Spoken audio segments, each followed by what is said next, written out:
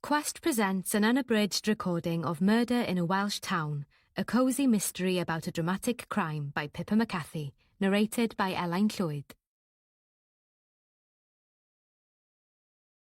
Prologue. This awful place was not what Irina had expected. They'd promised her a well-paid job, a flat which she would only have to share with one other woman, also from Ukraine. They said she'd have healthcare, benefits when she wasn't working. They'd painted a picture of a life she could never aspire to at home, where she was tied to cooking and cleaning for her 4 older brothers, her mother dead, and her father abusive. It had taken her many months and a lot of lies to save the money they'd asked for. She'd had to do some things she desperately wanted to forget. But she'd finally managed it. The man had been charming, but when they got to Cardiff, he'd handed her over to a bullish, tattooed man. She'd been scared of him. And then she'd arrived in this dirty back street, together with several other women. Her passport had been taken, and she'd been forced to work 16 hours a day for a cleaning company. Always watched, always supervised. Sometimes beaten by that terrifying Russian woman. Irina had almost lost hope of escaping. Chapter 1. Fabia Havard didn't make a habit of eavesdropping on private conversations, although doing so had sometimes come in useful in her past life as a superintendent of police in the Gwent force. On this occasion, however, she was rather trapped. Should she come out from behind the set she was painting to reveal herself, or stay quietly at the back of the little theatre stage until they went away? What to do? She'd taken too long to decide. There was no way she could pop out now like some wild red-haired jack-in-the-box and say, "Whoops, what are you two doing here?" She could answer that question herself. The voices, one male, one female, murmured on. "What do I do if he finds out?" There was panic in the female voice. "Oh my God, he'd go completely berserk if he did. I don't know which of us he'd kill first, you or me. No, we have to stop meeting, we have to." "Don't be silly, my darling." The male voice was quietly reassuring. "I don't think he's got any idea at all. He was fine yesterday when we went for a drink after rehearsal. I'm sure I would have picked up on his mood if he had suspicions. Anyway, he's far too arrogant to think you'd ever look at another man." "No, he's not. He's jealous if I so much as mention anyone, let alone look at them." "Sweetheart, he's got absolutely no idea." "Do you really think so?" "Yes, I do. Now come here."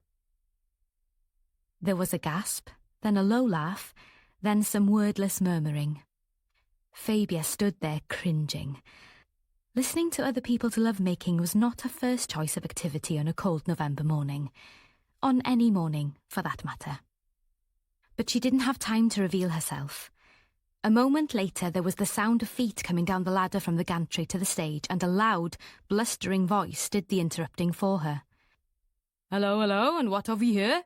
Private rehearsal, is it?" "Bugger," thought Fabia, "that's torn it." How long had he been up there? No longer trying to hide her presence, she put her paint pot down with a clatter and came out from behind the scenery. "Hello, Ivor," she said, addressing the newcomer. "Have you got the keys to the store? I need to put my paints away." Ivor Gladwin's grin faded, and he turned from the couple standing beside him to Fabia, his round, pudding-like face losing its triumphant look. "No, Fabia? Why should I have them?" "I just thought you might," Fabia said. "Sally, Luke, do you have them by any chance?" Sally Cadogan and Luke Melville were now standing 2 feet apart.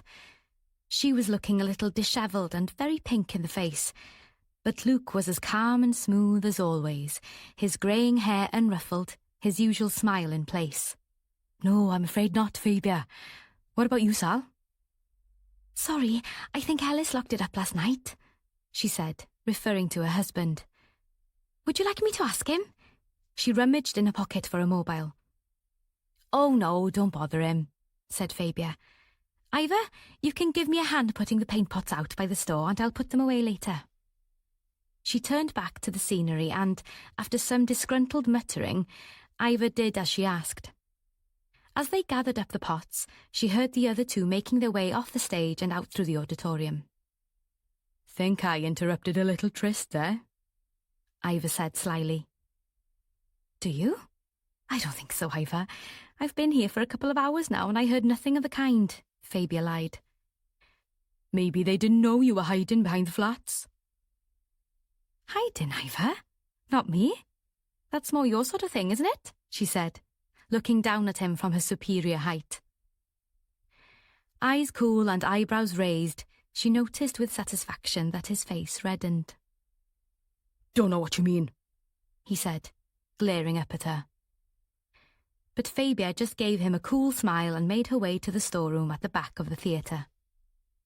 Ivor followed her and, once they'd stacked the pots and brushes on the floor, scurried off muttering that he was late for a game of golf and he couldn't hang around nattering all morning. Fabia watched him go and sighed. She knew from experience that he wouldn't forget seeing Sally and Luke together. She didn't think he'd actually tell Sally's husband, Ellis, what he'd walked in on. He was too much of a coward for that. But she was pretty sure he'd drop hints. He was a nasty little stirrer and loved to wind people up and watch them squirm. Ivor had made the mistake of trying these tactics on Fabia in the past, asking why she'd had to leave the police force, making remarks like, "What did you do, Fabia? Seduce some hunky young constable?" Since he knew that Fabia's partner, Matt Lambert, was a chief inspector in the Gwent force and, what's more, was younger than her, this was more Barb than it might have seemed.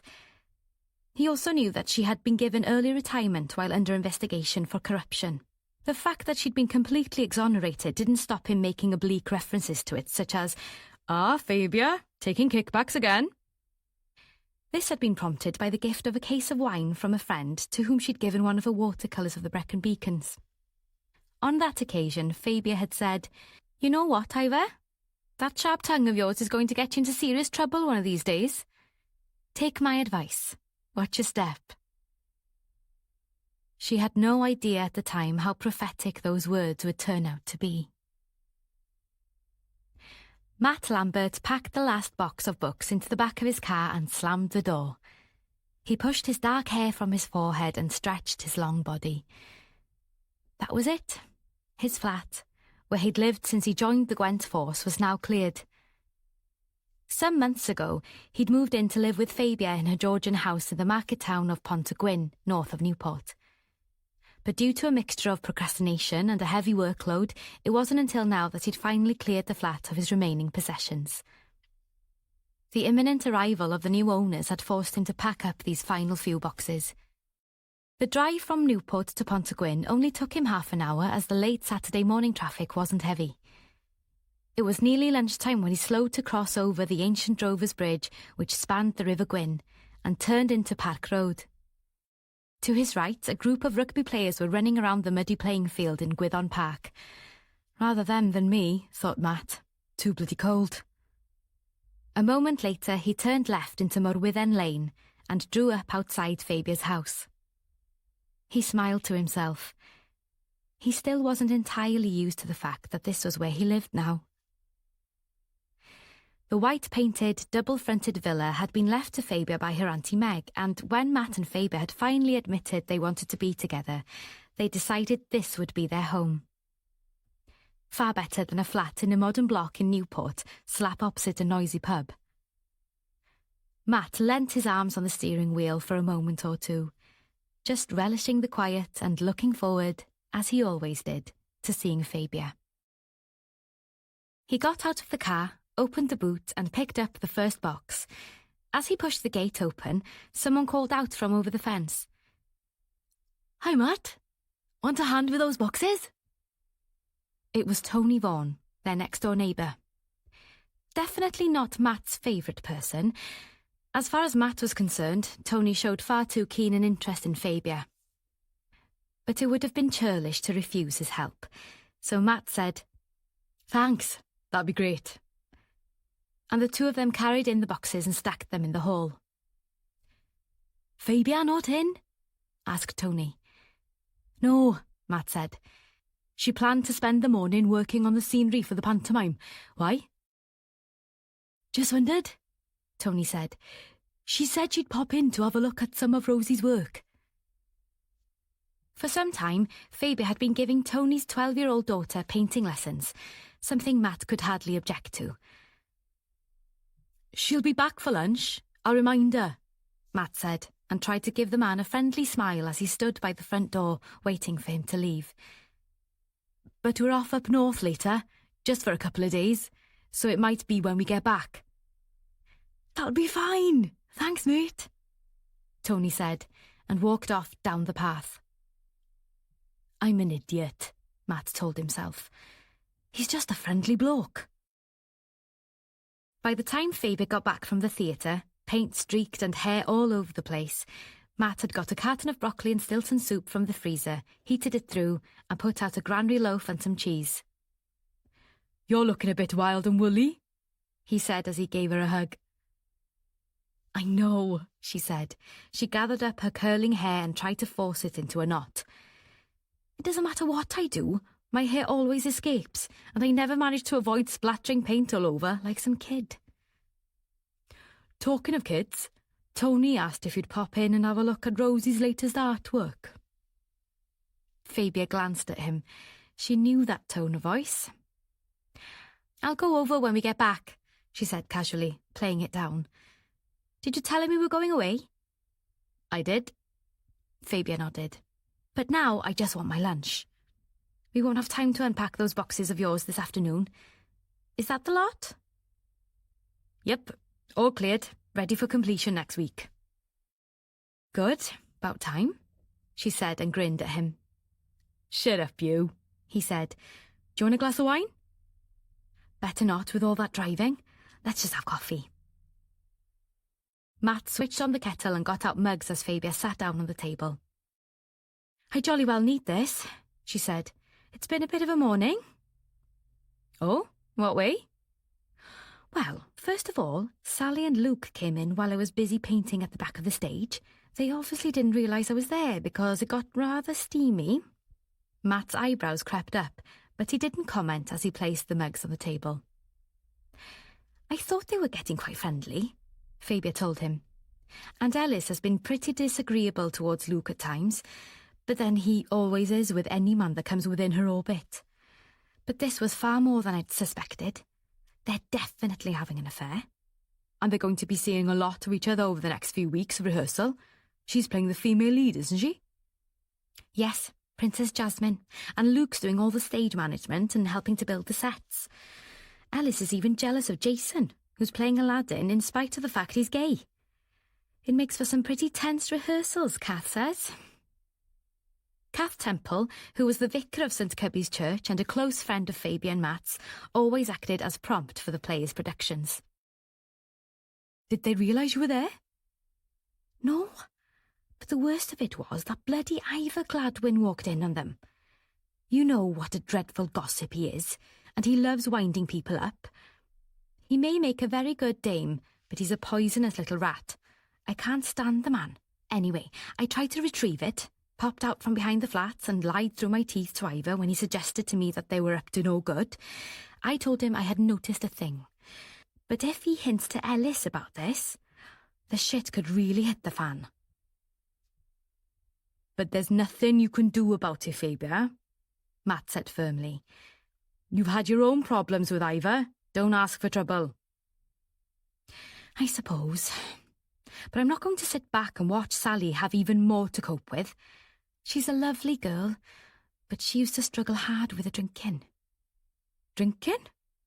Yes, Kath was saying she had a bit of a problem in that area, but that she seems to have got control of it now.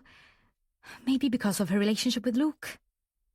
I have to say, if I was married to Ellis, I might take to the bottle. He suffers from serious small man syndrome, makes up for his size by bullying his poor wife. Being married to him is enough punishment for any woman. And what about Luke Melville? Fabia grimaced and didn't respond immediately. Luke was a newcomer to Pontygwyn, and no one, not even Fabia with her keen awareness of everything that was going on in the town, knew much about him. Fabia had told Matt that he was friendly but rather hard to get to know, although it occurred to her now that Sally had succeeded in doing so. "I just haven't been able to find out any more about him," Fabia said, making her frustration clear. "What? Not even you?" Matt teased. "Not even me," Fabia grinned. "But I'll keep trying, particularly as I'm very fond of Sally. I don't want to hurt." "Any more than she already is by that husband of hers?" Fabia gave him a straight look. "Yes, that's about it. She's got enough on her plate." "Just so long as you don't get too involved," Matt warned. "I'll be good," promised Fabia, but she felt like crossing her fingers. Best to change the subject. "How long do you think it'll take us to get to Bella's?" Fabia's friend, Bella Price, used to live in Castellgwyn, a village up the valley, but she'd moved up to Bangor some time ago to help run an artists' colony. Strangely, she and Fabia had been friends since Fabia had had to give Bella a warning about possession of cannabis, but that was many years ago. She was a talented potter, but she also painted, and the last time Fabia had visited her had been to attend a week of artists' workshops. Bella had urged that Matt also come the next time Fabia visited, and Matt had, at last, managed to get a couple of days off. They were both looking forward to spending a relaxing 2 days at Bella's rambling old bed and breakfast, just outside Bangor. "I think it'd be best if we go via Hereford and Shrewsbury," Matt said. "Mileage-wise it's further, but it's easier than going through the Beacons and Snowdonia. Should take just over 4 hours, give or take. If we leave at 2, we should be there bang on drinks time." "It seems a bit of a drive just for a couple of days." "We can share the driving, and it's worth it. Didn't you say mobile reception is pretty patchy at Bella's? Think of that. No one can get at us until we arrive home on Tuesday evening," Matt said, grinning. "I might even turn my phone off." Fabia smiled across at him. "Wow, that'll be a first," she said. "But then you can always tell the office you forgot to charge it as usual." Halfway through his solitary round of golf at Newport Golf Course early on Saturday afternoon, Ivor realised he was missing his phone. He wondered where he'd left it. He'd definitely had it with him when he was up in the gantry at the theatre, because he remembered a text coming through. Maybe he'd left it up there. He'd been so interested in Sally and Luke's activities on the stage that he might have put it down without thinking.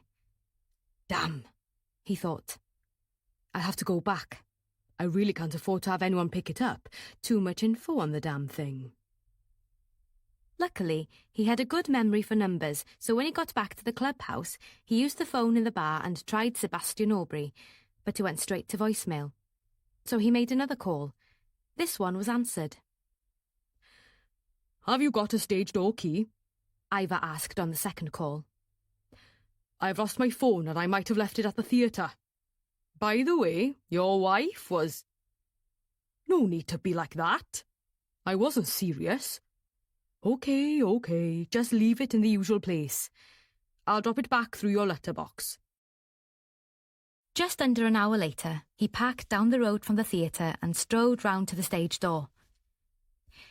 He stooped to lift the lid of the electricity meter box and found the key hanging on a hook inside.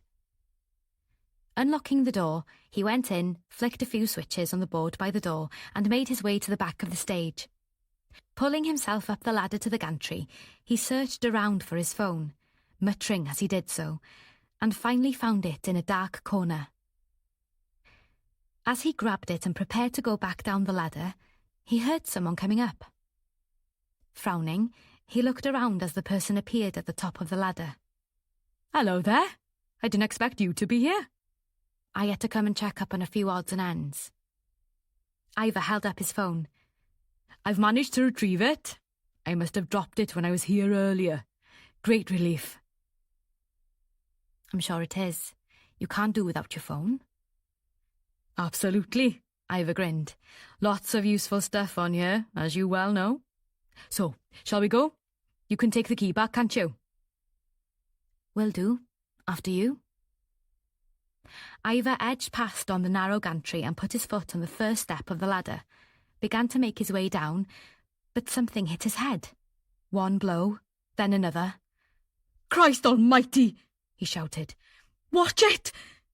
His hands scrabbled to keep a hold, but a booted foot was stamping on his fingers. The phone flew out of his hand and landed somewhere in the recesses of the stage. Ivor hung for a moment by one hand, looking up at his attacker in agonised surprise. Then, with a jagged scream, he fell to the stage below. Footsteps hurried down the ladder. A figure stood looking down at the splayed body, was about to bend, possibly intending to check what damage had been done. But there was the sound of someone coming into the foyer. The figure hesitated, searched around. No time. A moment later, the stage door closed, and the key turned quietly in the lock. Chapter 2. One of the things that Sebastian Aubrey was most proud of was the renovation of the Little Theatre in Pontygwyn. It had been built in the middle of the 19th century and had flourished through the music hall days and beyond, but it had fallen into disrepair in the late 1970s and was closed, derelict and boarded up by the late 1980s. A few years after this, Sebastian and his wife had moved to Pontygwyn and, almost immediately, they'd become involved in the efforts to renovate the theatre. Sebastian had set up a fundraising group and they'd successfully applied for a grant from the lottery. Through his contacts in the Chamber of Commerce, he'd managed to raise yet more funds, and he'd also persuaded the Borough Council to match any sum received from the lottery. And so, the renovation of the Little Theatre had begun. Sebastian never tired of boasting that, without him, the theatre probably would have been pulled down by some property developer or other. Although his wife, Jean, never contradicted him, she felt that it had been a team effort and that her contribution, and that of some others, had been nearly as great. But pointing that out would just cause problems, she thought wearily. She did, however, complain to her close friend, Eve Kemble, just to relieve her feelings. One of the celebrations that had been organised for the millennium had been a pantomime, Cinderella that year, and now it had become traditional that the Pontygwyn players should put one on every Christmas. It was a very popular event. Over the years, it had become accepted that Sebastian and Jean would write the pantomime, although here again she felt her contribution was the greater, and that he should direct. Nobody had had the courage to suggest anyone else should take over the role of director, although several people, Eve included, felt they should be given a chance. As usual, this year auditions had been held, the cast chosen, and rehearsals had begun in late October. Sebastian, now retired from his job as an insurance broker, was the chairman of the trustees of the theatre and was wont to go down there between rehearsals, feeling that it was his own private domain. This Sunday afternoon was no different. That morning he told his wife that he wished to have a look at the accounts and would be toddling along, as he called it, to do a bit of checking. He was genuinely worried about them, having found a few small inconsistencies in recent bank statements. "Can't you just use your laptop?" Jean asked. "I prefer to be there, and anyway," he said, patting her on the shoulder, "it'll get me out from under your feet. I'll be back well in time for a G&T before dinner." He strode off down Church Road, took a shortcut through the grounds of St Cubby's Church, weaving his way between the ancient gravestones, and then made his way down the High Street. 15 minutes after leaving home, he turned the corner into St Madoc's Road, strode past the Madoc Arms, and came to the Little Theatre. He stood looking at the frontage for a moment. Either side of the double front doors, which were painted bottle green, there were glass-fronted cases to display advertising posters, and beyond them were 2 tall arched windows which gave on to the foyer. He smiled in satisfaction. "Truly a credit to me," he thought. He unlocked the front doors and went in, closing them carefully after him, and made his way through to the small room behind the ticket office, put his laptop down on the desk, then went through to the auditorium. Turning on the lights, he inhaled the familiar smell, a mixture of plush upholstery, wood polish, and what else? Popcorn? Ice cream? Grease paint? It was hard to define. He wandered down the centre aisle, looking around as he did so, soaking up the atmosphere. But enough of this. Time wasted is time lost, he thought, and he was just about to turn back when he noticed something unusual. There, in the gloom at the back of the stage, was what looked like a pile of clothes. He knew when he'd closed up after rehearsal on Friday evening that everything had been tidied away. He was always very firm about that. He felt annoyed. It just wasn't good enough. People coming in here without so much as a bye or leave, strewing their garments about the place. He was fully aware that others came in and out, and several people had keys, but he couldn't believe any of them would have left such untidiness behind. He strode down the aisle and mounted the steps at the side of the stage. In the half-light, it was hard to make out what he would find. Quickly, he went backstage, flicked a few switches and flooded the stage with light. Then he went back and, as he did so, the pile of clothes stirred and groaned. Heart beating fast, Sebastian knelt down and put his hand out. "Good God, Ivor!" he exclaimed, realising who it was. "What on earth happened to you?" Only one of Ivor Gladwyn's eyes was visible, half open, and beneath his head an ominous pool of blood was spreading. His breathing was laboured, shallow. Sebastian watched as Ivor's mouth moved, trying to form words. He bent closer. "Ivor, old man, did you fall?" Up there. Pushed off. I was pushed." A shudder went through his body, then he seemed to sigh, and was silent. His one visible eye stared, sightless, across the stage. For a moment, Aubrey crouched there, frozen in place. Then he stumbled up and walked a few paces away, dragged a shaking hand down over his face, then searched in his pocket for his mobile phone and dialed 999. Once he had got through to the police, relayed his information, been told to stay where he was and that there would be an officer with him as soon as possible, he cut off the call. He glanced over his shoulder at the still form, then scrolled down to another number. When the call was answered, he said, "Ellis? Aubrey here. I'm at the theatre. I'm afraid I have some terrible news." Chapter 3. For Fabia and Matt, it had been a restful 2 days.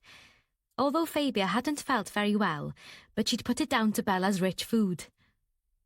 They'd crossed over to Anglesey and visited Beaumaris Castle, gone into Bangor to walk around the ancient streets and have a look at the cathedral, gone for a walk in the lush countryside around Bella's bed and breakfast, and spent 2 relaxing evenings catching up on all the gossip with Bella.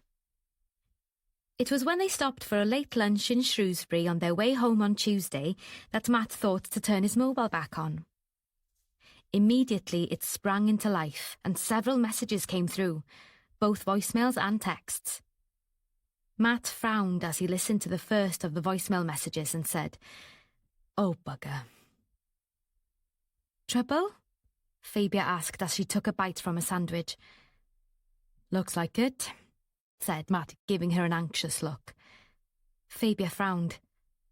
"What's up?" The first one was from Dilys. Sergeant Dilys Bevan was one of Matt's closest colleagues. "There's been a death in Pontygwyn, at the theatre." Fabia nearly choked on her food and had to take a gulp of wine to recover. "Who? How's Dilys involved?" "She says a call came through late Sunday afternoon. That busybody chap you were talking about, Ivor Gladwyn, he was found on the stage. It looks as if he fell from the gantry." "Fell or was pushed?" "What makes you ask that?" "I don't know. It's just the way you said it, and he did rather ask for trouble. Look at that business with Sally and Luke that I told you about. He definitely would have gone on winding them up if I hadn't intervened. And were there others that he targeted? Oh, yes, Fabia said, but she didn't elaborate. It seems he may finally have gone too far, Matt said, looking up at her. Dilys says it looks like he was pushed. The voicemail was early Monday. Then there's a text, also from Dilys, confirming that it's a murder investigation. Oh, Matt, how awful, Fabia said wearily. Does she say who found him? Matt ran his thumb up the screen of his phone. Yes, there's another one here from Dilys. He was found by Sebastian Aubrey. He's the director of the Panto, isn't he? Fabia nodded. And Jess Foyle has taken the case, Matt said. Do you think she'll do a good job? She's not been in Gwent that long, has she? I think she'll be okay. She only made Inspector 6 months ago, but she's quite experienced. You don't work in the Met without learning a thing or two. Fabia sighed. What a shitty end to our mini-holiday. Poor Kath will be up to her years in it, being vicar, and the rest of them as well. I may sound a bit of a coward, but I feel like turning around and going back to Bella's. Matt smiled at her. You? A coward? Don't be silly, Fabia. But I know what you mean. At least I won't be involved this time, which is a relief. When Matt got into work very early on Wednesday morning, he was called up to his boss's office. Matt had never had an easy relationship with Chief Superintendent Charlie Rhys-Jones, and being hauled upstairs before he'd even had the chance to take his coat off didn't do much for Matt's mood. Rhys-Jones was sitting at his desk, his hawk-like face scowling as he brushed a hand across the thinning comb-over, which did little to hide his bald patch. You wanted me, sir? Sit down, Chief Inspector, Rhys-Jones said, frowning across at his subordinate. We have an awkward situation on our hands. Matt raised his eyebrows but didn't comment. This death in Pontygwyn, Dr. Curtis, Rhys-Jones went on, referring to the local police surgeon, has established, well, she's about 90% sure that it's murder, and Inspector Foyle was put on the case right away. The SOCO team got going immediately, and I'm sure they've done a thorough job. The victim, if victim he turns out to be. It's still unsure, is it? Matt interrupted. No, not really. Just wishful thinking on my part, I suppose. Rhys-Jones gave him a sour smile. The problem we have, though, is that Inspector Foyle has had to be taken off the case. Some fool drove into her yesterday afternoon and she's in hospital. Is she going to be all right? I believe so, but she won't be back at work for a week, maybe 2. So I'm afraid I'm going to have to hand this one over to you. I haven't got anyone else available. But, sir, Matt protested, it's a bit close to home for me. I realise that, Rhys-Jones said, sounding irritated. But you don't know the people from, what's it called, the Pontygwyn Players, do you? Not well, no, but Fabia does. Well, you'll just have to rein her in. We really can't have her interfering. But, on the other hand... He didn't meet Matt's eye as he went on, but concentrated on straightening 2 pens on his desk and adjusting the angle of some paperwork. You never know. She may be able to give you a tip or two about the personnel. The victim was one of them. He glanced at a note on his desk. He was due to play the dame in their pantomime, and another of the people mentioned on this list is Fabia as set designer. Matt couldn't believe what he was hearing. In the past, whenever Fabia had become involved in a case Matt was working on, Rhys-Jones had made it all too clear that he didn't approve. But here he was actually suggesting Matt should use Fabia's local knowledge. Matt resisted an urge to smile. OK, sir. Well, shall I get on to it? Matt put his hands on the arms of the chair, ready to push himself up. Do that. Sergeant Bevan has been working with Inspector Foyle, so she'll be able to bring you up to speed. And Carmichael is the team leader of the Sokos. They should be nearly finished at the scene, so you might be able to set up an incident room at the theatre. I'll ask Faber if there's a suitable room, he said, straight-faced. Rhys Jones made no comment. We haven't had Dr. Curtis's official report yet. You'd better get on to her about that. As Matt got to the door, his boss said, Chief Inspector. He was frowning, and yet again he didn't look Matt in the eye. There's another thing. He stopped. Yes, sir? Rhys Jones seemed to come to a decision, sat back in his chair and said, Not to worry. Anyway, get going and keep me informed. Will do, sir, Matt said, making good his escape. As he hurried back downstairs, he wondered what the chief had been about to say. He shrugged. No doubt he'd find out at some point. He strode back into the main office, and as he passed Sergeant Dilys Bevan's desk, he said, Come along, Dilys. Bring me up to speed on this little theatre business. Dilys, small, dark and neat, was someone he'd worked with for some years, and they had a good relationship. She was a friend as well as a colleague, and a great fan of Fabia's, which endeared her to Matt. Although he did sometimes feel that the two women were ganging up on him. "How was Bangor?" she asked as she followed him into his office. Great, Matt said. Bella sent her regards, by the way. Dilys smiled. She'd met Bella Price when they'd been working on a murder case which had involved Bella's son. "She's a one-off, that one," Dilys said. She pulled a chair round to his side of the desk and sat down, put down a sheaf of notes and opened up her laptop. Then she rubbed her hands together and said, "OK." Matt smiled. You always do that. What? Rub your hands together and say OK before you launch into an explanation. Do I? She grinned. How irritating. Not at all. It warned me that I've got to pay attention, Matt said. Anyway, what have you got for me? The victim is one Ivor Gladwin, 61, unmarried, no known family. He lived in one of those 1950s semi-detached houses the other side of Cobbett's Field in Pontygwyn. He was a car dealer, manager and part owner of Gladwin & Shaw Car Sales and Rentals in Cwmbran. He used to work for the previous owner and bought him out about 15 years ago, not sure where he got the money from. He's in partnership with the previous owner's son, Hywel Shaw. All that information we got from the person who discovered the body, a bloke called Sebastian Aubrey. Fabia says Aubrey was the main mover in getting the little theatre up and running again, Matt told her. He's chairman of the trustees and he always directs the Pontygwyn players.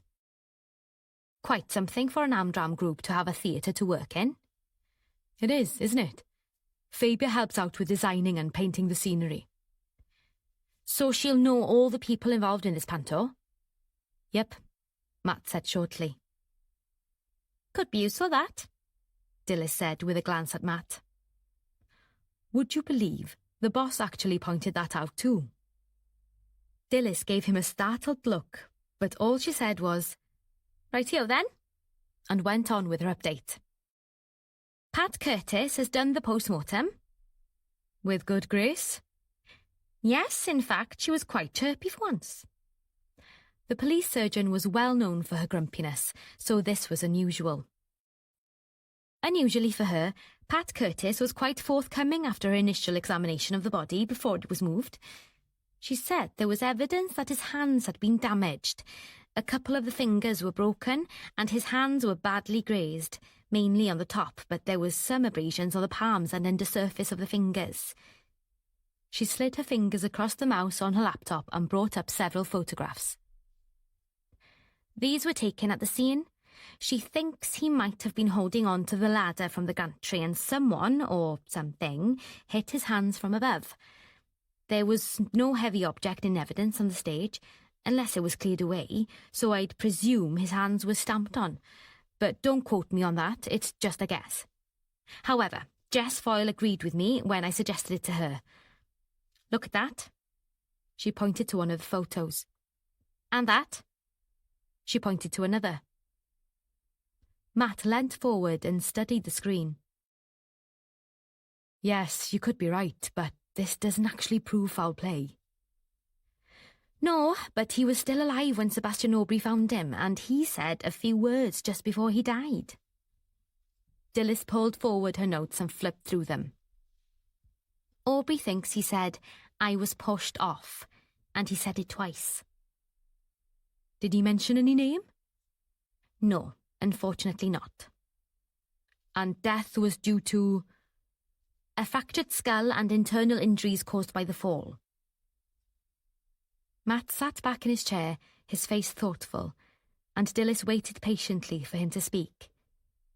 He frowned and chewed at his bottom lip, then sat forward and gripped the edge of his desk. We must get going on the interviews, but I also need to have a look at the scene. Inspector Foyle and the team have done some preliminary interviews, but we didn't get very far. The boss suggested we fix up an incident room once the Soko team has cleared out. Let me just text Fabia and ask her if there's a suitable room. He did so, then turned back to Dilys. Have you got a list of the people involved in the pantomime? He asked her. Since he has no family, I think that's where we need to concentrate our activities, and on the staff at his work. From what Fabia's told me, he was a real wind-up merchant. She doesn't think he was actually into blackmail as such, not for money at any rate, although that has to be considered.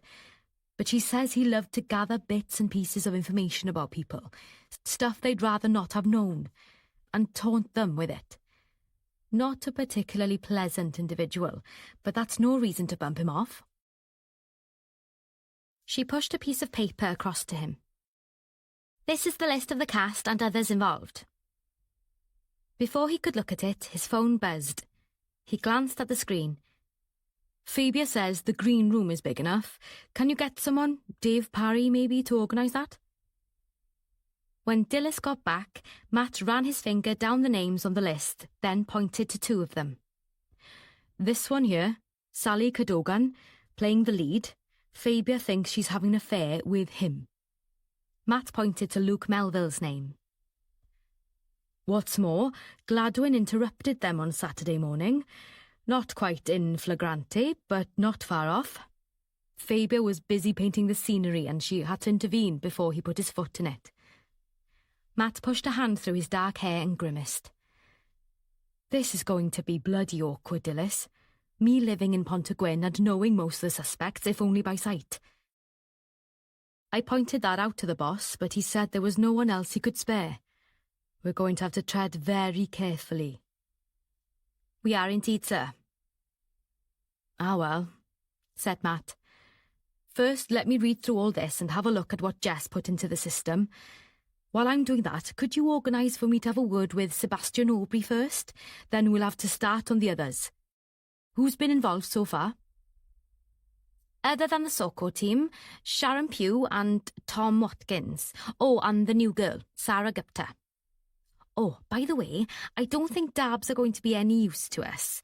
The Soko said there were tons of them.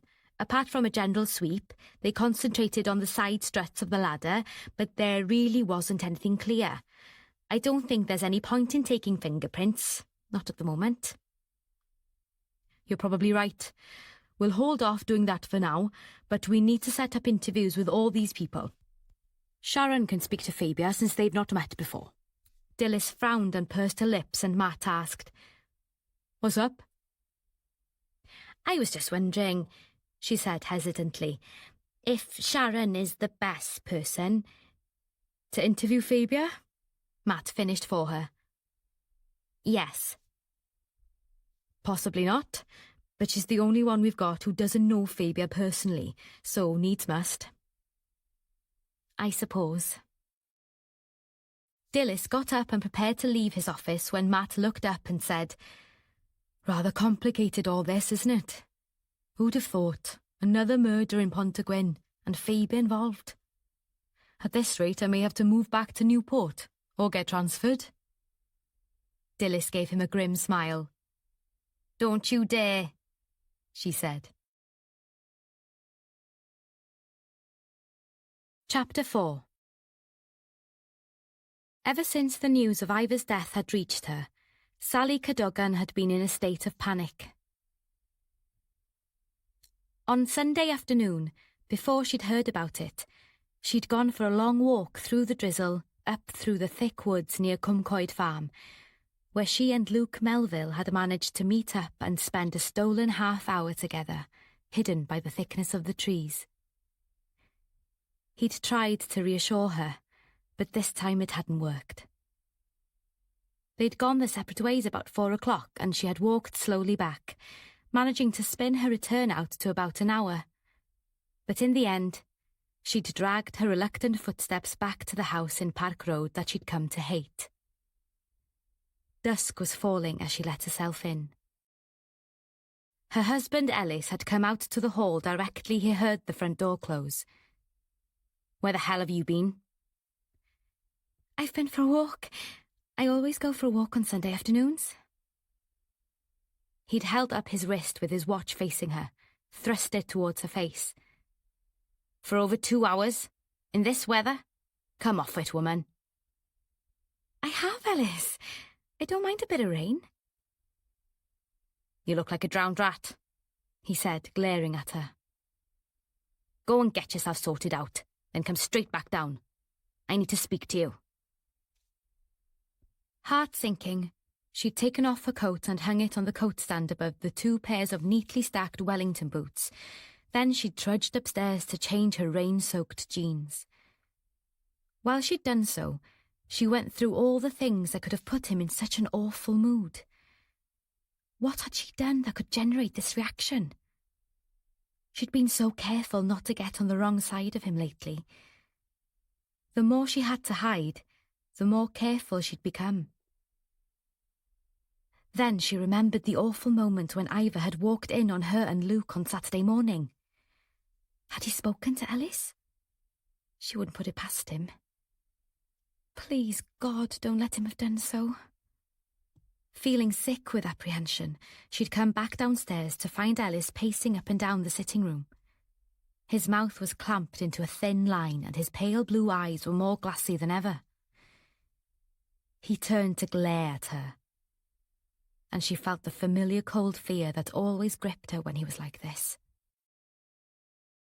"What has happened, Ellis?"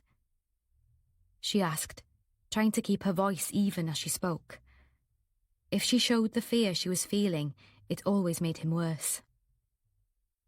He stared at her for a moment, then snapped out, "Ivor Gladwin was found dead on the stage of the Little Theatre this afternoon." This wasn't at all what she'd expected Ellis to say. "Oh my God!" she gasped. How did he..." "How the hell should I know?" "I thought you might..." "Sebastian found him," Ellis went on. "He called the police. He says it looks like he fell, or was pushed, off the gantry." How was he killed?" she'd stammered. "They're not sure yet." He'd resumed his pacing. "Sebastian found him lying on the stage. He phoned the police and then he phoned to tell me. That must have been just after 4:30. Suddenly he stopped directly in front of her. "So where were you at that time?" She'd felt an icy chill run through her. Tried to step back, but the sofa was behind her. I was on my way back from Cumcoed Woods. Her voice petered out. It was impossible to tell him she'd been with Luke.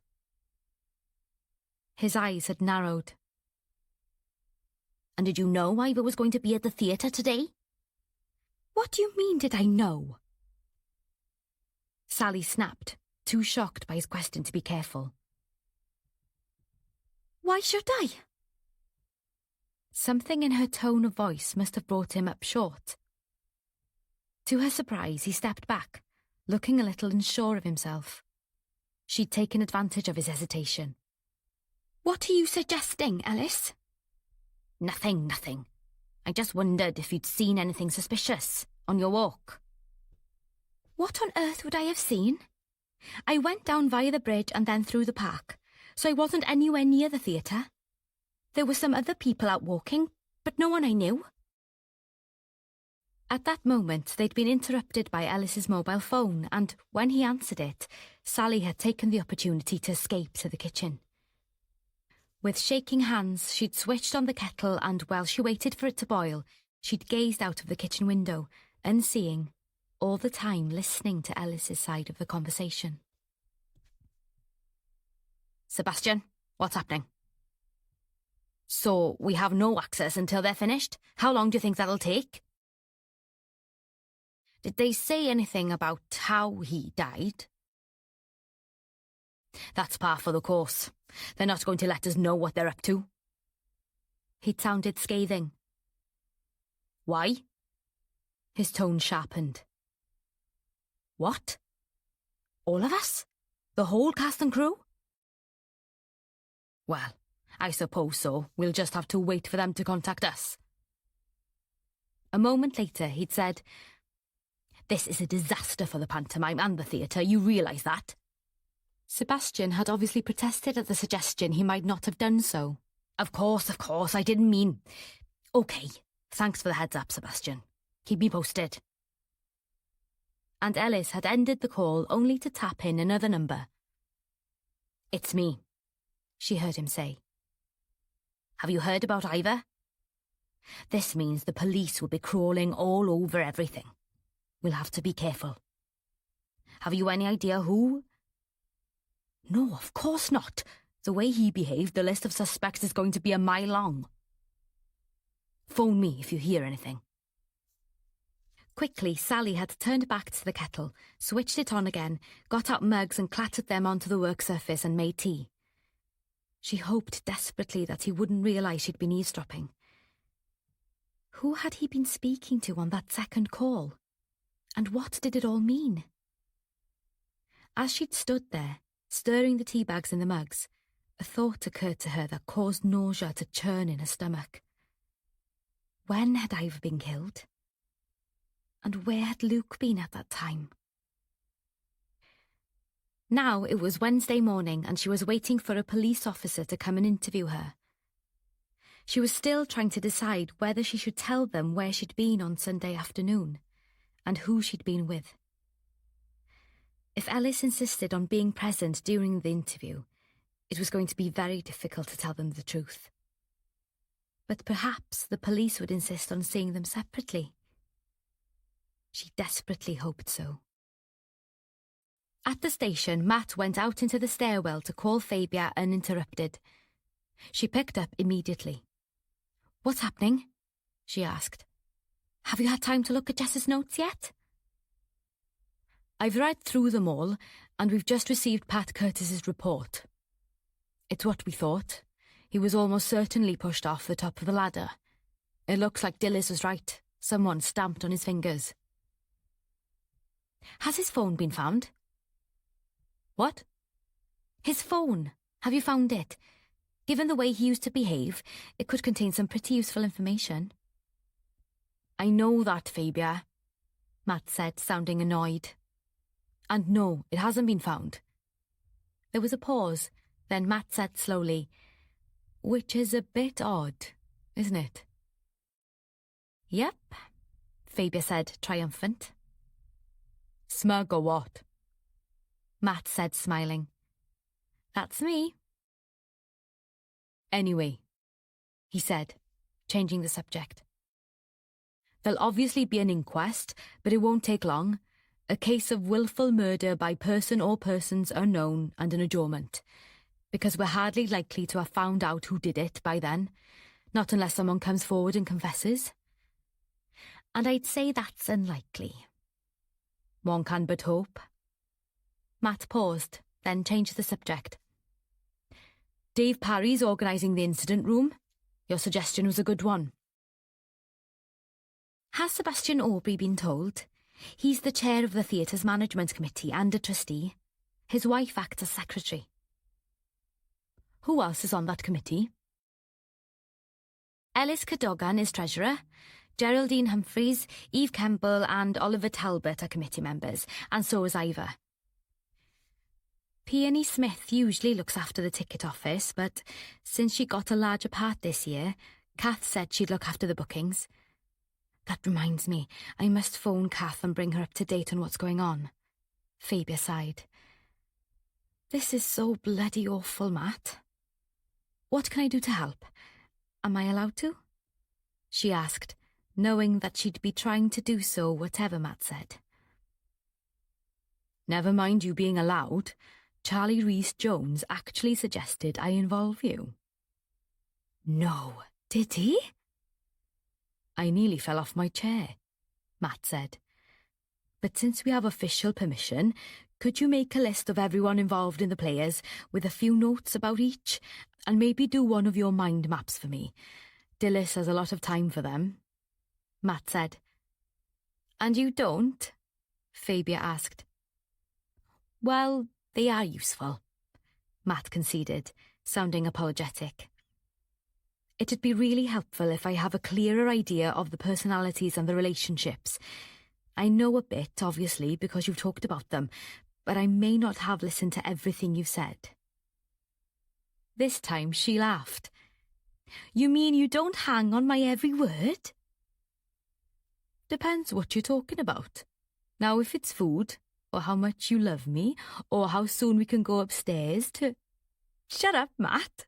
But he was soon serious again. I'm going to send Sharon Pugh to interview you about what you know, etc.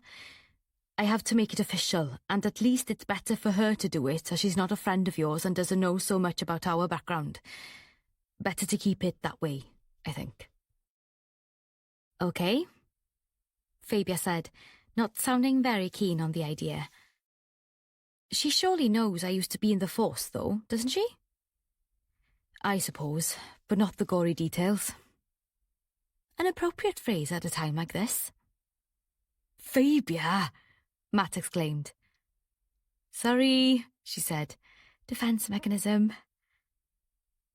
Will you be at home around 11:30? I can be. Good. I'll send her round. And I'll see you later. Probably much later. And Matt went back into the office to speak to Sharon Pugh. Fabia was busy working in her dining room cum studio when the doorbell rang. 2 years ago, she'd been commissioned to illustrate a series of children's books. She was now on the 4th in the series, and her agent was pushing for her to send the completed drawings.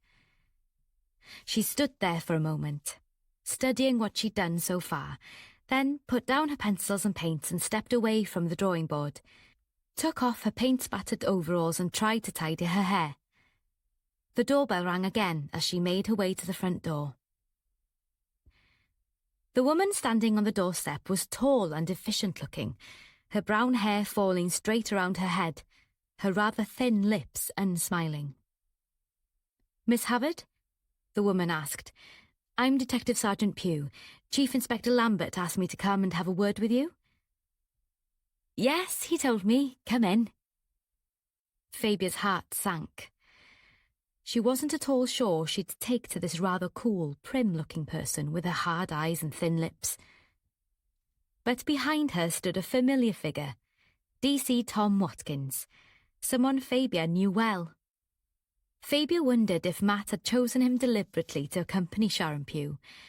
He could have thought Tom's fresh-faced openness would make the interview easier. Bless him if that was the case. Fabia gave him a broad smile. Hello, Tom. Good to see you. Morning, Mom. His lips lifted in a rather rueful smile, and Fabia noticed DS Pugh glance at him, frowning. Maybe she didn't approve of this form of address. Oh dear, Fabia thought, this could be difficult. Come into the kitchen, I'll put the kettle on, she said, and led the way down the passageway. Coffee? Tea?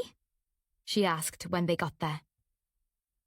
Not for me, thank you, Sharon Pugh said. But Tom Watkins accepted. Coffee, please, black, he said with a tinge of defiance in his tone. Fabia had to turn away to hide a smile. Once they'd settled round the table, Tom, with slow deliberation, took out his notebook and flattened it on the table. Sharon Pugh gave a sigh of irritation and looked across at Fabia. "Miss Havard," she said, "I gather you knew the deceased, Ivor Gladwin?" "Yes, I've known him for a while, ever since I first became involved in designing sets at the theatre." "And that would be how long ago?" "Well, the first one I did for the players was the panto last Christmas. That was Babes in the Wood.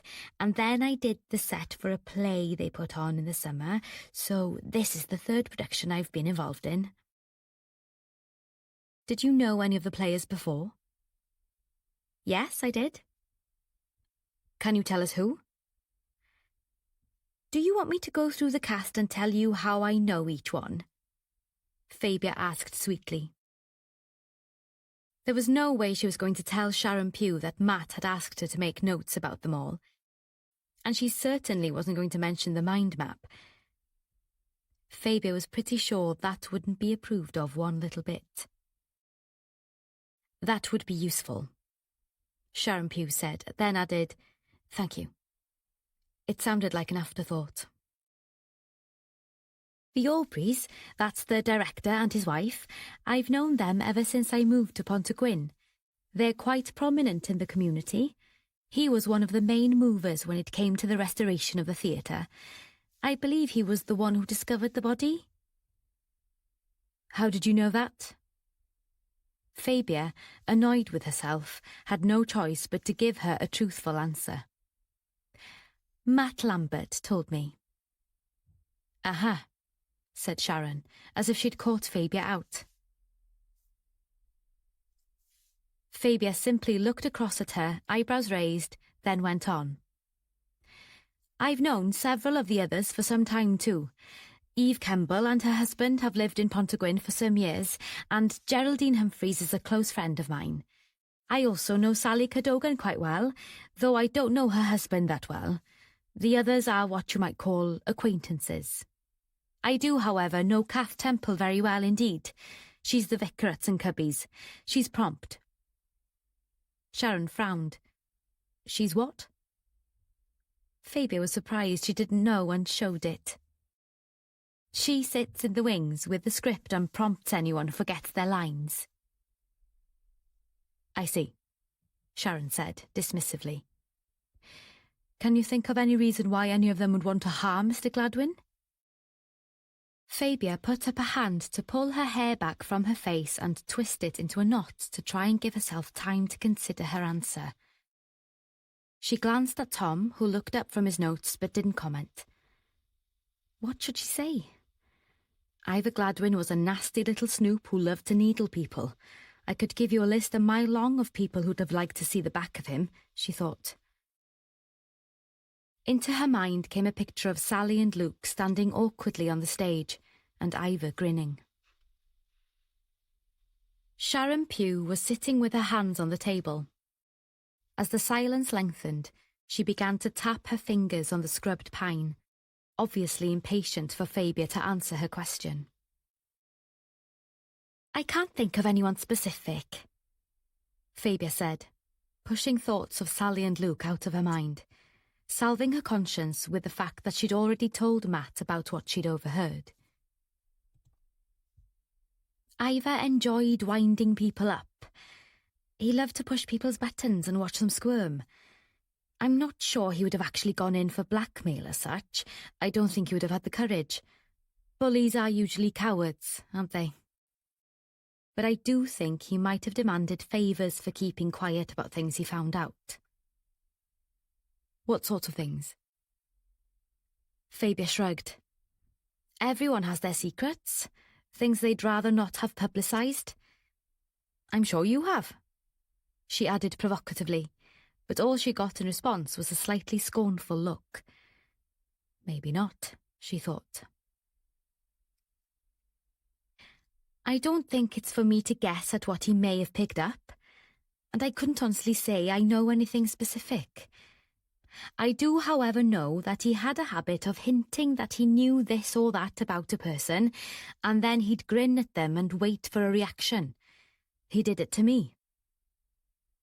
Tom gave her a sharp glance, then looked at his colleague. But he didn't say anything. In what way? Sharon Pugh asked. He knew that I'd been a superintendent of police and that I had to take early retirement for personal reasons. I'm sure you've done your homework, Sergeant, and that you're fully aware of my background. He used to try to wind me up about it, but I'm afraid in my case it didn't work. Faber gave a wry smile. I have a thicker skin than most, I suppose, and Ivor's jibes about my past and my relationships had little effect on me. Unfortunately, that probably wasn't the case for everyone. The silence stretched out. Then Sharon asked, Are you sure you can't be more specific? I am. I don't think speculation on my part would be helpful at the moment. And, thought Fabia, if I was going to speculate, I'd be talking to Matt, not you, my girl. So you have no idea who of your friends and acquaintances may be responsible for Gladwyn's death? Her tone was slightly scornful, as she had doubts that Fabia knew nothing. At her tone, Tom Watkins shifted uncomfortably, swinging his pen back and forth between his fingers. No idea at all, Fabia said, and waited, content to leave the ball in the sergeant's court. Sharon Pugh's eyes narrowed, and she seemed to be considering her next move. Then she smiled. Well, if you do remember anything useful, that would be useful to us, please don't hesitate to contact me. Of course I will, Fabia said sweetly. Or I'll just speak to Matt when he gets home, or contact Illis. She turned on her chair. Or tell you, Tom.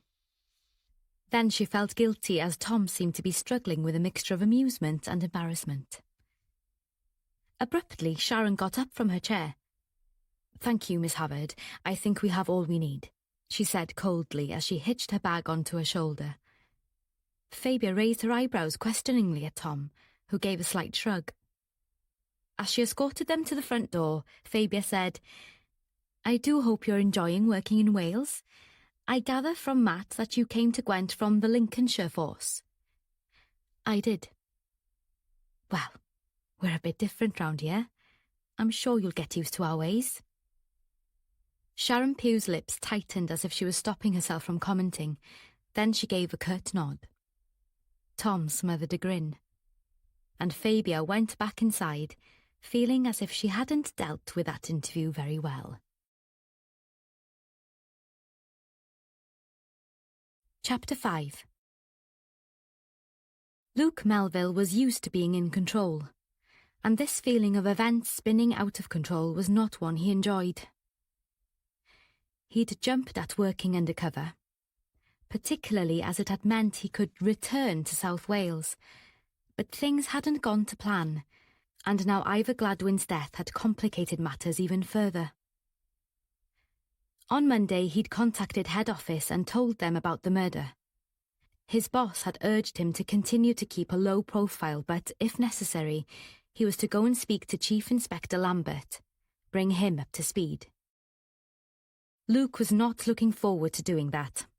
He wouldn't blame Matt for being angry that he'd not taken him into his confidence weeks ago, particularly as Matt's boss hadn't chosen to tell him either.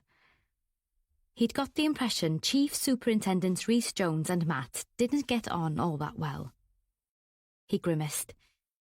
His opinion of Matt's chief wasn't particularly high, whereas he had a lot of time for Matt.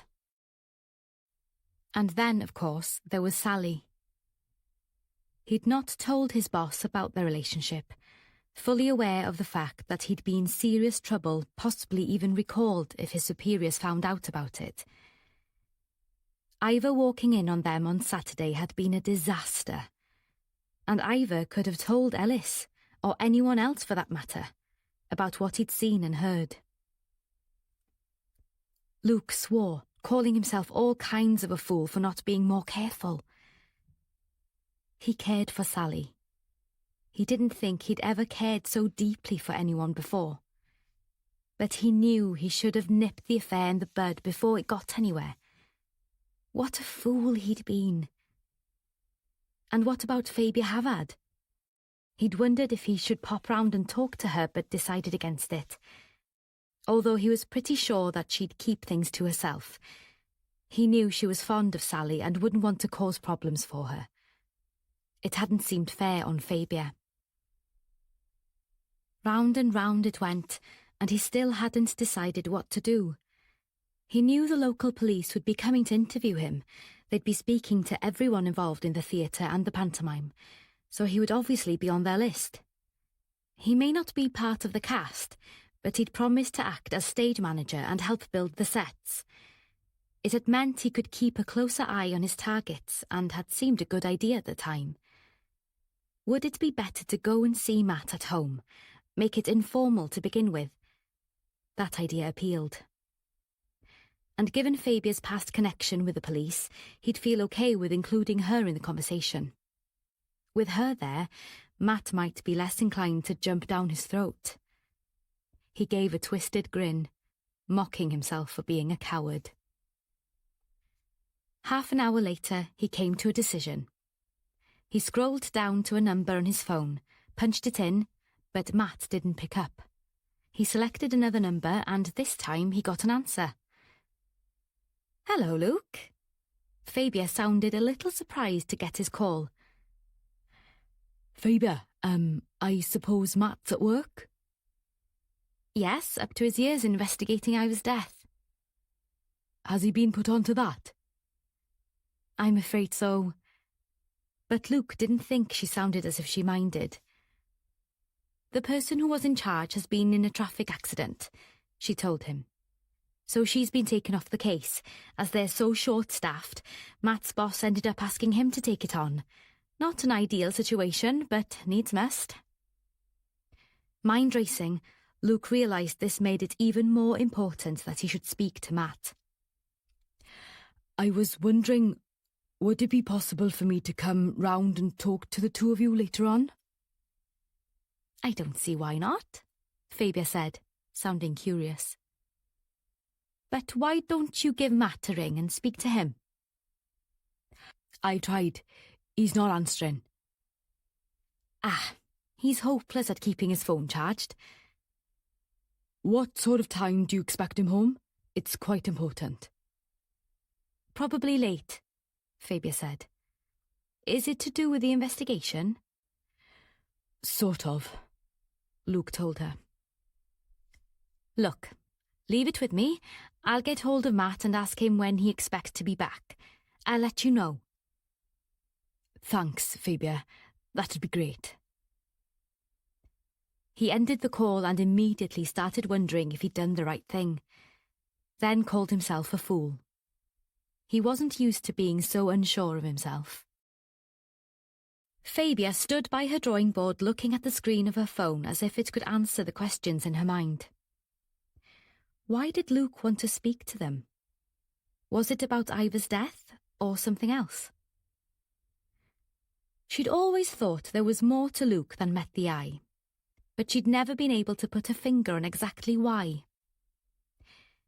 He'd not been in Pontygwyn long, only about 6 months.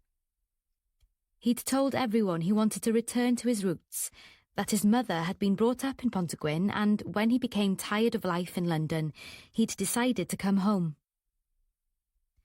She wasn't sure this was the whole story. Instinct told her there was more to it. She knew he had managed to buy back his old family home, Nant Fach Farm, a few miles west of Pontygwyn. In spite of its name, Little Brook, it was a not insubstantial farmhouse named after the trickling stream that bordered the land, a small tributary of the River Gwyn. Fabia had checked all this online. When he was asked what he did for a living, Luke had always been rather vague, implying that he was a freelance financial advisor and worked with his clients from home. As to joining the Pontygwyn Players, he'd told Fabia that he felt it was a good way to meet people and that he'd been a member of an amateur dramatics group in London who put on productions at a small theatre in Palmer's Green. Grinning, He'd suggested he might have been some kind of thespian in a past life. Fabia had also checked on the theatre in Palmer's Green, and there it was, large as life. At this point, she'd told herself to stop being so suspicious and nosy and leave the poor man alone. She hadn't told Matt about her researches, afraid he'd laugh at her, or accuse her of being too interested in a good-looking newcomer to the town. He gave her enough grief over being friendly with Tony Vaughan next door. But now all her questions about Luke resurfaced, particularly in the face of the encounter she'd witnessed between him and Sally, and then Ivor's death. All this may be interesting, but it was also worrying. She was just about to try Matt's phone when she heard the front door open and his voice call, "Fabia?"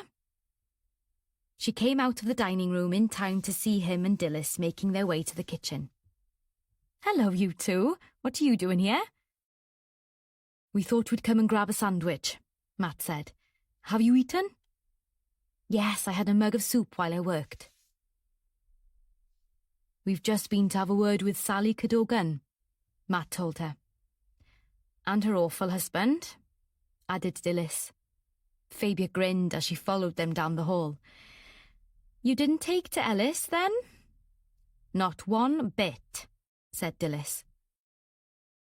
Matt was busy getting out bread, cheese and a packet of ham. Fabia got out pickles and took a cucumber from the vegetable rack and handed it to Dilys. She switched on the kettle. "I'll make you some coffee. There's a knife there for the cucumber, Dilys." As they busied themselves, Matt said, "We didn't get much information out of either of them. I think she would have told us a good deal more if her husband hadn't been there, but every time either of us asked her a question, he answered it." "That really annoyed me," said Dilys. "I hope I didn't show how irritated I was." "You were your usual cool self," Matt told her.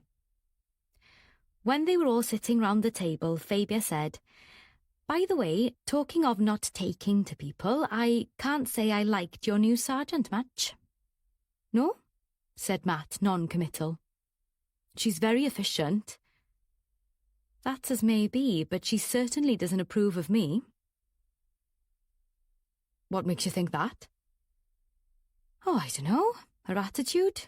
Never mind." Fabia decided not to pursue it. "Has the time of death been established yet?" "I left the theatre at about 1:45, not long after Sally and Luke.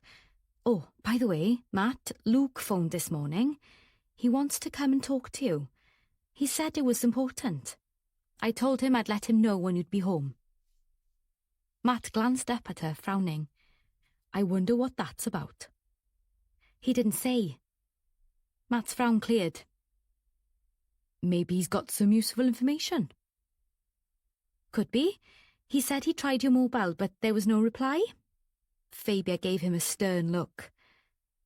"When did you last charge it?" Matt didn't reply, but Dilys grinned and said to Fabia, "In the car just now." "You're hopeless, Matt. Anyway, what time shall I tell him?" "I'll try to make sure I'm home by 8. "And talking of phones, have you found Ivor's yet?" Fabia asked. "Info on that could be very useful." Matt gave her a look under his brows which said, "Do you think I haven't thought of that?" I know, Fabia said, responding to the look. "Why I ask is that he used to have a habit of taking random photos at rehearsal, particularly if it was of something that would embarrass people, like the youngsters, Lewis and Peony. Sebastian had to have a word with him about it, so there might be useful stuff on it." "The trouble is we haven't found it yet. He didn't have a phone on him, and the search at his house turned nothing up. Not a laptop, an iPad or a phone, which I find strange." Jess Foyle told Dilys she thought someone had searched the house, and if that's the case, then we probably won't find any of his devices. "What made her think that?" Fabia asked Dilys. "She didn't know for sure. She just said it was a feeling. drawers that were slightly open. A photo of Gladwin receiving some kind of award was on a bookcase in the sitting room, and she says it had been moved. The mark in the dust on the shelf didn't match its position. She also said there were several marks in the dust which looked as if someone had put a hand on the furniture, but there were no fingerprints to coincide with those marks. "Sharp," said Fabia admiringly. "She is," Matt said. She also ordered a comprehensive search of the theatre, obviously, but that didn't turn up anything either. I think I'll arrange another one. "I'll sort that out, sir," Dilys said, making a note on her phone. "Thanks, Dilys." And another strange thing, Matt told Fabia. He didn't have any house keys on him. They had to break into his house in order to do the search. They did find what looked like a spare set hanging by the kitchen door, but that's all. "What else did that search turn up?" Fabia asked. "Very little. There was a desk in this sort of study room with very little personal stuff in it, just papers relating to his job, same with a filing cabinet. And there were no family photos or anything of that sort, other than the one of him getting the award. It was all rather clinical and gave very little clue to his background or his personal life." They went back to speculating on the time of death. "Before he left the theatre, Ivor muttered something about going for a game of golf," Fabia told them. "I should have told you before." "Yes," said Matt, "you should." "Sorry," Fabia said, grimacing at him. "Did he say where?" "No, but there are several possibilities," Fabia said. "Newport, Tredegar Park, or possibly the Celtic Manor. One of the others in the players might know if and where he was a member." "Can you get someone to do a bit of research on that, Dilys?" Matt said. "Find out if anyone saw or spoke to him." "Will do," said Dilys, taking out her phone and making yet another note on it. "Sebastian Aubrey says he discovered the body just after 3:30, Matt said. "Which is probably about right, as his call to the emergency services was recorded at 3:45. If Gladwin did play a round of golf, it doesn't give an enormous window of opportunity for whoever pushed him off the ladder. Say he got back to the theatre for whatever reason at about 3, it only gives us about half an hour to play with. We've set up the door-to-doors to check if anyone saw him, but nothing's come in yet." "Did you get anything useful from the Cadogans?" Fabia asked. "Not a lot, but it's early days. Sally says she was out walking on her own most of the afternoon, so no alibi there. And Ellis says he was with Morgan Conway, rehearsing one of the song and dance routines from the pantomime. He plays a character called Wishy-Washy." Matt grimaced. "Is there really a character in this panto called that?" "Yes," Fabia smiled at him. "He's Aladdin's less intelligent friend." "That follows when it comes to... No, I shouldn't say that. Apparently, Morgan's not very confident about his singing. Is that the impression you get, Fabia?" "Definitely, poor chap. And Ellis is a perfectionist, and quite a hard taskmaster as musical director," Fabia told him. "It could just be that he wasn't satisfied with what Morgan was doing. He could have asked for a private rehearsal to avoid Morgan getting stroppy. He doesn't take direction very well." Half an hour after they'd arrived, Matt and Dilys got up to leave. "Must get back," Matt said, giving Fabia a quick kiss. "I'll do my best to get home in time for Luke. Keep him talking, will you, if I'm late?" "Your word is my command, sir," she said. "See you soon, Dilys." And she lifted a hand to wave as they went down the path. Later in the afternoon, Fabia's work was interrupted again, this time by a call on the landline. It was Jean Aubrey, sounding breathlessly worried. "Oh, Fabia, this is so awful. Sebastian and I are devastated by Ivor's death. It's such a tragedy." Fabia, fully aware of how difficult Ivor could be, wondered if Jean was being a little disingenuous, but she wouldn't have dreamt of saying so. "I know, Jean," she responded. How are you and Sebastian holding up? Well, I have to say... There was a pause and Fabia wondered what was coming next. We were so relieved when we heard that your Matt was taking over the investigation, Jean said. At least we can be sure that he'll be thorough and also considerate of how much this has hit our community. He'll do his best, Fabia said. But he is, first and foremost, a police officer. It's awkward for him to be investigating so close to home, but that won't make any difference to his thoroughness. No, of course not, Jean assured her. There was a pause.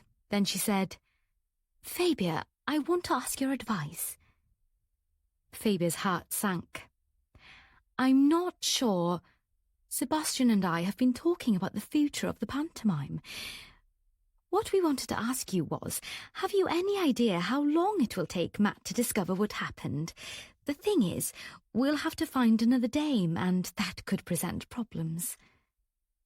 Fabia could hardly believe what she was hearing. She knew full well how obsessed both of the Aubreys were with the Pontygwyn Players productions and with the Little Theatre, but surely this was taking it a little too far. And how on earth did Jean think she could give her an estimate of how long the investigation would take? What was more, didn't she realise that they were all suspects? She'd have to make it clear she was not involved in the investigation in any way. Fabia, are you there? Jean said. Yes, sorry. Look, Jean, I have no idea how long it will take to find Ivor's killer. She said this very firmly. Maybe she could shock Jean into getting her priorities right. You must realise that Matt and his team will have to question everyone. That's a given in a murder investigation, probably several times over. In the circumstances, since one of the cast might be involved, don't you think it would be best to cancel the pantomime now, rather than let things drag out? Oh, no, it can't have been one of us. It was a wail of protest. Fabia wondered how to express what was in her mind. Jean, you have to admit that Ivor was inclined to get on the wrong side of people. What do you mean? Fabia found it hard to believe what she was hearing. Had Jean been completely blinkered? She sighed. When a person spends a lot of time winding people up and attempting to expose their secrets, they're not going to be popular, are they? Jean didn't respond immediately, but then Fabia heard her take a deep breath. I know what you mean, Fabia, but it was all meant in fun. He wasn't serious. That's as may be, but someone might have taken him seriously. Oh, I don't think so. She was obviously going to stick to her blinkered view of Ivor. And I'm absolutely sure Ivor would not have wanted us to cancel. The pantomime meant so much to him. But I still think it has to be considered. Do you really think so, Fabia? But Jean didn't wait for an answer to this question. We'll have to speak to the rest of the players. That'd be best, Fabia said. Let me know what you decide. Fabia slowly put down the receiver and stood frowning, looking out of the kitchen window, going over what Jean had said. If she and Sebastian were that obsessed with the pantomime, surely neither of them would have harmed Ivor, would they?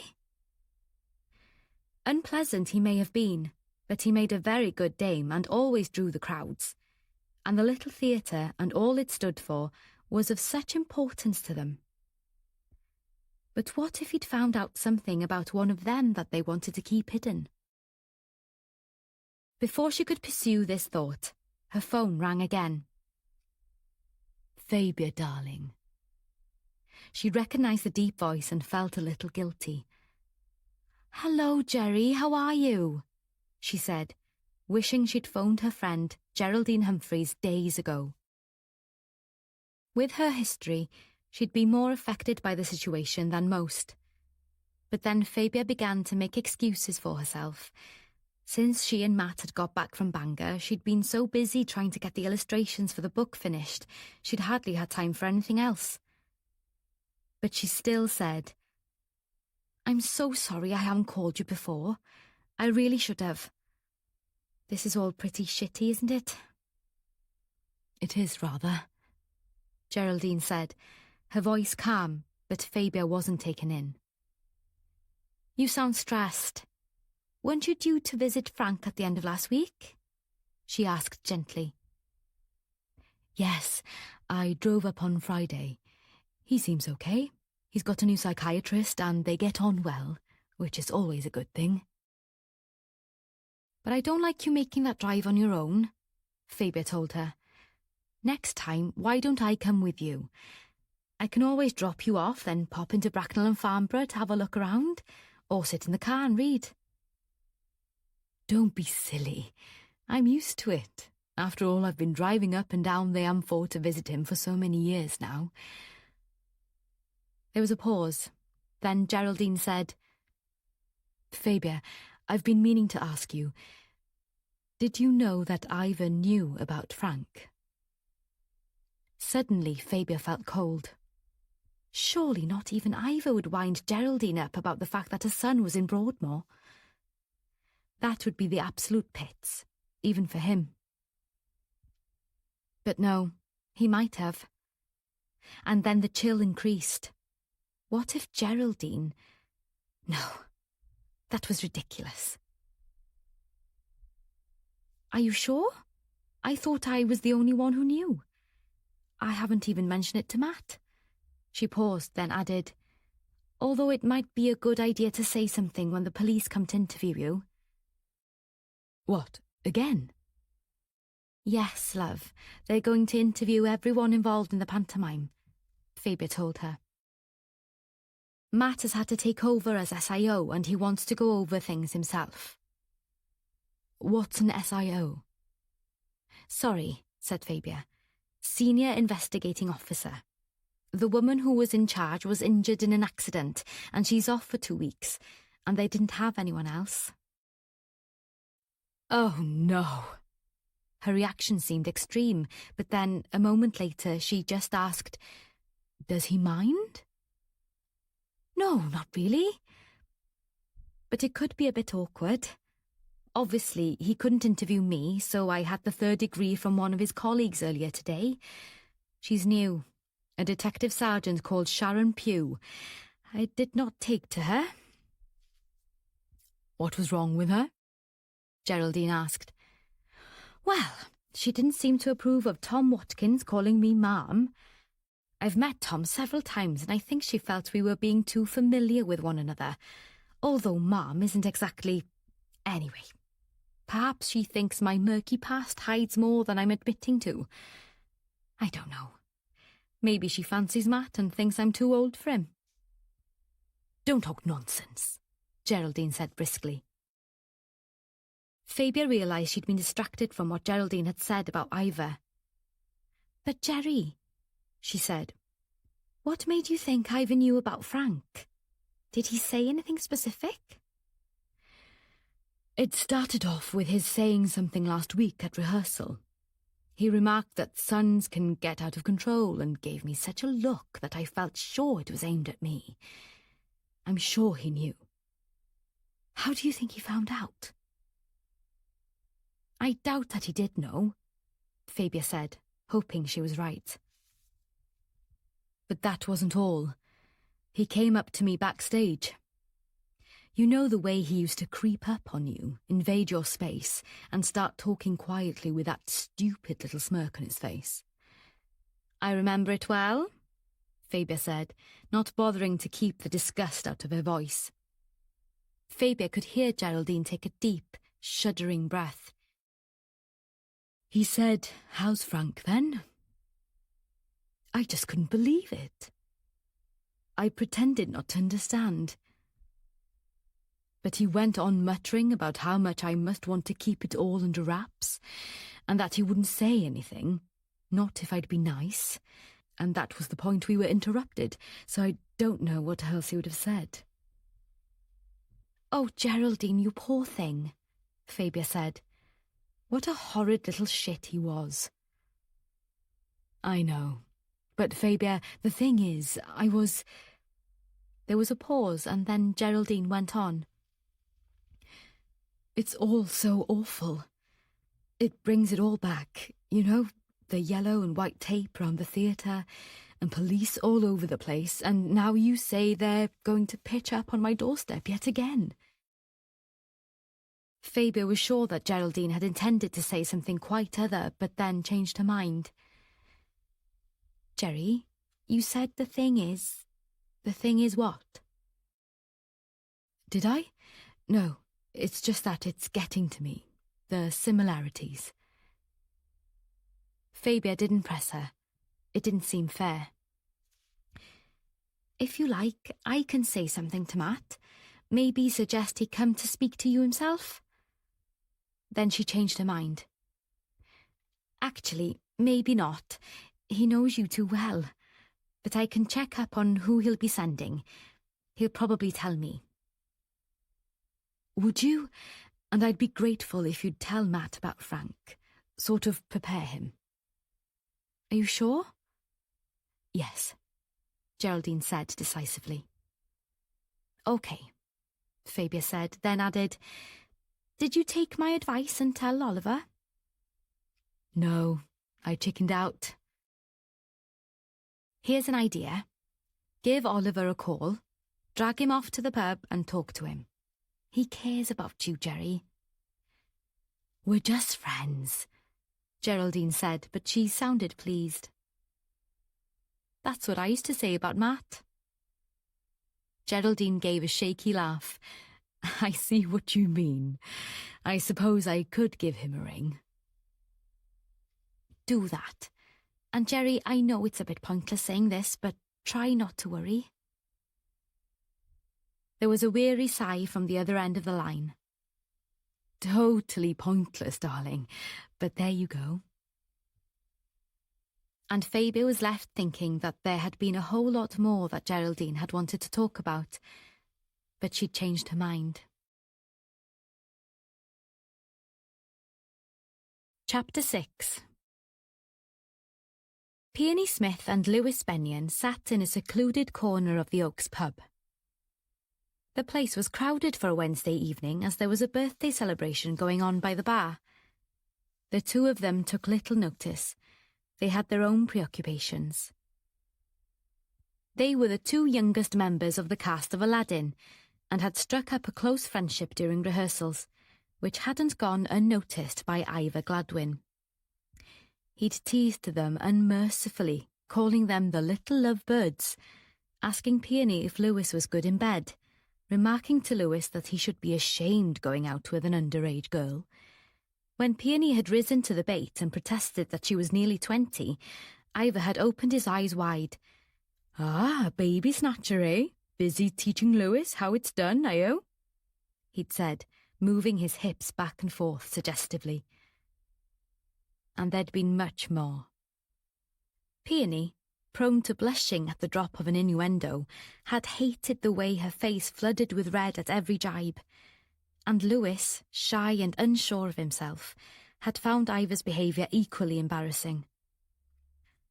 But in a strange way it had drawn them together, and Lewis, for one, hoped their friendship would develop into much more.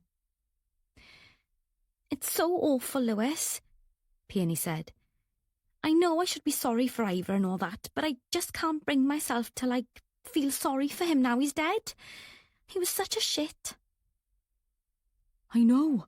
I said something like that to my mum and she told me off. Said I shouldn't speak ill of the dead."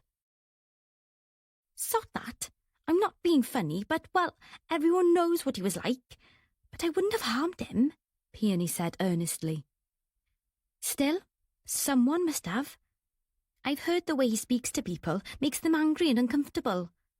I'm sure it must be something to do with the way he behaved. Maybe he went too far. What do you think?" "I suppose he could have," Lewis said. He took a gulp at his pint and frowned across at her. "He certainly used to annoy me, but I wouldn't do him any harm just because of that." "No, of course you wouldn't. But who do you think was responsible? Lewis shook his head. I've no idea. I've been going over and over it. I mean, when he wasn't winding people up, he was bloody chopsy, always arguing with Sebastian and Ellis, thinking he knew better than both of them. That certainly used to annoy them, but it must have been something much worse than that. He glanced at her as if wondering if he should say what was on his mind. You know, I overheard him having a go at Erin the other day when she was trying to sort out some steps in that stupid dance he does. He said something about her having the hots for Luke, and didn't she realise that Luke was looking in quite another direction? Eyes round and questioning, Peony said, "What do you think he meant?" I'm not sure, although I do think Sally and Luke are quite friendly. Don't you? "Oh, no," Peony said. "I don't think she'd dare. Not with Ellis like he is. Once I overheard him tell her she was a useless bitch. Can you believe that? I felt really sorry for Sally, poor love." He can be just as much of a shit as Ivor was, Lewis said. I could see Erin was tamping when he had a go at her. I'm surprised she didn't trip him up. "I would have," exclaimed Peony, then slapped a hand to her mouth. "Oh dear, I shouldn't have said that either. Oh, it's so difficult. I'm just never going to be able to be nice about him just because he's dead." And another thing, he said. Ivor and Morgan were having a barney in the green room on Saturday. I walked in on them and they both looked as if they'd been at it hammer and tongs. Didn't even notice me at first. "What were they arguing about?" Peony asked. Something about Ivor knowing what was going on. I think he said he owns a few, doesn't he? All over. Or maybe he said she. I didn't catch all of it. Morgan looked really confused and sort of cornered. He gets that way, doesn't he? He said something like, "You keep your mouth shut or else." Then they noticed me, and Ivor gave Morgan one of those grins and scarpered. "Lewis, you'd better tell the police what you heard. It could be important." I suppose. Have they been to speak to you again? "Not yet. Do you think they will?" Of course they will, Peony. They'll go on until they find out who killed him. I heard that Fabia's partner, Matt Lambert, is in charge. Peony grinned at him. "I wouldn't mind being interviewed by him," she said. Lewis didn't return her smile. "Sorry, not appropriate," she said. "But you must admit he's lush." "Not my type," said Lewis, trying to make a joke of it and wishing that she'd say that about him. Fabia had contacted Luke and told him Matt would be home by 8 o'clock. As it happened, Matt managed to get back half an hour before and they had just finished their meal when Luke arrived. Matt took him through to the sitting room and Fabia followed with a bottle of wine and glasses. As she put them down on the coffee table, she noticed that the atmosphere in the room was tense. She glanced at Matt, who was frowning, and at Luke, who was sitting forward in his chair with his hands clasped between his knees. "Why don't you pour the wine, Matt, while I sort the fire out?" Hopefully, she thought, alcohol and warmth will help to relax everyone. Once flames were licking at the logs she'd placed on the sluggish embers, she settled back beside Matt on the settee. The direct approach. That's what we need, she thought. "So, Luke, what was it you wanted to run past us?" He looked at her, then away again. "I suppose you've heard that my mother's family came from Pontygwyn?" he said, staring at the flames as he spoke. "Yes," Fabia said. "Your house was her family's farmhouse, wasn't it?" Way back it belonged to her family, yes, but that isn't the main reason I came to Wales. I was sent to do a particular job. The fact that the house was on the market just at the right time was a lucky coincidence. I'm, more or less in the same line of business as you, Matt." Matt didn't comment, just waited for Luke to go on. I'm with the National Crime Agency. You're what? Matt snapped, leaning forward. Luke put a hand into his inner pocket and brought out a warrant card which he handed over. Matt studied it carefully, then handed it back. Okay, explain, he said, tight-lipped. I've been seconded to Gwent on a particular job. They wanted someone who wasn't a familiar face in the area, but because of my Welsh background, they thought it'd fit the bill and it'd make a good cover story. My remit was to bed down in the community, get to know people, and keep my ear to the ground. Matt's frown had deepened. Who knows about this? Your chief super, Rhys Jones, and my bosses at headquarters. Other than that, no one. And you didn't think to tell me you were working on my patch? Matt demanded. I was told not to. Rhys Jones said you had enough on your plate without having to become involved in my activities. Huh, that sounds just like the kind of crap he'd be spouting. Fabia could feel the anger vibrating through Matt, and she thought it best to intervene, give him time to get control of himself. And what is this job you've been sent to do? She asked. Her tone was cold, and her expression would have put the fear of God into a lazy recruit back when she was in the police force. She too felt as if they'd been taken for a ride. Her past experience told her these undercover jobs had to be done, but she was still angry. There's absolutely no reason she should have been told, but Matt was quite another matter. In spite of Fabia's tone, Luke sounded relieved at her intervention. I've been working on a people trafficking ring. They bring people, mostly women, in from Romania, Belarus and sometimes further afield.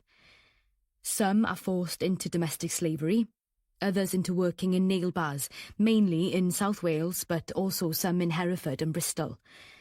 It's all very well planned, and so far they've managed to escape our net.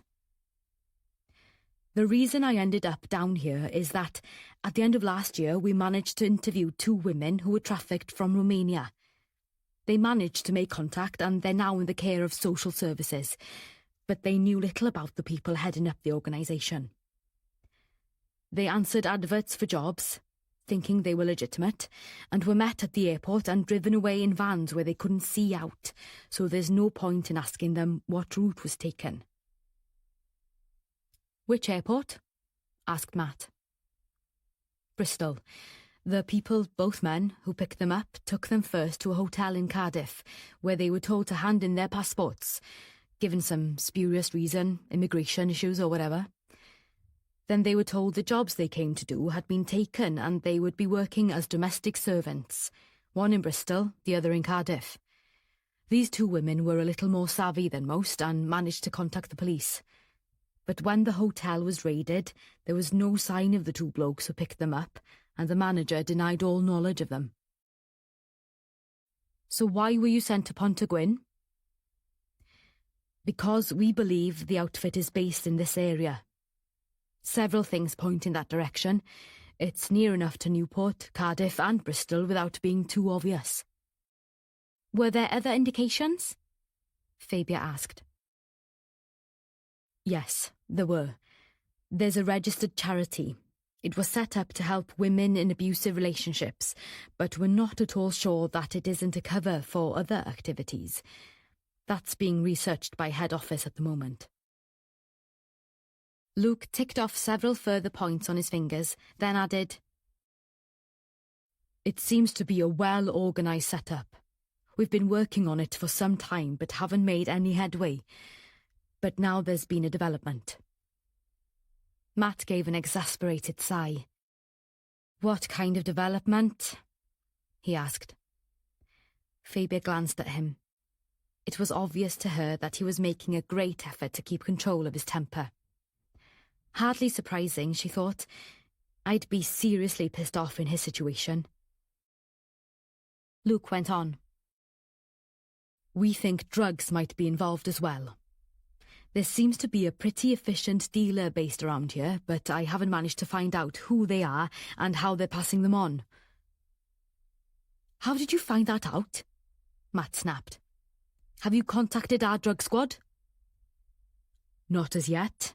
It's all smoke and mirrors at the moment, and I didn't want to get distracted from the main investigation into the trafficking. I wouldn't advise you to go much further before involving them, Matt told him. We have a major drugs problem in Gwent, and not nearly enough personnel to deal with it. They need any help they can get, and they won't appreciate being kept in the dark any more than I do. I realise that, sir. So why, all of a sudden, am I to be put in the picture? Luke didn't give him a direct answer. Look, sir. Fabian noticed he'd begun to address Matt as a senior officer, but she didn't think this would get him out of the hole he was in. I'm truly sorry about this, Luke went on. And I would have much preferred that you be told right from the start, but there it is. And I'm stretching it a bit, telling you both, but no one instructed me to keep it from Fabia when they said I could come and speak to you. He gave Fabia a quick smile, but she didn't return it. My remit was to watch and wait. We're not after the small fry here, the ones that do the meeting and greeting at the airport, etc.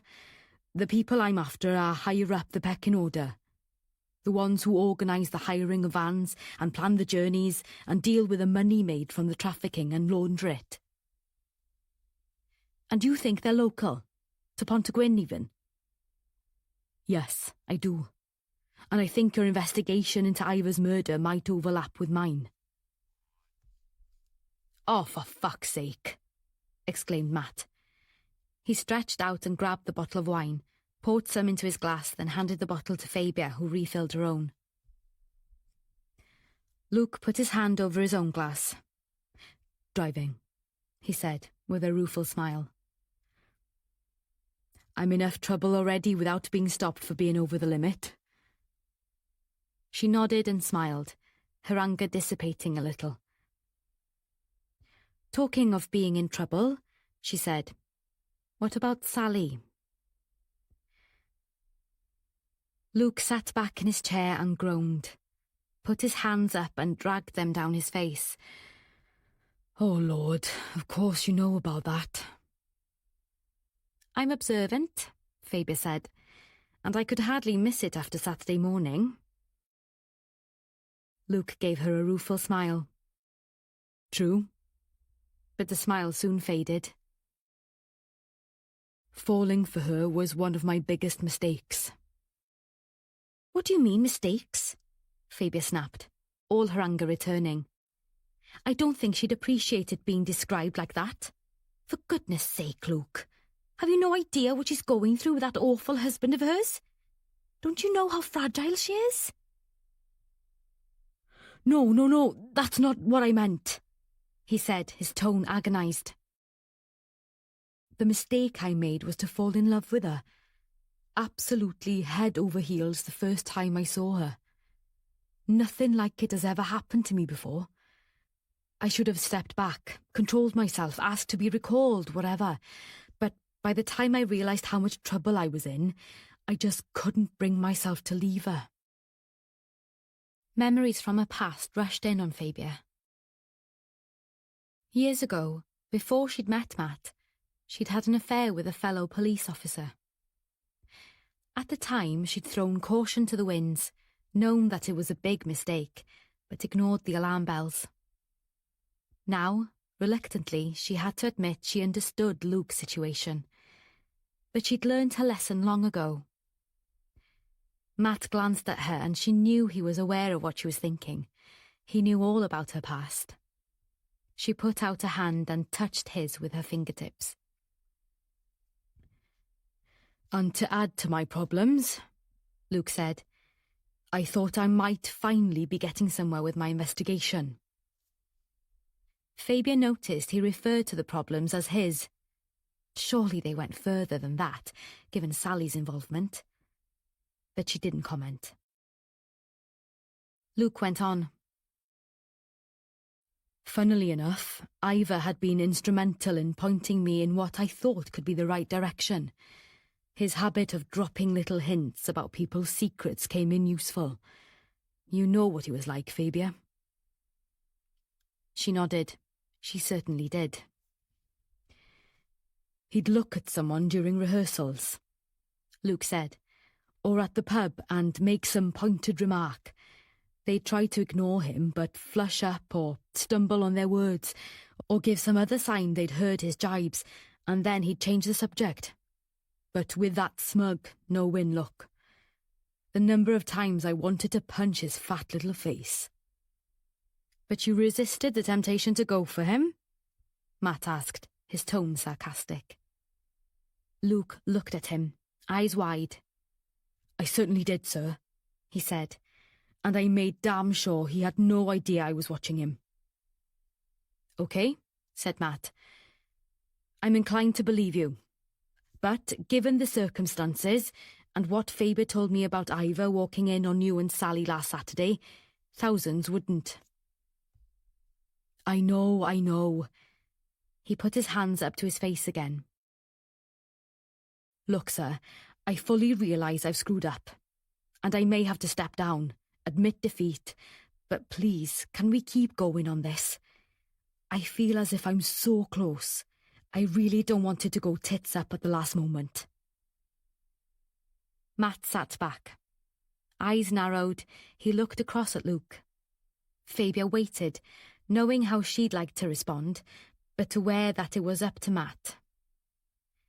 The seconds ticked by, then Matt said, OK, you'll have to tell me what you've got so far, and I have to tell Rhys Jones that you've put me in the picture. Actually, he gave a quick grin, I might enjoy doing that. So who are your main suspects? Luke told him. Matt's eyebrows rose and Fabia frowned, incredulous. That's a pretty wide field, Matt said. You'd better give me access to all your notes, and I'll go through them. I'll have to clear it with... The look on Matt's face stopped Luke in his tracks.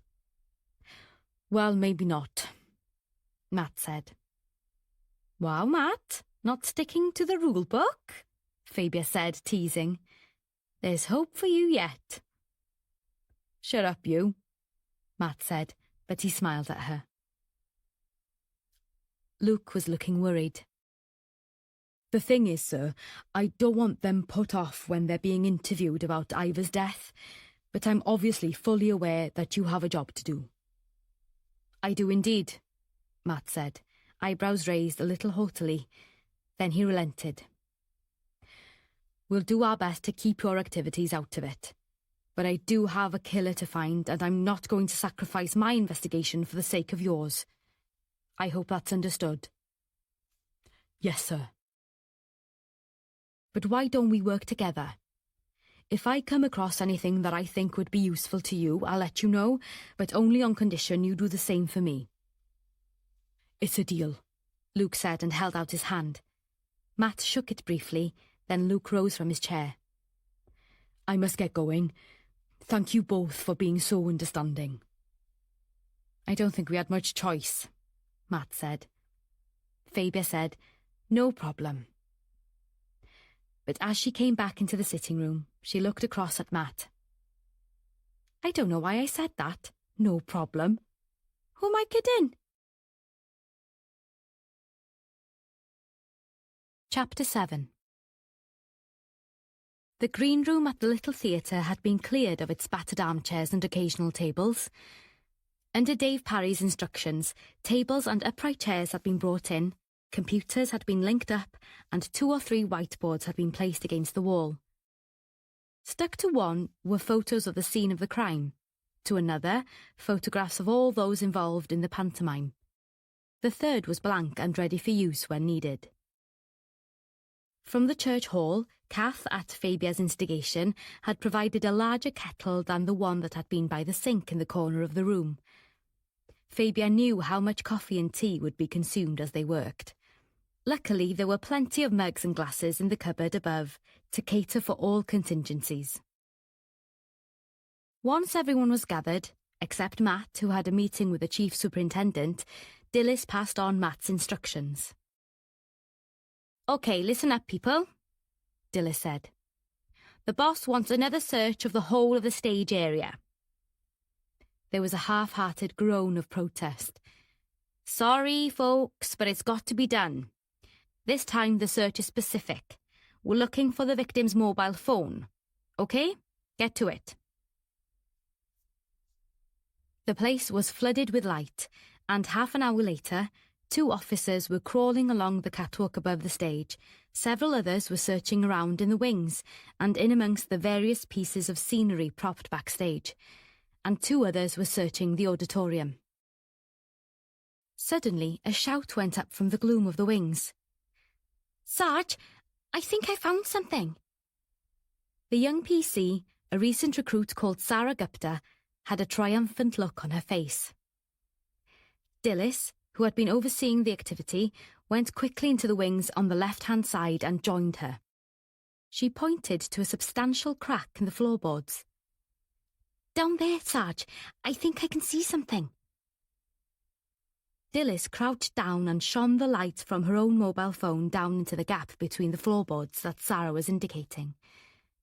Upended, just out of reach, was what looked like a very slim mobile phone. "That looks the business. Well done, Sarah," Dilys said. "Stay here and I'll fetch Dave Parry. We might need some brawn to lever up this floorboard." Within minutes, Dave was crouching down to look. "I think you're right. I'll get that out easy, or we can give it to Aidan to work his magic on." DC Aidan Rogers was a computer geek who had worked on several cases with Matt and Dilys. He seemed to be able to ferret out information from any device that he was given to work on. A simple mobile phone would be a doddle. A few minutes later, the phone was retrieved and handed over to him. Matt arrived an hour later, frowning as he marched into the room, but he cheered up when told of Sarah's discovery. "Well done," he said to her. But a moment later the frown had returned. Dilys glanced at him, then asked quietly, "Trouble, sir?" "You could say that," Matt replied. "Let's go into the auditorium and I'll bring you up to date." As they went, Dilys filled him in about the golf club Ivor had used. "He wasn't a member at any of the ones we thought of. It was Newport Golf Course where he played. I sent Tom to have a word. It seems he used to play on his own most of the time. The pro said he saw him briefly on Saturday afternoon, but not to speak to. He said it was early afternoon, but wasn't any more precise than that." "That doesn't really get us any further, but never mind. Just as well to have checked." They settled themselves in 2 of the seats halfway down the auditorium. "Luke came round to see us last night," Matt began.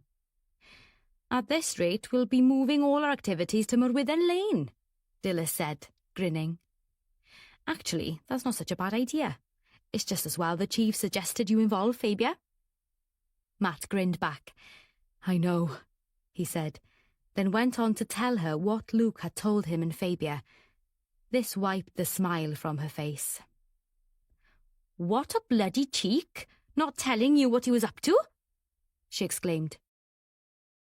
"I suppose. I was pretty angry at first, but I've been thinking about it, and since he was under orders, it did make things difficult for him. That's why I went in to see the boss first thing. He needed to know that I'd been put in the picture, finally. I rather enjoyed telling him. He seemed a tad embarrassed." Dilys gave a grim smile. "And did he explain why he hadn't told you?" "A lot of waffling about the need to know and how busy I've been. I'm still not sure why he kept me in the dark, but I have a sneaking feeling he was afraid I'd tell Fabia and that she'd blab, which annoys me somewhat." "I should say so. Fabia would never do a thing like that." "I know that, you know that, but Rhys Jones obviously doesn't. I didn't tell him about Luke's involvement with Sally. I didn't want to drop Luke in it. in spite of the fact he's encroached on my patch and kept me in the dark. He's a tidy sort of bloke. And you say he hinted at those he thought might be involved in laundering the money from the trafficking? Yes, Matt said, and gave her the names. Interesting. That definitely means that his investigation overlaps with ours, Dilys said. Do we haul each of them in under the guise of interviewing them about Gladwyn's murder? I think we'll have to, but I promised Luke we'd tread carefully. Neither of us wants them warned off. Let's see what we get out of that mobile phone. If it turns out it belonged to Gladwyn, which I think it probably will, it should be useful. We also need to put a call out for the missing laptop and iPad, because I cannot imagine he didn't have either, although that'll be like searching for a needle in a haystack. The thing is, I can understand the absence of a computer on his desk, but don't you think he would have had a laptop instead? You'd have thought so, Dilys said. We'll have to interview the staff at his garage, sooner rather than later, and search his office. That hasn't been done yet. Bugger, you're right, Matt said. Can you get that sorted? Will do. It's as if we lost 2 or 3 days because of Jess Foyle's accident. Well, we have, to all intents and purposes. I suppose, Matt said. The next thing I want done is for 1 or 2 of the team to do a search on all the names of the cast and crew. See what they can turn up that might have been of interest to Gladwyn and his snooping. Anything, however trivial, I want to know, and I want them to go way back. You're certainly not going to be lazing around doing nothing. Do we ever? She said with a smile. I'll set that up. What else? That's about it for now, Dilys. Let's get back to the green room, see if anyone's turned anything up. As they walked back down the aisle to the side door which led through to the backstage area, Dilys asked, Why is it called a green room? No idea. I'll have to ask Fabia. Kath Temple was catching up with a string of emails on the computer in her study when the vicarage doorbell rang. She pushed herself up from her chair, wondering who it could be. She wasn't expecting anyone, but then, being a vicar, she always had a metaphorical, and actual for that matter, open door for her parishioners. When she opened the front door, Sally Cadogan was standing on the doorstep, her face white and streaked with tears. Please, can I come in? She asked, her voice cracking as she spoke. Of course, Kath said, and put out a hand to pull her into the hall. Come into the study. Sally followed Kath into the shabby but comfortable room. Books were piled everywhere, and various boxes of pamphlets and hymn sheets were stacked in one corner. A cassock hung on the back of the door, and there was a small mirror with bits and pieces of makeup and a hairbrush on the bookshelf beside it. On the walls were framed photographs, some family groups, one of Kath Temple in a university gown, another of her in full vestments. Opposite the desk was a sofa covered in a bright-coloured throw, and an ancient armchair stood to one side, a coffee table separating the two. Sit down, Sally, and I'll get us some tea. Then you can tell me what's up, okay? Sally nodded, seeming comforted by the homeliness of the room. When Kath got back with a tray laden with mugs, sugar, milk and a plate of biscuits, Sally was sitting on the sofa, her head against the back, her eyes closed. Kath placed the tray on the table and sat down in the sagging armchair. Do you want milk and sugar? She asked. Sally opened her eyes and said, Both, please. She took out a crumpled tissue from her pocket and blew her nose. I'm sorry about this. I just couldn't think where else to go. I was shopping and I couldn't remember what I was in Spa for. My mind was blank. I just picked something at random and then I dropped my purse and the money went everywhere, and the woman behind the till was getting impatient, and the others in the queue were all looking at me. I just ran out of the shop. But I couldn't face going home, so I came here. There's absolutely no need to apologise, Kath said, handing her a steaming mug of tea. Now, tell me how I can help. It's Ellis. I'm so afraid. Her voice petered out as she bit at her lower lip. After seconds had ticked by and Sally said no more, Kath prompted. Afraid of what? That he's responsible for Ivor's death, she said in a rushed and agitated whisper. But why would you think that? Kath asked. As she'd intended, her quiet tone seemed to calm Sally down. I overheard him talking to someone on his mobile. She reddened. I often listen to him. It's one of the ways I can work out what mood he's in and what way I must, behave. He thought I was upstairs having a shower, but I was getting my breakfast in the kitchen. I don't know who he was talking to, but he said something about its being good riddance and at least there would be no more of Ivor's snooping now. Who do you think he was talking to? I've no idea, but none of this means that Ellis was involved. It occurred to Kath that Ivor might have realised Ellis was abusive to his wife. But she wouldn't have thought that was the kind of thing Ivor would be that bothered by. She chided herself for being uncharitable. Granted, it's not a particularly appropriate or nice thing to say in the circumstances, but that's all. And then, last Sunday, I heard him talking about the police being all over the place and he told the person they'd have to be careful. He asked when the next consignment would be coming in and said it should be delayed. A consignment of what, Kath? I really have no idea, Sally. And as to being careful, that could mean anything. Do you know if Ivor had threatened your husband in any way? No. What could he have threatened him about? Then Sally put a hand up to her mouth. I suppose he could have found out about Alice's gambling. He gambles? Yes, online, and he's lost lots of money. That's why I had to go back to working full-time, to try to pay off the debt. He says it's my fault that he gambles, that he has to take his mind off... Kath frowned, waiting for Sally to go on, but she didn't. Just said, But surely, lots of people gamble, and how would Ivor have known about it?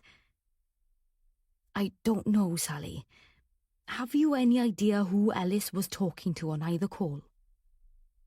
None at all, Sally said a little too quickly. Kath wondered if she was telling the truth.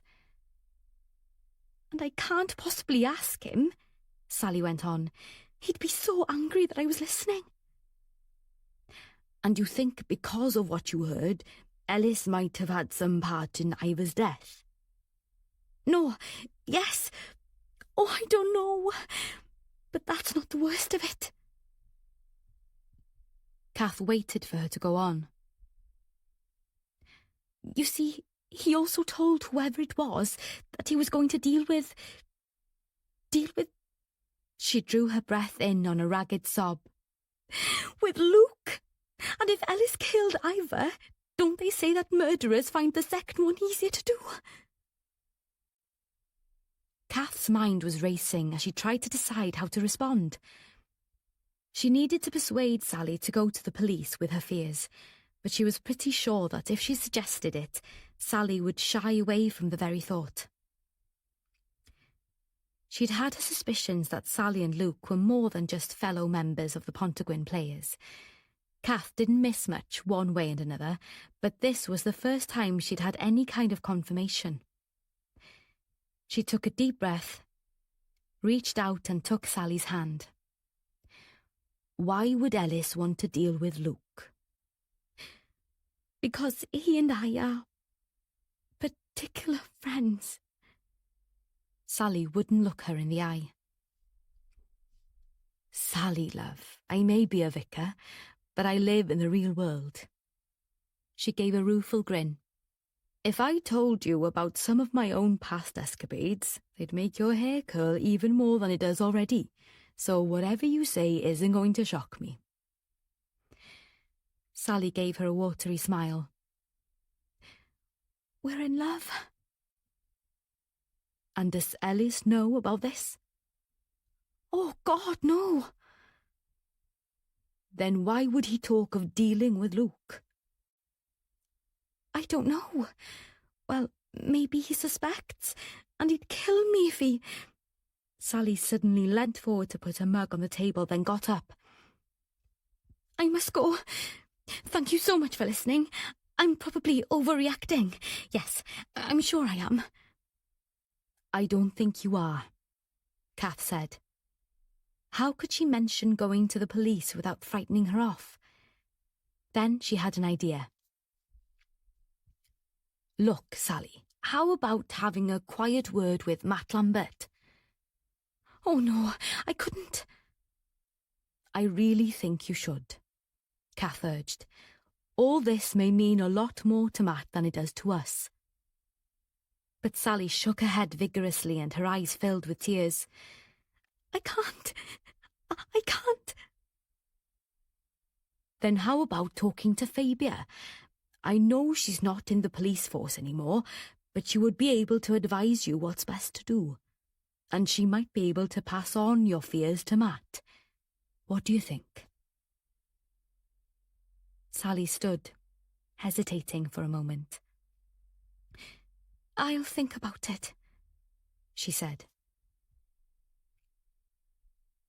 That wasn't good enough for Kath. She was sure that once Sally left the vicarage, she'd do her best to push all thoughts of what she'd heard into the back of her mind, if only for her own sanity's sake. I could give Fabia a ring now. She could be here in a matter of minutes. How about it? Sally glanced at her watch. I'm sorry, Kath. I have to get back. Ellis said he'd be home for lunch, and if I don't have it ready, it'll put him in such a bad mood. In that case, Kath said, grasping at straws, will you let me pass on what you've told me to Fabia? Then I could let you know what she says. All right, Sally said slowly. But you mustn't phone me on the landline. I'll give you my mobile number. She dictated it and Kath tapped it into her own phone. Ellis has been threatening to take my phone away from me, Sally added. So if he answers it, can you make up some innocuous reason for phoning? It occurred to Kath that Sally said this as if it was something quite normal for a husband to threaten to do. She felt her anger increasing, not with Sally, but with her husband. But it would be counterproductive to express it. She must remain calm. Of course, no problem. I can always make it a query about music or something else to do with the pantomime. Sally reached out and gave Kath a hug. Thank you so much for listening. I feel much better now. No problem. That's what I'm here for. Kath saw her out and then went back into the study, picked up her mobile phone from the coffee table and tapped out Fabia's number. Chapter 8. Several police officers were gathered round a table at one end of the green room. Matt and Dilys were there, with Sarah Gupta, Dave Parry, Tom Watkins and Sharon Pugh. Matt had allocated each with one or two of the people involved in the pantomime to research, and also those that Ivor Gladwin had worked with, and they were now gathered to share their information. OK, let's have what each of you has turned up, Matt said. Sharon, you first. I've been researching Ellis Cadogan, she said. Originally, he trained as an accountant, then swapped careers, did a music degree, and ended up teaching music at St Maddox School, but he left teaching, voluntarily it seems. I did, however, find an interesting piece from the South Wales Argus archives. She ran her finger across the mouse on her laptop, then read from the screen. It states that the parents of a student complained to the school that their child was being bullied by Cadogan, accused him of shutting the piano lid down on his kid's fingers. They threatened to sue, but it was settled out of court. That put paid to his teaching career. I think that's the point at which he got the job as an accountant with a chain of music shops, but he's still teaching music privately. There's an advert for his services online and he has a Facebook page. He and his wife have been married for 12 years. She's 10 years younger than him and she works as a receptionist at the surgery in the high street. When did he leave teaching? Asked Dilys. Sharon looked at her screen again. In 2012. I'm surprised they stayed in Pontygwyn after a scandal like that, Matt said. You'd have thought they'd want to move as far from St Maddox as possible. Maybe he didn't think he was culpable, Sharon said, then added with a touch of scorn. Some parents are pretty flaky about their little dears.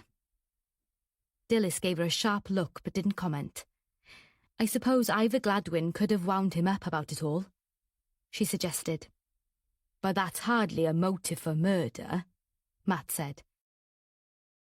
And anyway, said Sharon, when Inspector Foyle did that first interview, Ellis Cadogan said he was with Morgan Conway on Saturday, rehearsing Morgan's song for the pantomime, and Conway confirmed this, so that effectively gives them both an alibi.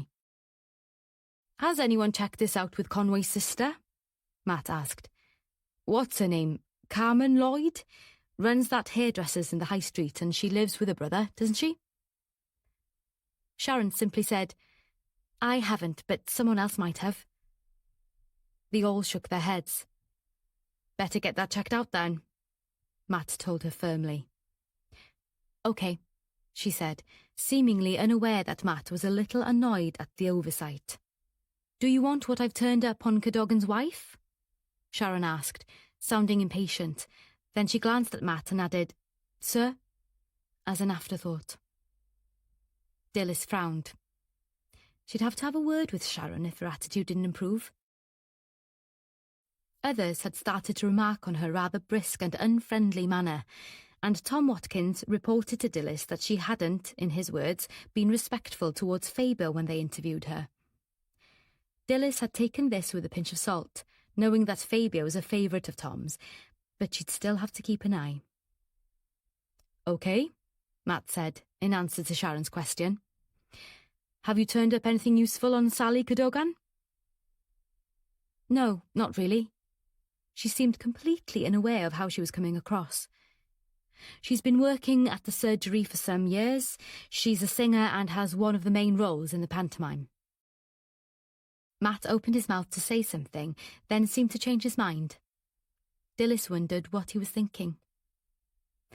Tom, you were researching Eve Kemble and Oliver Talbot.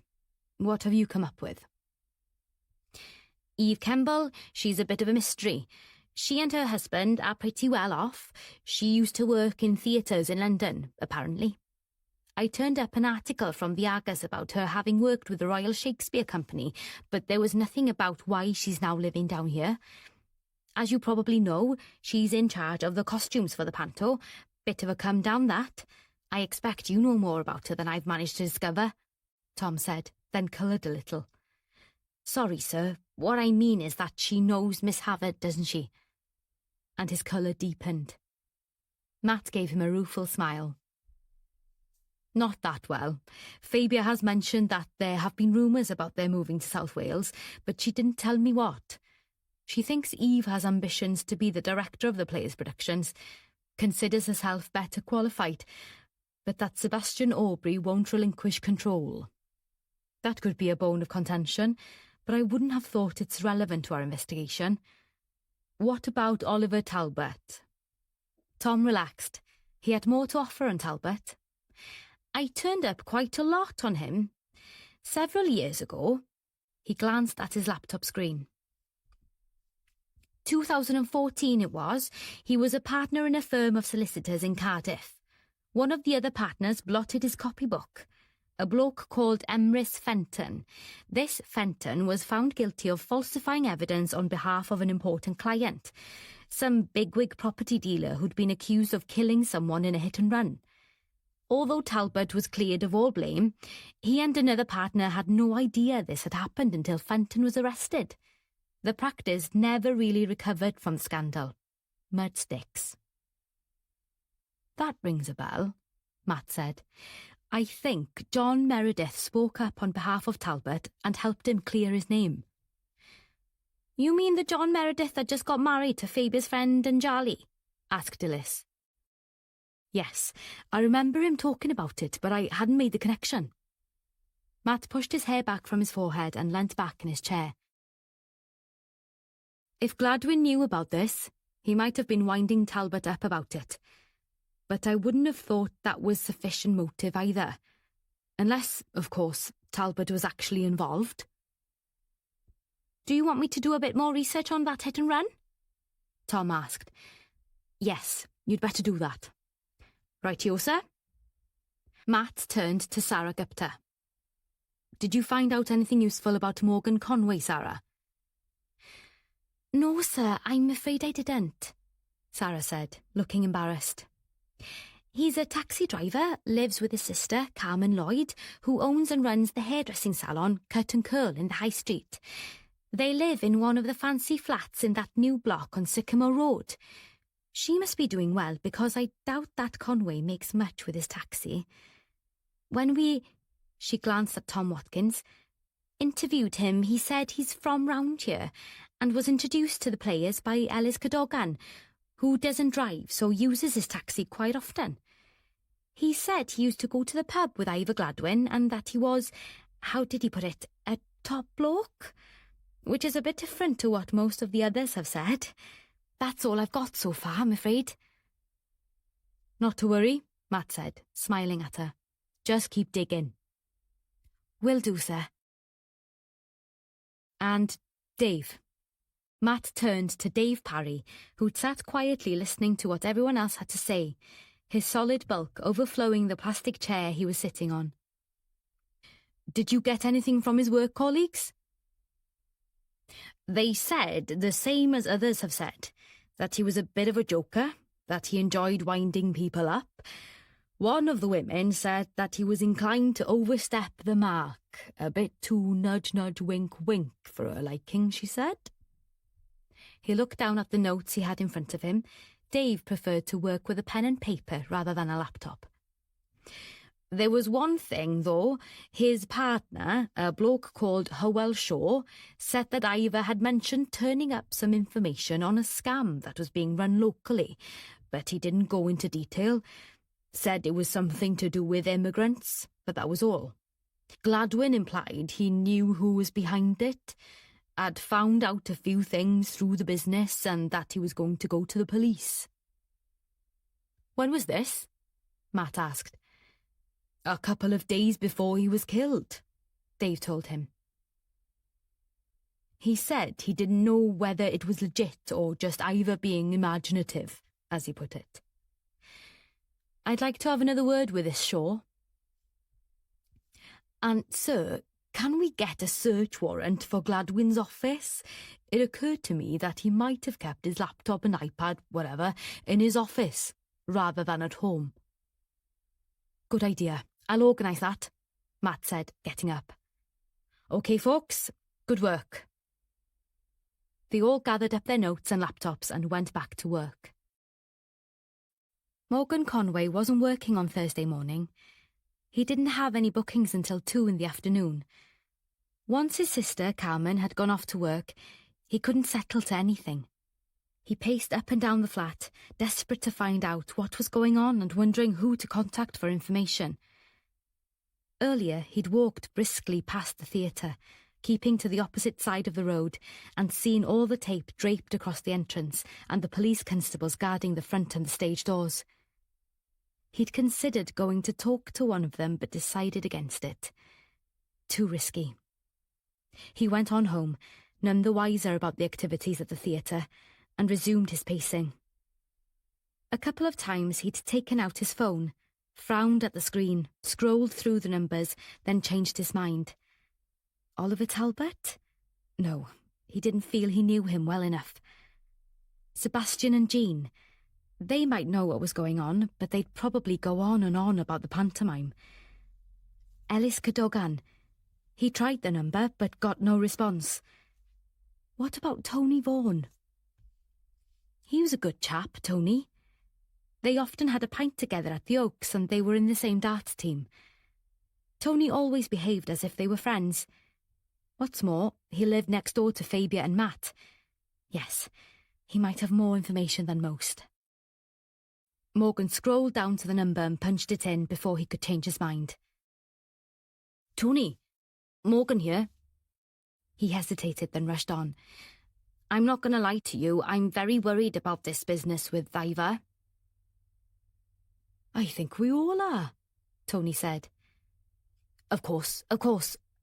Have you heard anything more? More than what? I mean, it's a murder investigation. There'll be an inquest. What happens at an inquest? Morgan asked. They go through what happened. Sebastian will have to be there to tell them about finding the body. The police will give evidence and will probably ask for an adjournment. After that, the investigation will continue. They won't want any of us to be there, will they? Morgan felt panic rising. No, I shouldn't think so. Don't worry, mate. We should know more after that. Like I said, it'll probably be adjourned until the police have done their stuff. Have you heard the local news? No, I haven't. Morgan walked into the kitchen and turned the radio on, turned it to a local FM channel, but then turned it down again in order to hear what Tony was saying. The police are asking anyone who has information to come forward. I know. I had a visit from a couple of them, but I don't think they were particularly pleased with what I had to tell them. Do you know anything that'd be useful to them? I suppose Iva did make a habit of getting on the wrong side of people, Tony suggested. I did mention that, but they seem to know about it already. Surely that's no reason to kill him, poor old chap, Morgan said, then added, I wondered if you'd heard anything from your neighbours. Matt and Fabia? Yes. No, not really. I gather Matt Lambert has taken over the investigation, Tony told him. Which could be a plus, could be the opposite. I'd have thought it'd be a bit difficult for him, given that he lives locally. On the other hand, he knows most of us, so that could be helpful, I suppose. Do you think so? Morgan asked, with a worried frown, then added, Poor chap, I don't think that's a job I'd like to do. I dare say he'll be coming back to all of us to find out everything he can, Tony said. If I hear anything further, do you want me to let you know? Would you? I want to do anything I can to help. I mean, Iva could be a bit of a pain sometimes, but no one deserves to be killed just like that. When he ended the call, he stood staring at the blank screen of his phone for some time. Then he turned up the radio, hoping there'd be more on the 10 o'clock bulletin. Fabia and Kath sat opposite each other at Fabia's kitchen table. The thing is, Fabia, Kath said, I really think Sally ought to speak to Matt, but I'm pretty sure I'd not be able to persuade her to do so. She did agree that I could pass on what she told me to you, though. So what do you think? It's such a mess, Kath, Fabia said, wishing she could tell Kath what Luke had told them. I mean, I'm sure Luke can look after himself, but I will have a word with Matt if you like. He and Matt have become quite good friends. That's as much as she felt she could say. But what if Sally's right, and Ellis did have something to do with Iva's death? I wouldn't have thought he did. Most abusers are cowards, deep down. I would have thought whoever killed Iva must have lain in wait for him, and you'd have to have courage, however warped, to do that. I suppose. I'll pass all this on to Matt, Fabia told her. Do you think if I invited Sally round here for coffee or something, and Matt happened to be home, she'd talk to him? She might feel a bit hijacked. True, I'll think about it. The other thing was she said something about him threatening to take her mobile away, and that she had to get back to get his lunch because if she didn't, he'd be angry. In my book, that amounts to coercive control. But I didn't see any signs of physical harm. But then people hide the bruises, don't they? Abuse isn't all about being hit. Absolutely not. What is it with these men? And occasionally women, Fabia. I know, Fabia sighed. Look, leave it with me and I'll have a word with Matt when he gets home. Suddenly, Kath changed the subject. I do love it when you talk about Matt getting home, Kath said, smiling across at her, but a moment later there was a wistful note in her voice. I do envy you sometimes, having a lovely man to keep you warm. Oh, Kath, love. Your problem is you're married to your job, but there's nothing to stop you going online and having a search around. Kath grimaced. What? Vicar looking for love doesn't sound all that appealing. No, I don't think so. Don't take any notice. I'm being silly. I have quite enough on my plate without complicating things. Anyway, I must get going. I've got a confirmation class after lunch. Fabia got up to go with her to the front door. Can you just run what Sally said past Matt and let me know if he gets anywhere? Kath said. If you're allowed to, of course. Will do, said Fabia. For a long time after Kath had left, she sat thinking about her friend. Maybe she'd try her hand at a bit of matchmaking, Fabia thought. Then she laughed softly to herself. No, that probably wouldn't be a good idea. Chapter 9. Matt managed to get a search warrant sorted out faster than he'd expected, and later that afternoon, he, along with Dilys, Dave Parry and Sarah Gupta, made their way to Gladwin & Shaw Car Sales and Rentals in Cwmbran, just off St David's Road and not far from the railway station. It was on the edge of an industrial estate. Quite a prosperous-looking dealership with gleaming cars of various makes in the forecourt, each with a prominent price displayed. Down one side were parked several Mercedes vans with a big notice saying they were for hire. The showroom was modern and glass-fronted, with several more cars inside. When they walked in, there was a young woman sitting at the reception desk to one side of the main doors. She got up when she saw them, looking rather flustered, a gleam of recognition in her eyes when she saw Dave Parry. Good afternoon, I'm Chief Inspector Lambert, Newport Police, Matt said, holding out his identification. Could I have a word with Mr. Howell Shaw, please? I'll see if he's available, she said, and wove her way quickly between the cars, rather like a nervous rabbit trying to find a bolt hole, to a frosted glass door at the back.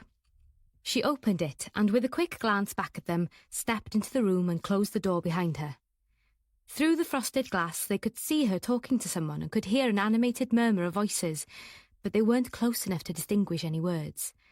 A moment later she returned, followed by a balding, middle-aged man with a rather lugubrious expression on his egg-shaped face.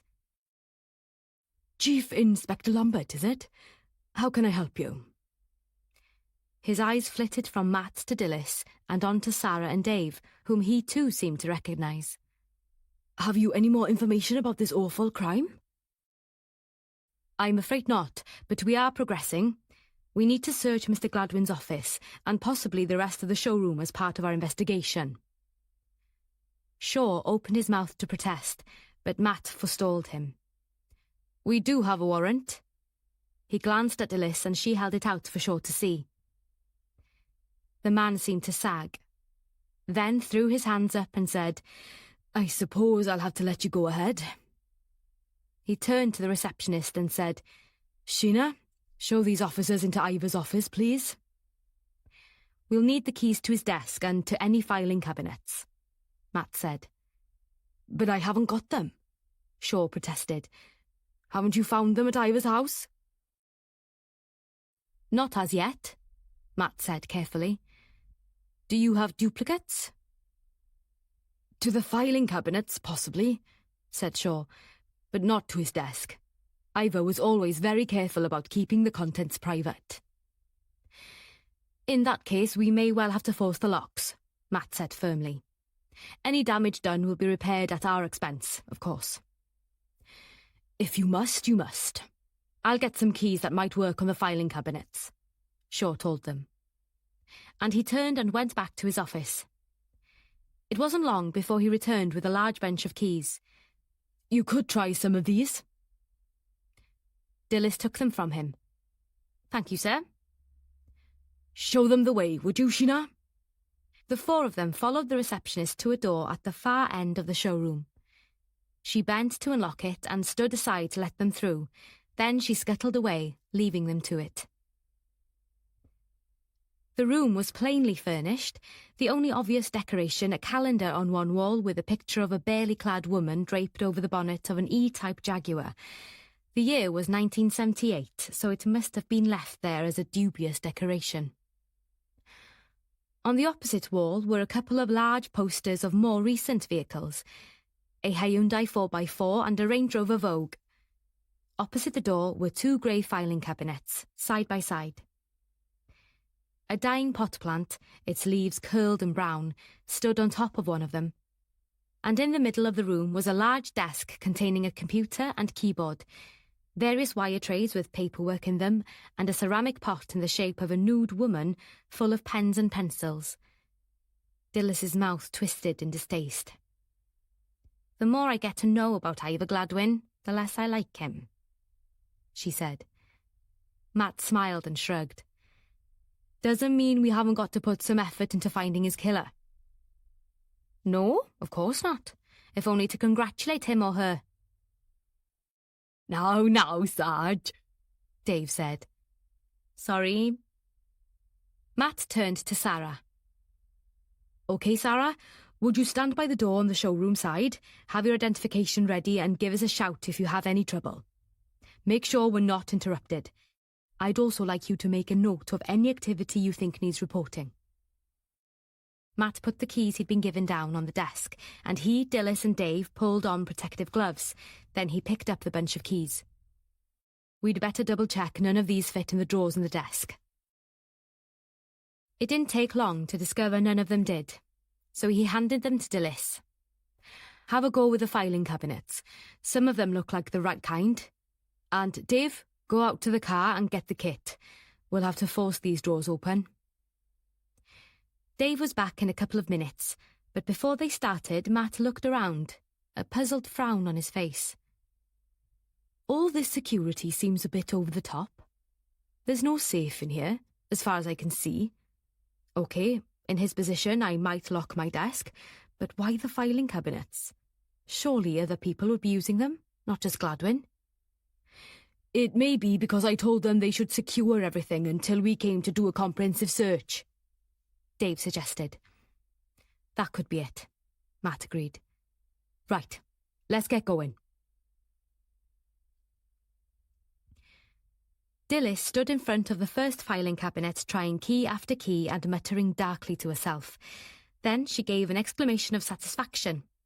Matt had been watching Dave go through his set of tools, trying to choose a suitable one to jemmy open the desk drawers. But he turned when Dilys said, Got it. This one fits, sir. He went over as she pulled out the first drawer and then the second.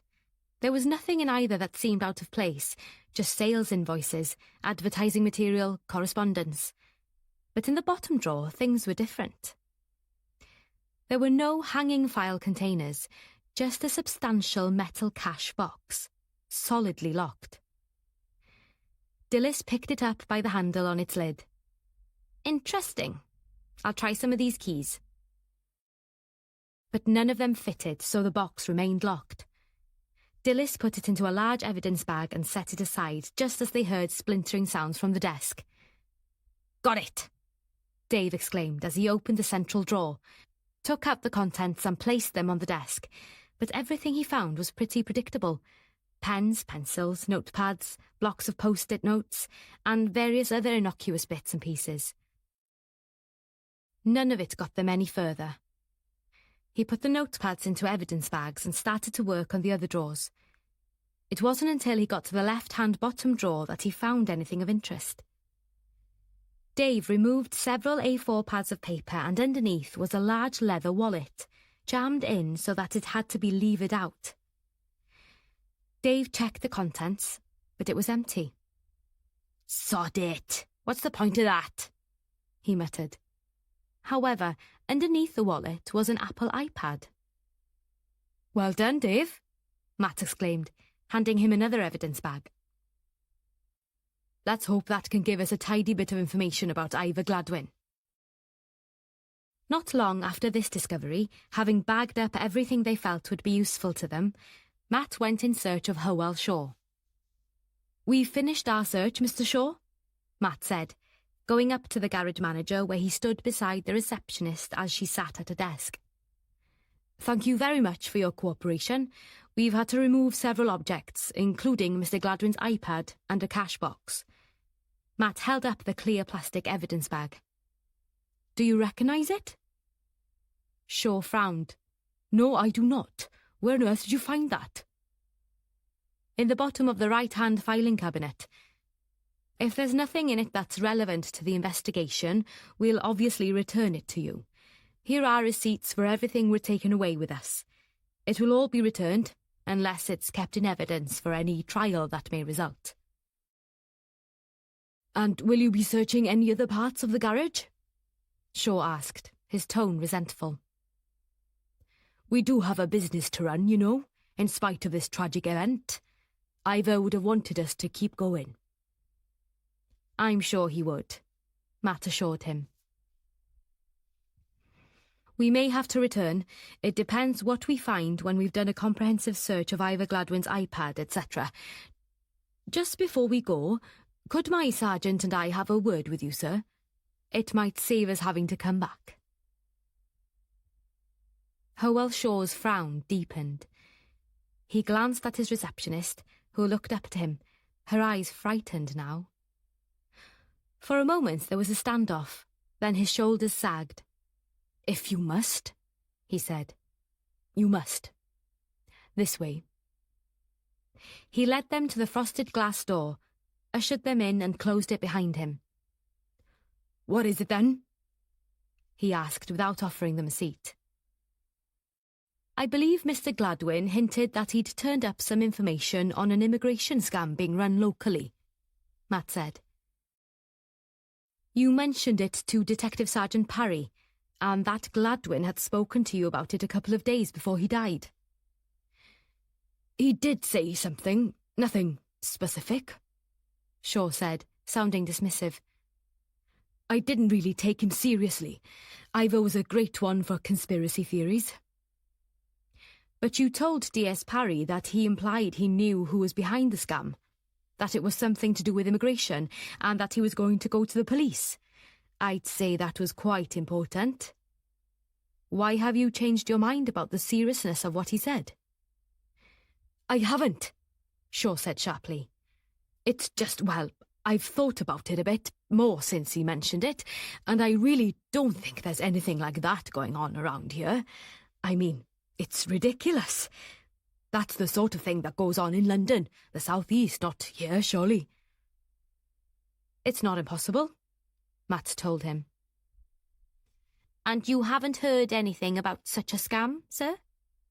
Dillis asked. "No," he said, glancing at her and then back at Matt. "Look, Chief Inspector, Ivor had a bit of an imagination, and he was always coming up with this or that person or situation he was investigating. Sometimes it sounded as if he was onto something, and I'd tell him he should go to the police if he thought someone was involved in criminal activity. But last week he really had let his imagination run away with him." "In what way?" Shaw sighed and then said, as if the admission was being forced out of him, "He told me he thought there was a people trafficking gang working in this area, and that he could prove it. That's a serious matter, Matt said. Did he tell you any more? Who was involved? How he found out? No, he loved to drop these things into the conversation, usually with a knowing grin. And then when you asked for details, he'd refuse to say anything else. Shaw frowned at Matt. Do you think, perhaps, he had found something out and mentioned it to the wrong people? It all seems so far-fetched to me. But still, if he was right, perhaps someone took exception to his poking around and decided to take things into their own hands. We'll keep it in mind, sir, Matt told him. I'm afraid I know nothing more about it, Shaw said, and Matt got the feeling he was regretting having said as much as he had. Thank you for your help, sir. Here's my card, Matt said. If there is anything at all that occurs to you, please don't hesitate to let me know. I doubt very much that I'd be able to give you any further help, Chief Inspector. But should you hear anything, after all we are, as you're well aware, sir, investigating a murder here. The man stared at him for a moment and then said, Yes, of course, a terrible thing to happen. Now, I really must get on. I have work to do. Thank you very much for your time, Mr. Shaw, and for your cooperation, Matt said, and he and Dilys left him standing there, watching as they wove their way out between the cars to join Dave and Sarah. That, Matt said to Dilys, is a very worried man. I wonder if he had anything to do with Gladwyn's death. But why? Asked Dilys. I don't know. Maybe he knows more about the trafficking than he's admitting. Matt and Dilys got into the car and Dilys started up the engine. Did you get anything out of him, sir? Dave asked from the back. He says Gladwyn mentioned something about people trafficking, but that he didn't believe him. Thought he was imagining it all, but he's definitely scared, and that could be useful. There's always the possibility that he knows more than he's telling. Another little talk with him might be productive once we've had a look at this iPad and gone through the cash box and notepads. Chapter 10. Oliver Talbot took out his mobile, then paused. Should he phone Geraldine or should he leave it? He wanted to see her and reassure himself that she was all right. When he'd bumped into her in the high street earlier in the day, she'd looked really strained. This business with Ivor was enough to get anyone down, but it had felt like more than that. He scrolled slowly down to her number and was about to press call when his phone sprang into life. He looked at the screen. Great minds, he thought. Hi, Jerry. I was just about to phone you. How are you? Bearing up. He heard her take a deep breath and wondered what would come next. Oliver, are you up for a drink at the Oaks? I feel in need of company. He smiled. Absolutely. He glanced at his watch. It was just before 7. Shall I meet you there in half an hour?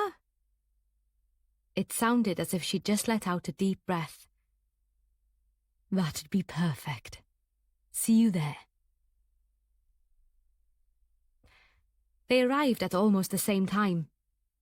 Geraldine and Oliver were of an age, in their early 60s, and they didn't look dissimilar, both tall, rather elegant and grey-haired, hers swept up into a French pleat, his receding from a high forehead.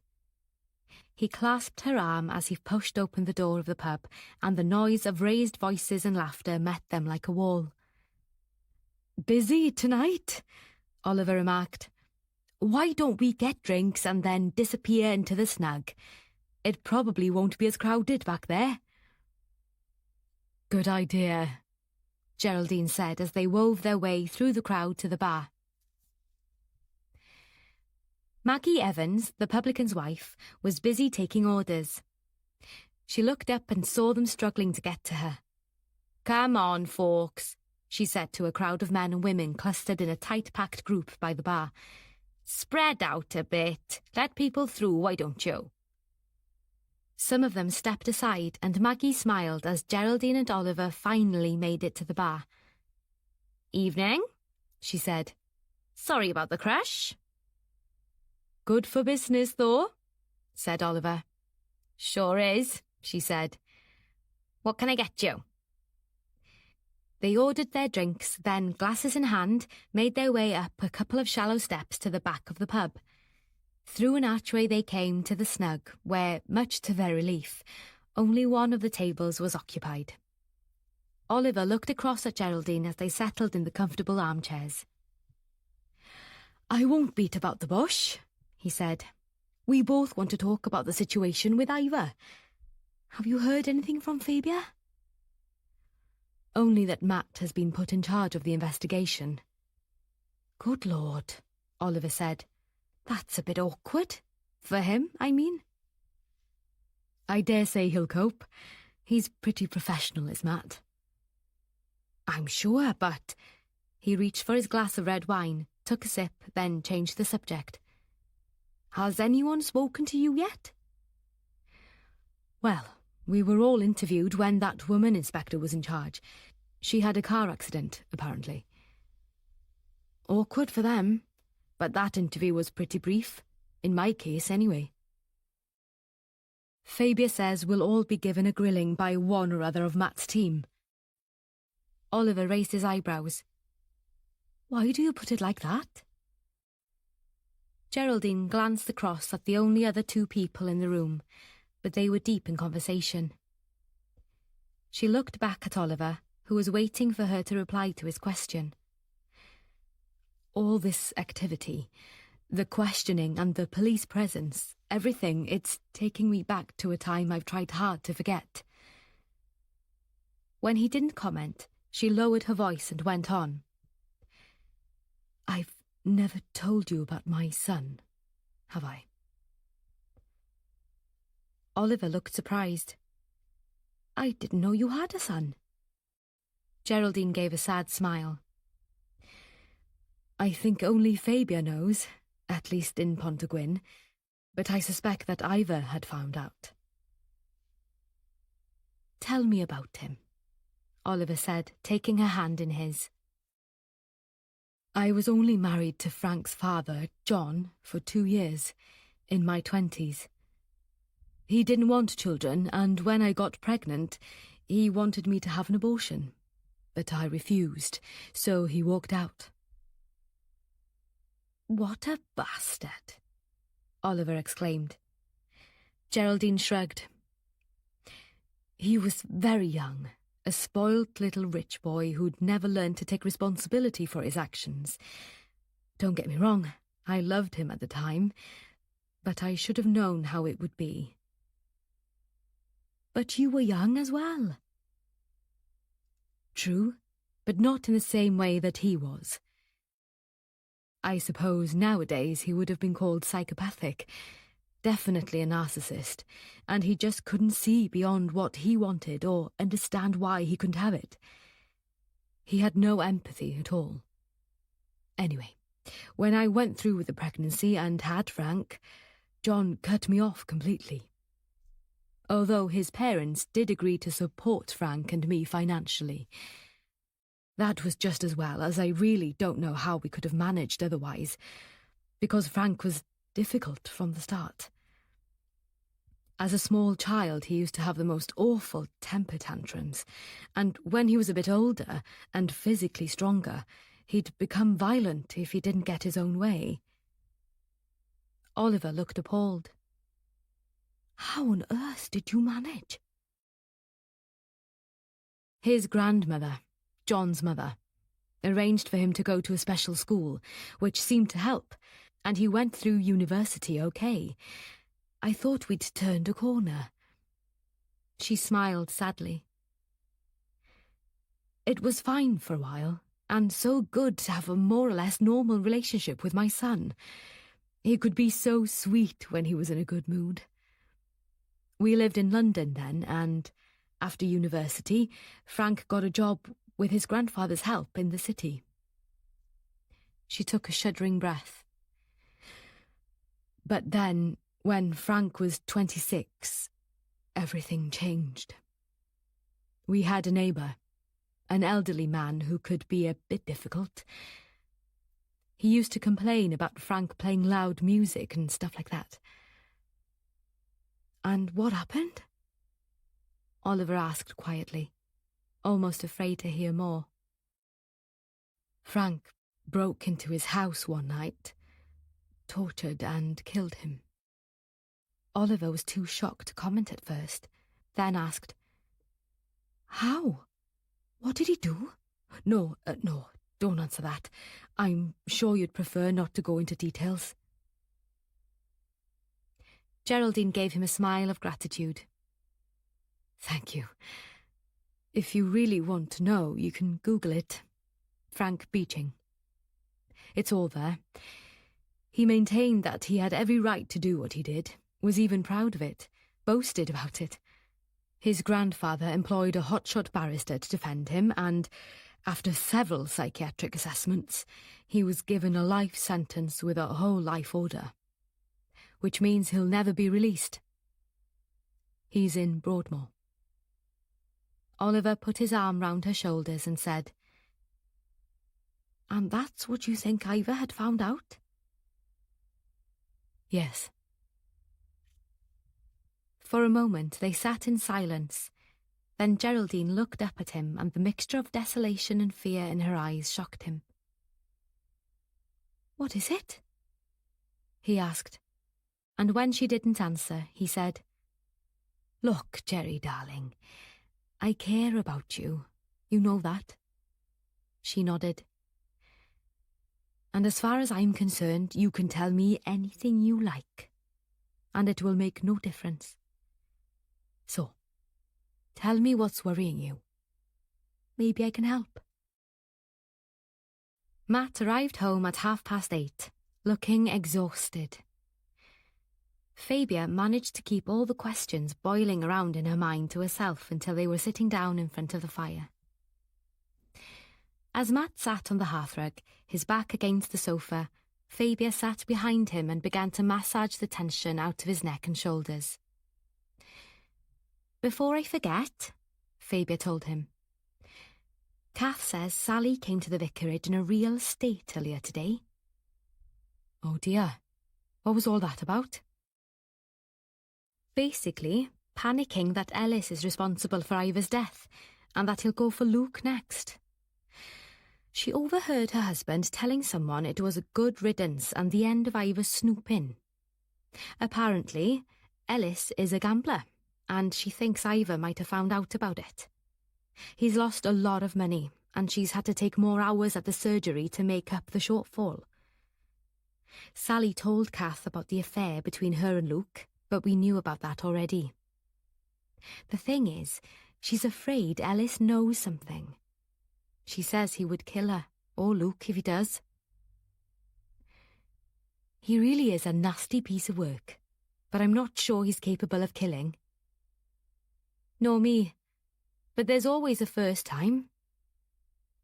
"Kath tried to persuade Sally to come and talk to you, but she refused. But she did say Kath could pass it all on to me. She's afraid he'll take her phone away and she won't have any contact with people. If I need to speak to her officially, he's going to have to put up with it, stupid man. Anyway, tell me about your day," Fabia said, but before Matt could say anything, Fabia's mobile sprang into life. "Sometimes I hate the person who invented mobile phones," Fabia muttered as she answered it. "Hello, Jerry. How are you feeling?" "Matt?" "Yes, he is." She held the phone out to Matt, frowning. "She wants to speak to you." Then her voice lowered and she added, "She doesn't sound too good." "Geraldine," Matt said, "what can I do for you?" Fabia couldn't hear Geraldine's side of the conversation, but it didn't take long for her to realise that she was asking to come round. Much as she liked her friend, Her heart sank. She'd been about to suggest they should get an early night, but when Matt said, Oliver did. Right. Of course. Come now. We're both here. We'll see you in a few minutes. She resigned herself to the fact that wouldn't be happening. Matt handed her phone back. You're right, he said. She sounded really stressed. She's coming round. I wonder what's up. She didn't say. Fabia got up. I'm going to go and get us a whiskey each. I think we might need it. When she got back, carrying 2 generously filled tumblers, Matt told her, Apparently Oliver insisted she should come talk to us. That's interesting. Why? Matt asked. Well, I suggested she tell him. Look, Matt, there's something you need to know before Jerry arrives. But Fabia didn't have time to go on, as the doorbell rang at that moment. When Fabia opened the door to Geraldine, she was shocked to see how pale she was. Her usually neat and elegant appearance was somehow diminished. There were deep shadows under her eyes and her shoulders were hunched with tension. Come in, love, she said, drawing her friend into the hall and giving her a hug. Matt's in the sitting room. Can I get you a drink? No, thank you, Fabia. Actually, yes. Could I have a glass of water? Of course. When Fabia got back, Geraldine was sitting down by the fire, holding her hands out to its warmth. Matt looked up as she came in. We waited for you, he said, smiling. Fabia settled herself next to him, glanced his way, and he gave her a little nod, so she turned to Geraldine and asked, Do you want to tell us what the trouble is, Jerry? Geraldine took a deep, shuddering breath. The thing is, when I spoke to you yesterday, Fabia, I wanted to tell you, but I couldn't bring myself to do so. You see, I was there, in the theatre when Ivor was killed. Fabia gave Matt a startled glance, but neither said anything for a moment. Then Matt sat forward in his chair. Hold on, Geraldine. Are you sure you want to speak to us about this now? Wouldn't it be better to make it official? No. There was panic in her voice. Please let me just tell you what happened, Matt. After that, you can do what you have to. Okay, Matt said, but he didn't sound happy. Fabia put her hand on Matt's knee as if she was trying to restrain his reaction. She took over. Jerry, I haven't had a chance to tell Matt about Frank yet. Would you like me to tell him now, before you go on? Geraldine glanced from Fabia to Matt and back again. Yes, if you would. Quickly, Fabia gave Matt an account of Geraldine's marriage, Frank's birth, his difficult behaviour, and the final tragedy of the murder and imprisonment. Matt showed little reaction, and Geraldine sat silent, her arms hugging her body as she gazed at the flames licking around the logs in the fire. When Fabia came to a halt, Matt turned to Geraldine, sympathy in his eyes. I'm sorry to hear what a dreadful time you've had. His voice was gentle. Then he added, more firmly, Perhaps you could tell us now how come you were there when Ivor was killed. I'd lost a bracelet I'm very fond of. It's one of the few presents Frank ever gave me when he was going through a good patch, a silver bangle. I thought I might have dropped it in the dressing room, so I went to look for it. You had a key? Matt asked. Yes, Jean's. I'd forgotten to give it back to her. I was searching around when I heard someone come in and go onto the stage. They were very quiet, but the stage door has a bit of a creak. I went to the door and opened it a crack, heard whoever it was going up the ladder to the gantry. Their shoes made a squeak on some of the metal rungs. I didn't let on that I was there because I thought it might be Ivor, and I really didn't want to face him after the remarks he'd made. What remarks? Fabia opened her mouth to respond to this, but Matt held up her hand and they both waited for Geraldine to reply to his question. He'd been winding me up about Frank. I could tell he'd found out about him. He actually mentioned him by name the other day. I think he was going to suggest that I don't know, do something or other for him, as a favour, or he'd tell everyone. This was last Saturday. I'd been avoiding him ever since. So you can understand why I didn't want to get caught by him when no one else was around. I just stayed there, waiting, and a few minutes later I heard the stage door open again.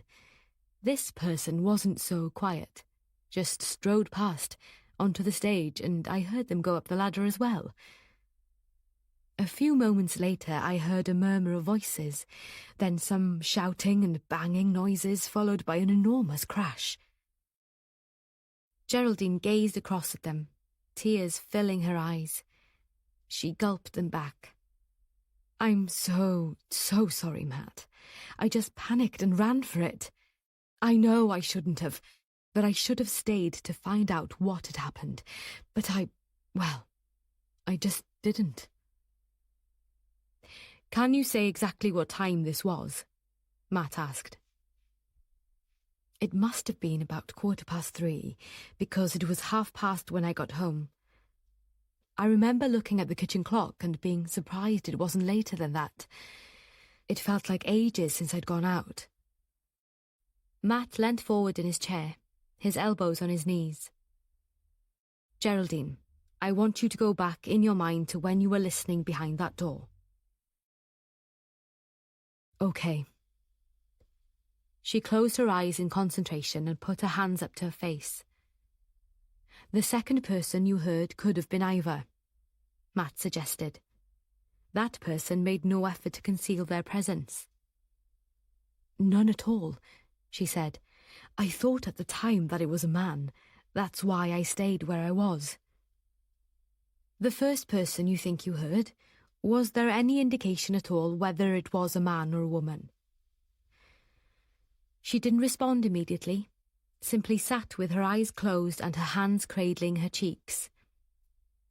Matt and Fabia waited in silence, neither wanting to interrupt her train of thought. The seconds ticked by.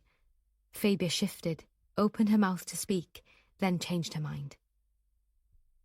Best to let Geraldine take her time. At last she spoke. I can't be sure. Like I said, the first person was very quiet. When it comes to the voices, they were very low, but I have a feeling they were both male. Then she shook her head. But I can't be sure. Chapter 11. Dilys and Matt met up in his office very early on Friday morning before going to join the rest of the team at the theatre. He wanted to run through a mind map Fabia had made of all the personalities involved. Neither of them had wanted to discuss the map in front of everyone else, particularly not Sharon Pugh, who, they were both sure, wouldn't have any time for such activities, particularly as the idea came from Fabia. "I'm not sure what her problem is with Fabia," Dilys said to Matt. "But she definitely has one. When I happened to mention that you would be running something past Fabia when you got home, can't remember exactly what it was, but it was something pretty innocuous.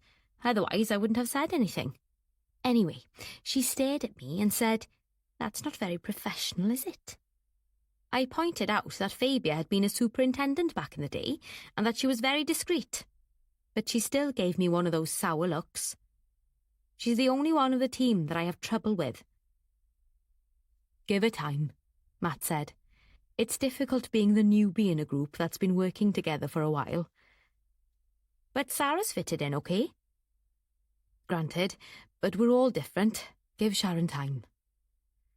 Dilys shrugged and said, "Okay, but I just wish we could have Chloe back." "But she's so enjoying a family liaison work in Cardiff." I know. Dilys was silent for a moment, then said in a rush, I'm not being funny, sir, but I do find Sharon's attitude disruptive. Would it be okay with you if I had a word? I can try to find out what's bugging her. I trust your judgment on that, Dilys. Keep me posted. Will do. Clearing his desk of its usual clutter, Matt unrolled the A2-sized piece of paper with its colourful lines and scribbled comments in Fabia's distinctive handwriting. He weighted each corner down, then they bent to study what she had done. OK, so far I think we can rule out several of these people, Matt said, or put them in an improbable list.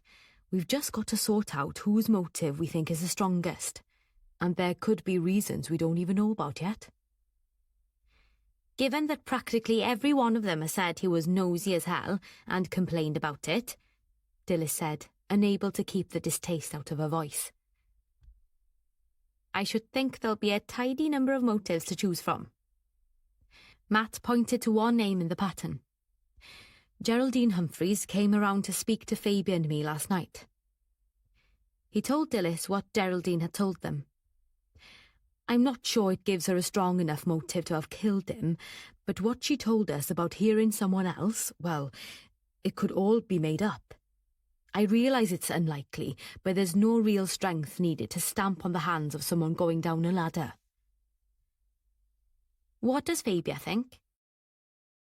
It's difficult for her. Geraldine's a close friend, but she did try to look at it objectively, and she's pretty sure that what we were told was the truth. Dilys nodded.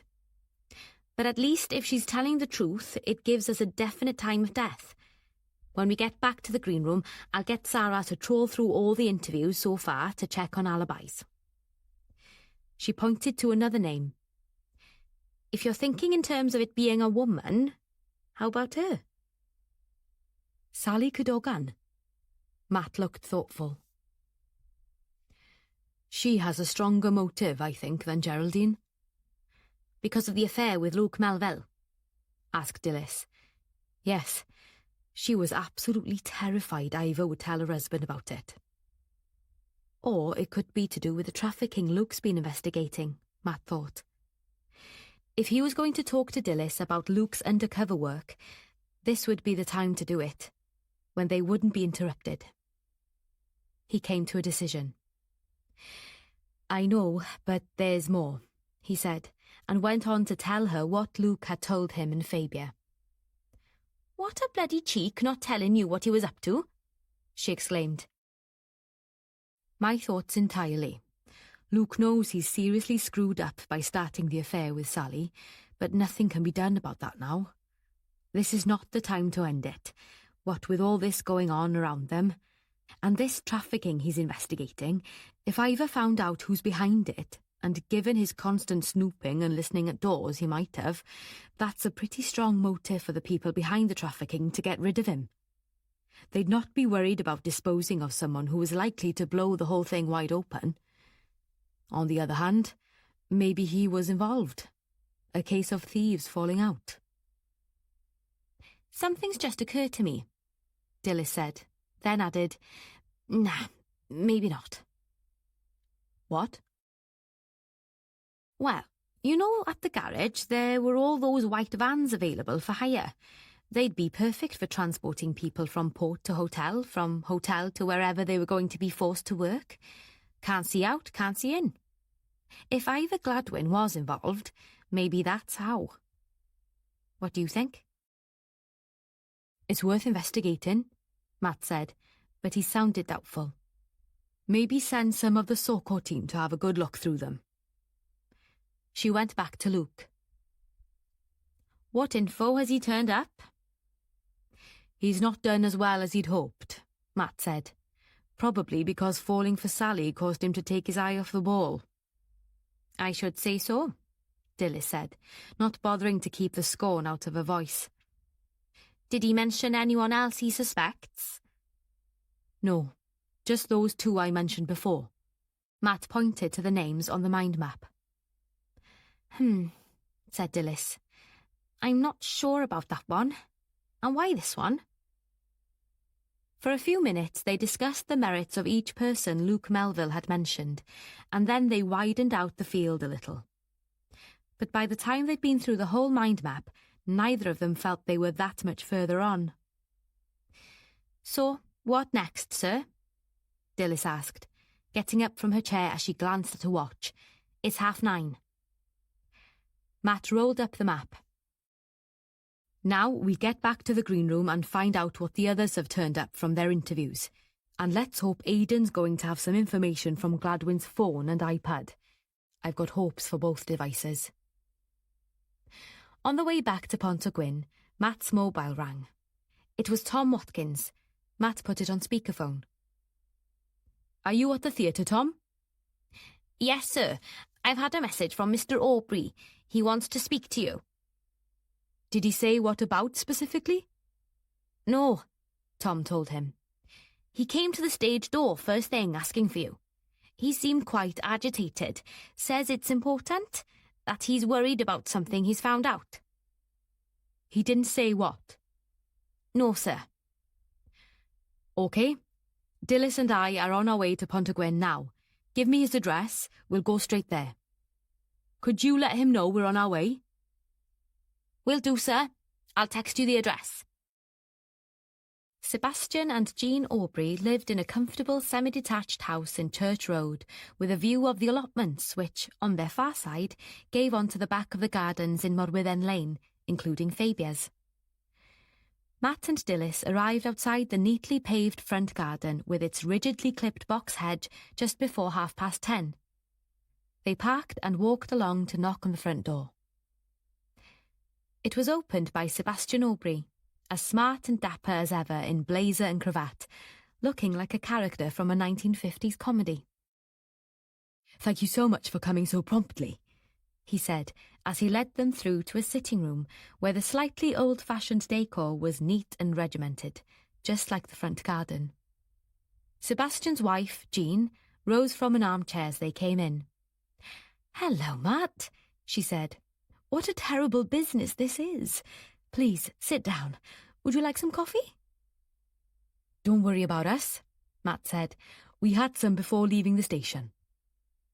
He introduced Dilys and then decided to get down to business immediately. He had no time to waste. "My colleague said you were worried about something you'd found out. Would you like to tell me about it?" "It's, rather awkward," Aubrey said, with a quick glance at his wife, but she remained silent. "If it wasn't for this dreadful murder, I probably would have decided to deal with it internally, so to speak. But now, with this happening and with the police all over, obviously I realise why you're so involved now. Who wouldn't? But this might be relevant, and I don't think I can just leave it. Not now." Jean Aubrey gave her husband a tight little smile. "Sebastian, darling, you're waffling. Get to the point." "Sorry, dear." He gave Matt a rueful look. "Ivor's death has got us all a bit off balance." "That's entirely understandable," Matt said.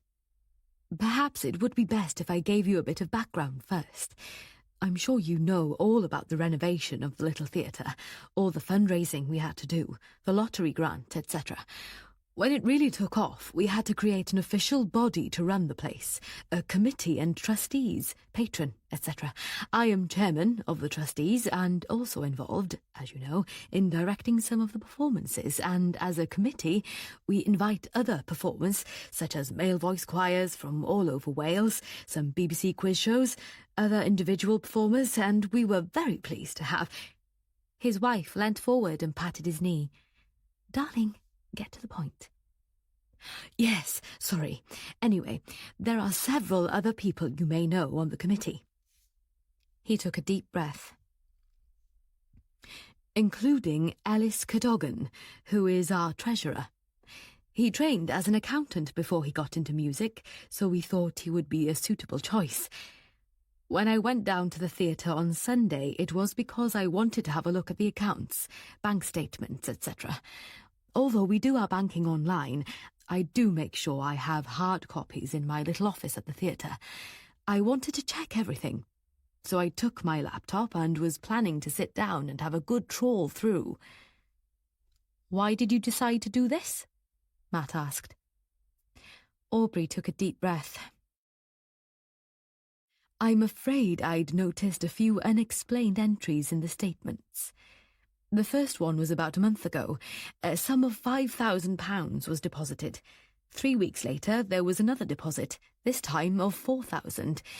I did get on to Ellis about those two, and he told me they were anonymous donations from someone whose family would not approve of their giving money to the theatre, so he'd promised to keep their name out of it. Now, don't get me wrong. I'm not complaining. We could do with the money, and donations do come in occasionally from people who want to support the theatre. The problem is, there were also some unexplained withdrawals. One of 300 and one of 400, but then there was another deposit, this time of £8,000. Matt frowned. Who are the signatories on the bank account? On this particular account, the general one, myself and Ellis Cadogan, and we both have access to the online banking. Another account, which is used solely for repairs and decoration, hasn't shown any such anomalies. And the signatories on that one? Ellis and Eve Kemble's husband, Trevor, who used to be a builder before he started his present business. Anyway, he looks after the fabric of the building for us and needs access to an account when he's buying materials. He also buys the paint for the scenery, stuff like that. At what point did you tackle your treasurer about the further activity on the account? Matt asked. Aubrey reddened a little, obviously embarrassed, and when Matt glanced at Jean Aubrey, he noticed she was frowning and tight-lipped. I'm afraid I haven't done so yet, Aubrey went on. I only noticed the withdrawals on the latest deposit in the last week. I usually leave the money side to Ellis. I'm sure the withdrawals would have been to pay bills, such as the printers for the posters and programmes and advertising materials, that sort of thing. I was going to tackle Ellis, but what with Iva's death and everything that's been going on, I haven't done so yet. Sir, could I? Dilys said. Matt nodded. Where exactly is the account held? At Lloyd's in Pontycwyn, Aubrey told her. And have you contacted them about your concerns? She asked. Well, Aubrey looked slightly embarrassed. I didn't want to make a fuss, but I did have a private word with the manager, who's a friend of mine. I met him last week at the Rotary Club dinner and spoke to him then, unofficially. I really didn't want any publicity. It would be so bad for the theatre, for all of us. But when he heard about Iva's death, he phoned me and urged me to speak to you. Matt leant forward in his seat. Mr. Aubrey, Sebastian, he said, are you suggesting that the unusual activity on the account could have something to do with Mr. Gladwin's death? Maybe that he found out who was making these deposits and tackled them about it?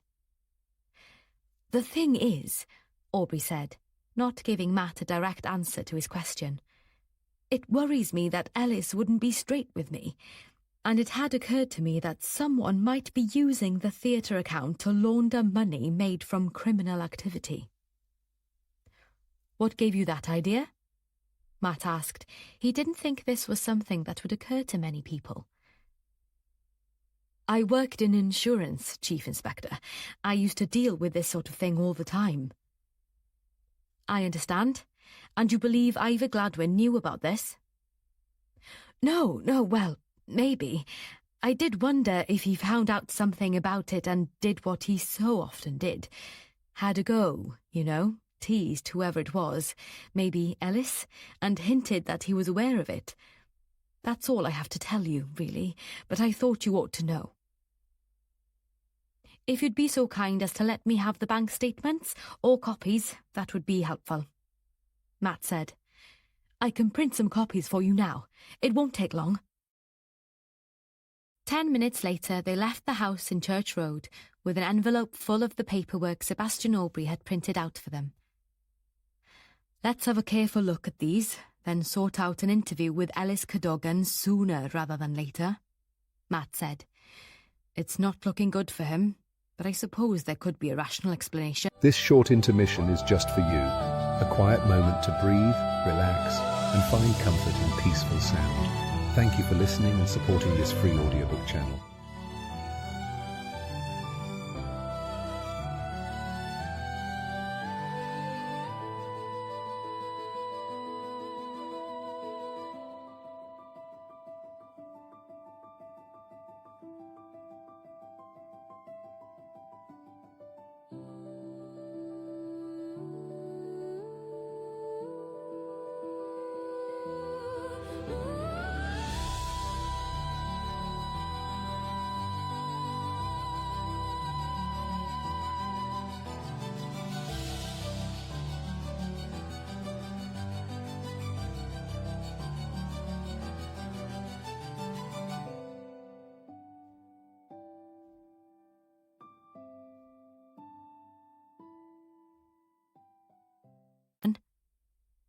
Dilys looked sceptical, but didn't comment.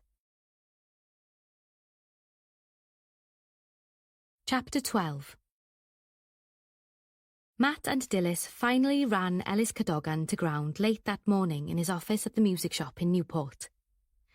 A young assistant, curiosity oozing from every pore, showed them in and was briskly dismissed by Ellis. "And close the door behind you," he barked at him. The door was nearly, but not quite, slammed. Cadogan sat back down at his desk, waved a hand at the couple of chairs opposite, saying coolly, "You may as well sit down," and gazed at them over his steel-rimmed glasses. "So, what do you want from me this time?" he demanded. First of all, Matt said, "Did you receive a call from Ivor Gladwin asking for the key to the theatre on Saturday afternoon?" Cadogan frowned, as though he was making an effort to remember, then said, "Yes, I did. I told him it was in the usual place." "And that would be?" "On a hook in the electricity meter box by the stage door." "And did you tell anyone else that he'd asked for it?" Dilys queried. "No, of course not." The response came a little too quickly, but they let it go. Matt changed the subject. "Can you confirm that you are treasurer for the committee that runs the little theatre?" "I am." "And you are one of the 2 signatories on the main bank account which is held with Lloyd's in Pontygwyn?" "I am," he said again, showing no emotion whatever. "Then perhaps you could assist us with something," Matt said. Dilys bent to take some papers out of a briefcase she'd placed by her chair. She passed 3 sheets of paper across the desk to Cadogan. "These are copies of some of the bank statements from that account. Please look at the entries highlighted on each page," Matt requested, and sat waiting while Cadogan pulled the sheets towards him and spent some time studying them. He made no comment, and Matt got the impression he was playing for time. "Can you explain these deposits?" Matt asked after the silence had dragged on for some time. "They are for quite large sums."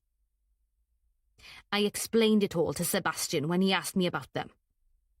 "I gather you told him they were anonymous donations. Who is this benefactor?" "I'm afraid I can't tell you that.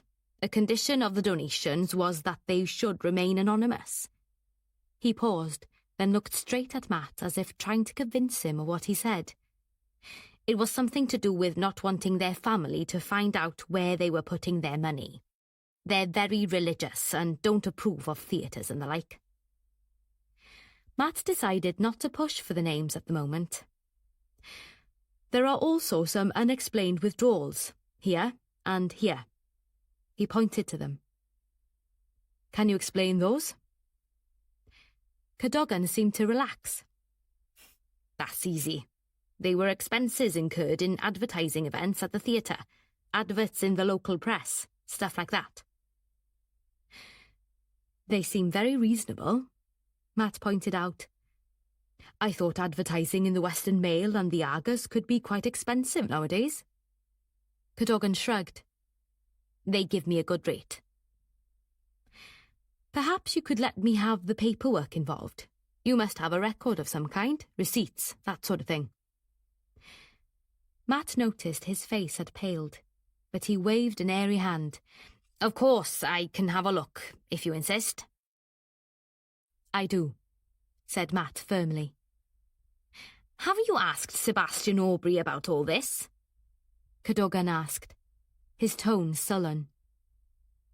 We have, but Matt didn't tell him that it was Aubrey who'd pointed out the transactions. And how did you get hold of these statements?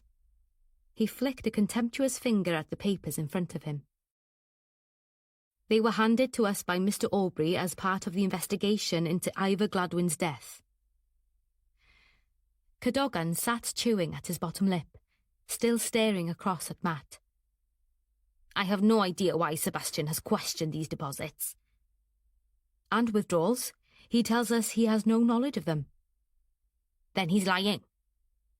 I don't think so, sir. Matt sat forward in his chair. Look, Mr. Cadogan, I can insist that you tell us the source of these donations, and if you refuse, I can arrest you on the grounds that you're obstructing the investigation. If I do so, we will be able to get access to your phone and to other devices, such as laptops, that you may use. I do not want to do that at the moment, but I'm willing to if I have to. So, I'll ask you again, is there anything more you can tell me about these deposits? Cadogan stared across at him. Then he seemed to sag. Look, I'll be honest with you. That would be a very good idea, said Matt, his voice hard. I'm in a very difficult position here. If I tell anyone at all, and that was made very clear by the donor, the theatre loses the lot. Can you give me some time? I'll go back to them and explain the situation. See what I can do. Dilys sat forward in his seat.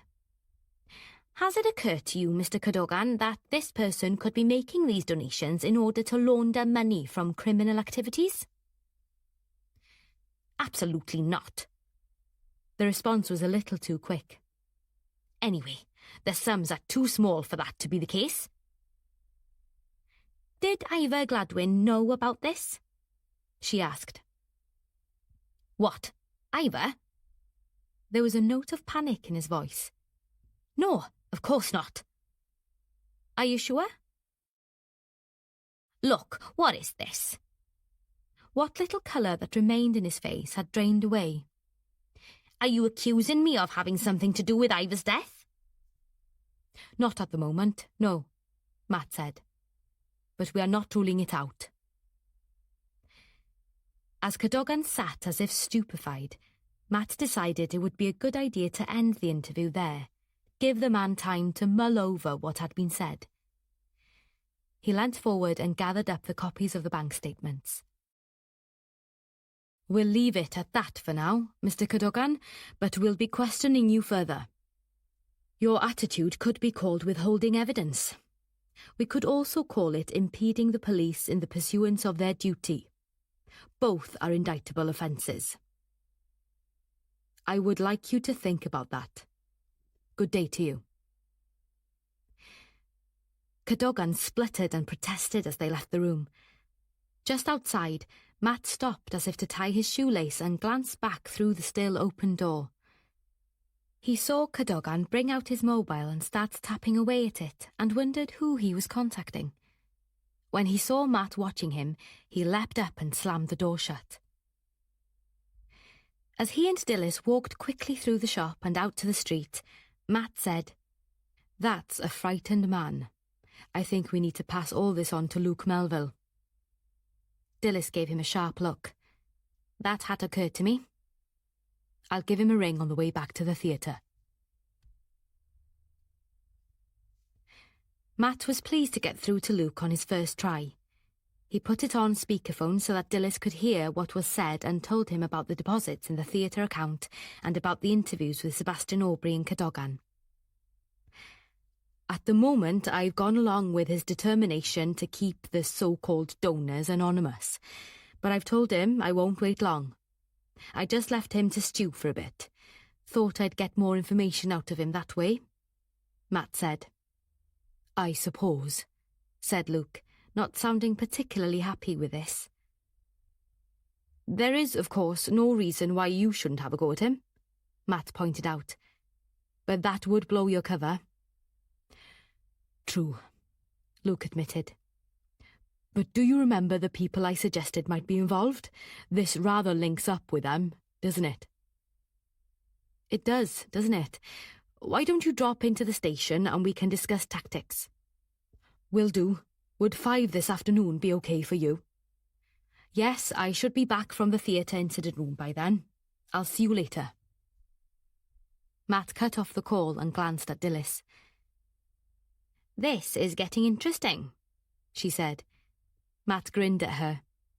You could say that.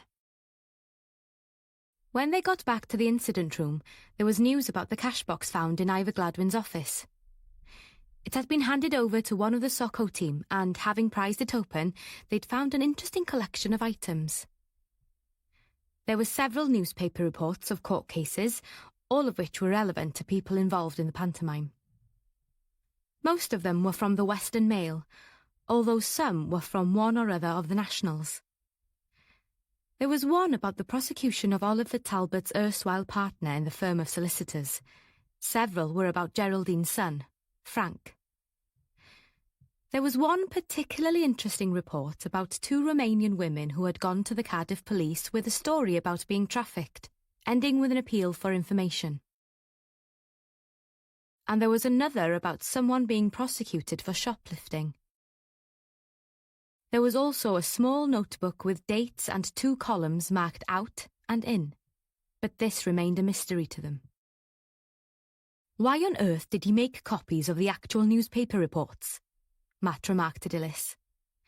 You'd have thought in this day and age he'd just check online. I know, sir.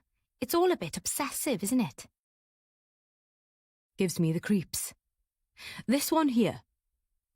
Matt indicated the one about the 2 women. That's interesting. We must follow up on it, and the shoplifting. What else have we got? There are some photos, Dilys told him.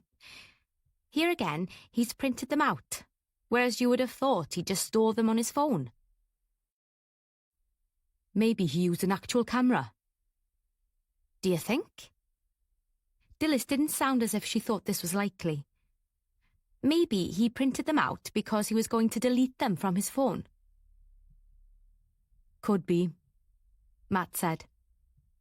He was busy leafing through the photos. These are all of Luke and Sally. My God. Luke took risks. Stupid man. These are of Peony Smith, mainly on her own. He certainly liked to concentrate on the more curvy aspects of her body. What a nasty piece of work he was. Then there are a few of Oliver and Geraldine, and there are these 3. Why on earth would he take them? Dilys took them from him. Both were of a car, it looked like a high-end Mercedes, parked in the high street. In one, the driver was in the driving seat, although it wasn't easy to make out who it was. It looks like a man, Dilys said, but hard to recognise. In the other 2 photos, the car was unoccupied. The number plate was obscured in 2 of them, but in one, the first 2 letters and following 2 numbers were decipherable. Let's get this checked out. It'd be interesting to find out who owns this car. It might explain why he took them. But when the information came back, they were none the wiser. There didn't seem to be any good reason for Ivor to have kept these photos. Never mind, Matt said. Maybe some reason will turn up. Ever since Sally had come around on Thursday morning, Kath had been worrying about her. She kept seesawing between following up on things herself and leaving it to Matt. Fabia had said she'd pass on her concerns to Matt, so Kath thought that she should let him deal with it. But then she came back to the fact that she was Sally's vicar, Sally sang in the church choir, and she was a friend as well. Kath felt she had a pastoral duty to keep an eye on her, particularly given Ellis's behaviour, but she didn't want to bump into him should she go round. Back and forth it went, and by the middle of Friday afternoon she'd still not come to any decision. But surely Ellis would still be at work. He'd not be home until 6 at the earliest. Kath knew that Sally didn't work on Friday afternoons, so she should be at home and on her own. She glanced at her watch. It was 4 o'clock. This would be the perfect opportunity to go and check up on her. Should she phone first? No, best not, as Sally might try to put her off. And if by any chance Ellis was at home, she could just make some excuse. She'd take a cookery book Sally had mentioned wanting to borrow a while ago. That'd be a good cover. Kath smiled at herself. What an awful pun. She went to the kitchen and took the book from the shelf, popped it in a carrier bag and shut her cat, Mungo, inside, just in case people started letting off fireworks yet again. 4 days after firework night and they were still plaguing his life. Poor Mungo. When she arrived at the Cadogan's front door, she was surprised to find it ajar. She pushed it open and called, "Sally?" The stairs rose up to the next floor to her left, and in a corner by the front door was a curled wooden hat stand draped with coats. A pair of Wellington boots was stacked neatly under it. She was facing a passageway which led to the back of the house, a closed door at the end, and to her right was another door, also closed. Kath knew that the kitchen was at the end of the passageway and, as she stood there hesitating, she heard a muffled sound, as of an animal in distress, coming from the direction of the kitchen.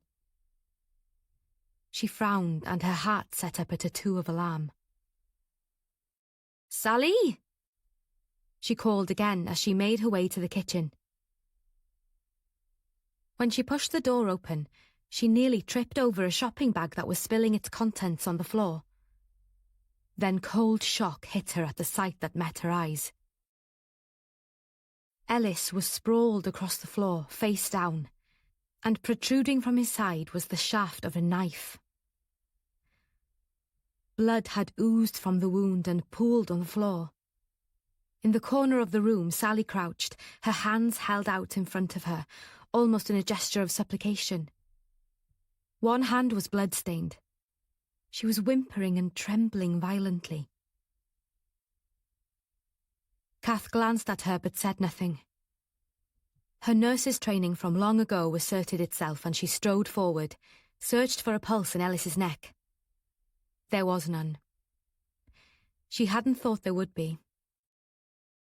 "Sally, what happened here?" she asked, her voice soft and urgent. Sally shook her head and continued to whimper, then stuttered out, I found him." Then she began to sob hysterically.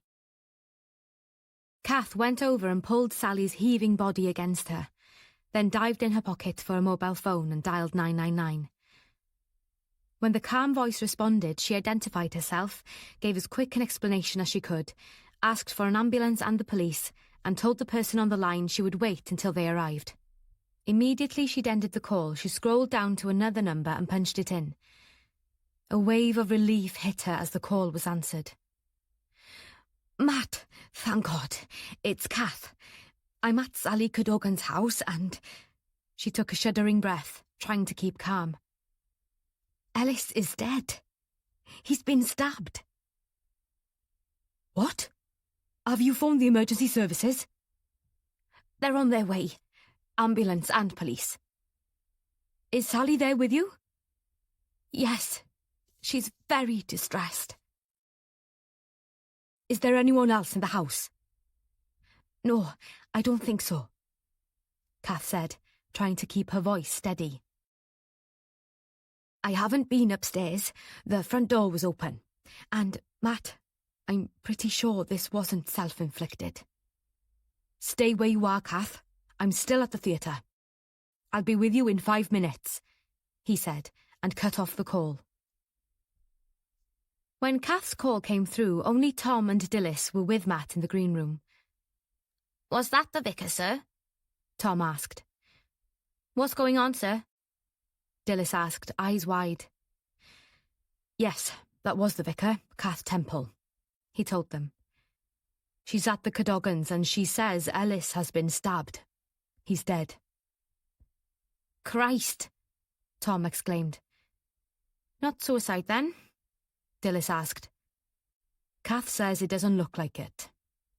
"Does she know who stabbed him?" As she shrugged on her coat and grabbed the car keys. "No, she's with Sally, but she doesn't think there's anyone else in the house. The ambulance and our lot are on their way. We'll get around there now." They ran out of the car park and, as she got into the driver's seat, Dilys took out the blue light and slapped it on the car roof. Siren blaring, they drove down the high street at speed as other motorists pull aside to make way. As they drove, Matt called through to the station and checked what was happening. He asked for the SOCO team to be on site as soon as possible, and for Dr. Curtis, the police surgeon, to be notified. After that, he texted Luke and told him he couldn't make their meeting, but he didn't tell him why. The last thing he wanted was Luke pitching up on Sally's doorstep to find out what was going on. Within 5 minutes, they were turning into Park Road and drawing up outside the house. Tom opened the boot and took out plastic boots to cover their shoes, and all three of them pulled on disposable gloves. When they got to the front door, Matt called, "Kath, are you there?" The door at the end of the passageway opened and Kath stood there, looking white as a sheet but calm. Matt and Dilys made their way towards her, leaving Tom, at Matt's instruction, to stand guard at the front door. "Thank God you've come," Kath said, her voice shaking a little. "In here. He's in the kitchen. I've taken Sally into the sitting room. She's very upset, as you can imagine." She turned to go back into the kitchen, but Matt clasped her arm, stopped her going any further. "Best let us go through. But first, did she give you any idea of what happened here?" "No. All she said was that she found him. She keeps repeating it, over and over." "How long is it since you dialed 999? "Just before I phoned you. I actually got here about 10-15 minutes ago. It feels much longer. You see, Sally came round to see me on Thursday. She was very upset about Ivor and everything." Matt was sure she'd changed her mind about what she was going to say at the last minute, but he didn't comment as she went on. "I decided to pop round and check up on her, and this is what I found." "I think it'd be best if you go and sit with her," Matt said. "We'll wait for the team to arrive." Kath went into the sitting room without another word, as Matt and Dilys went through to the kitchen to find Ellis Cadogan's body lying face down on the floor. A few feet away from the body was a broken mug, smashed into shards, and just inside the door was a shopping bag that had obviously been dropped where it lay. Without touching anything, Matt crouched down to look more closely at the body. A knife protruded from Ellis's left side, about 15 centimetres below his armpit. The shaft of the knife was distinctive. Hard black plastic with a flat stainless steel disc at the end and 3 steel rivets evenly spaced along the length of the handle. Blood had pooled on the floor below the wound, but not as much as Matt would have expected, although there were some marks on the floor as if someone had stepped in the blood. He stood up and looked around. On the work surface, just by the cooker, was a knife block and several knives with similar handles protruded from it. There was an empty space. Dilys followed his gaze. "Ah," she said, but made no other comment. Into the silence came the wailing of sirens getting closer. The first vehicle to arrive was an ambulance, and a moment later, 2 green-uniformed paramedics strode into the room. Matt introduced himself. I'm afraid there's no chance of survival. The person who found him used to be an A&E nurse and she's checked. So have I. But you'd better do what you have to do anyway. They nodded and crouched down to inspect the body, making sure they didn't touch the knife while doing so. It wasn't long before the kitchen was full of people in white overalls. Matt and Dilys, meanwhile, had retreated to the sitting room where Kath was sitting with Sally. Matt sat down opposite them and leant forward in his chair. "Sally?" She didn't react at first. "Sally," he said again, and this time she looked up at him and recognition dawned slowly on her face. "Oh, it's you," she said. "Can you tell us what happened?" he asked gently. She didn't respond. Kath intervened. "Sally, tell Matt what you told me." I got back from work. I didn't know what time it was. I think... Yes, the front door was open. I thought Ellis had just forgotten. Oh my God, Ellis! She began to shake uncontrollably. Kath put an arm around her and pulled her close to her body. Matt knew he ought to stop her but couldn't bring himself to do so. Sally, you're safe. I'm here," Kath said quietly, then turned to Matt. "Can we get her a glass of water?" Dilys said, "Leave it to me," and disappeared into the hall. Kath turned back to Sally. "It's best if you try to answer Matt's question, Sally," she said. Gradually the shaking diminished. Dilys returned with a small glass filled with water. "I found this in the bathroom," she said, and handed it to Sally, who gulped down half the contents. "You found the front door open?" Matt prompted. "Yes, which isn't like him. He's always going on about security. I heard something as I came in. Footsteps or something." "Footsteps," Matt said. "Where?" "I think it was out the back, like someone running. It could have been anyone, I don't know. I was scared because of the door being open, so I crept along the hall to the kitchen. And when I got there, Ellis was lying." She sat shaking her head as if denying what she'd seen. After a moment, Matt asked, "What did you do then?" "I think I knelt down and touched him. I must have, because then I realised I had blood. Oh God, it was horrible."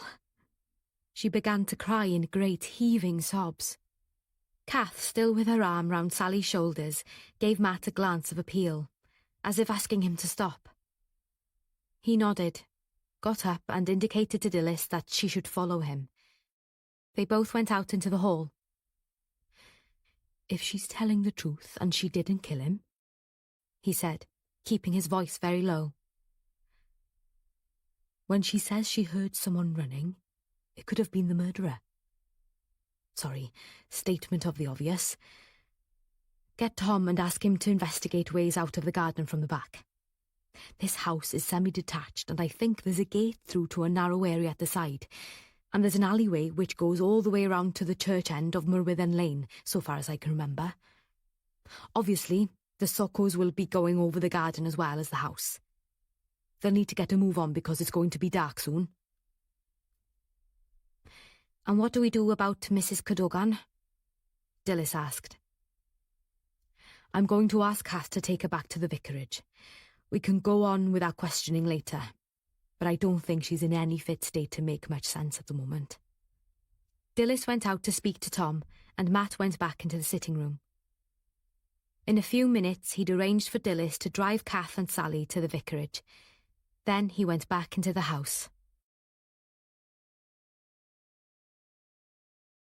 Chapter 13. On Saturday afternoon, Matt sat with his team in the green room at the theatre and brought them up to date.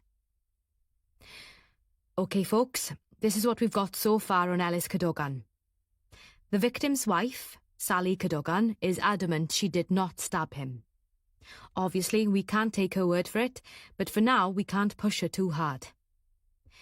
She's been sedated by her doctor, and I don't think questioning her will produce much that makes sense for the next 24 hours. We're aware that her husband was a demanding person, into controlling her every move, which could be called motive. A pretty strong one, I'd say, Dilys pointed out. I don't know. She could have tried standing up for herself, Sharon said. Dilys glanced at her. Have you not done the domestic violence training yet, Sharon? She said, her voice cool. Sharon reddened, but made no comment. Matt glanced from one to the other of them, then went on. It wouldn't be the first time an abusive man has been killed by his partner, as you all know. There were murmurs of agreement around the table. One thing I do know is that Ellis Cadogan never did anything in the kitchen. No cooking, washing up, whatever. He insisted that the kitchen was not a man's place, apparently. He didn't tell them Fabia had told him that. This means he never used the utensils in the kitchen, so if anyone's fingerprints would have been on the shaft of the knife that killed him, they would most likely have been his wife's. In spite of this, there were no fingerprints on it at all, which seems strange unless she wore gloves or held it with a cloth of some sort, or had the presence of mind to wipe it clean after she had killed him, which I doubt she would have been capable of doing. Dilys glanced at the screen of her laptop. It says here that there were no fibres of any kind on the shaft and no gloves or cloth containing bloodstains has yet been found. Of course, something might still turn up. If she did kill him, Matt said thoughtfully, I think it would have been unpremeditated, an action born of desperation. But it still would have been murder, sir, Sharon said. But given the circumstances, it would almost certainly be manslaughter, not murder, Dilys said firmly. But Matt held up a hand. We're getting ahead of ourselves, he said, and Sharon subsided, chewing at a nail and looking a little resentful. Matt went on. The Soko team found spots of blood on the floor by the back door, which seemed to have been smeared by something, possibly the sole of a shoe, but they say they can't be sure. They also found a similar smear of blood in the hall, just outside the kitchen door. There were also some very small traces of fresh blood on the paving stones of the terrace, and there was evidence that someone with largish feet, probably size 10 or 11, had run across the lawn very recently. The grass hadn't been cut for quite a while, and the ground is pretty waterlogged out there. The depth and shape of the impressions made by the shoes, boots, whatever, were quite deep and easy to see. They had a distinctive pattern, and they were all pointing away from the house. Those 2 photos up there, he indicated a whiteboard with several photographs pinned to it, show you those footprints. The deep impressions made in the grass make it clear they were pretty heavy. Possibly mountain boots, but I think more likely heavy-duty Wellingtons, and that the person was running. They're very clear, so definitely recent, otherwise the rain would have washed them away. Now, we can't be certain that they were made by an intruder, but it seems likely. We're pretty sure they were not made by the victim since they were going away from the house. Is there easy access out to the back garden? Sarah asked. Yes, there is, Matt said. There's a gate in the fence at the end that gives on to the alleyway, the other side of which borders the industrial units between Park Road and the back of the high street shops. A bit further on it curves up behind the houses on the eastern side of Morwydden Lane.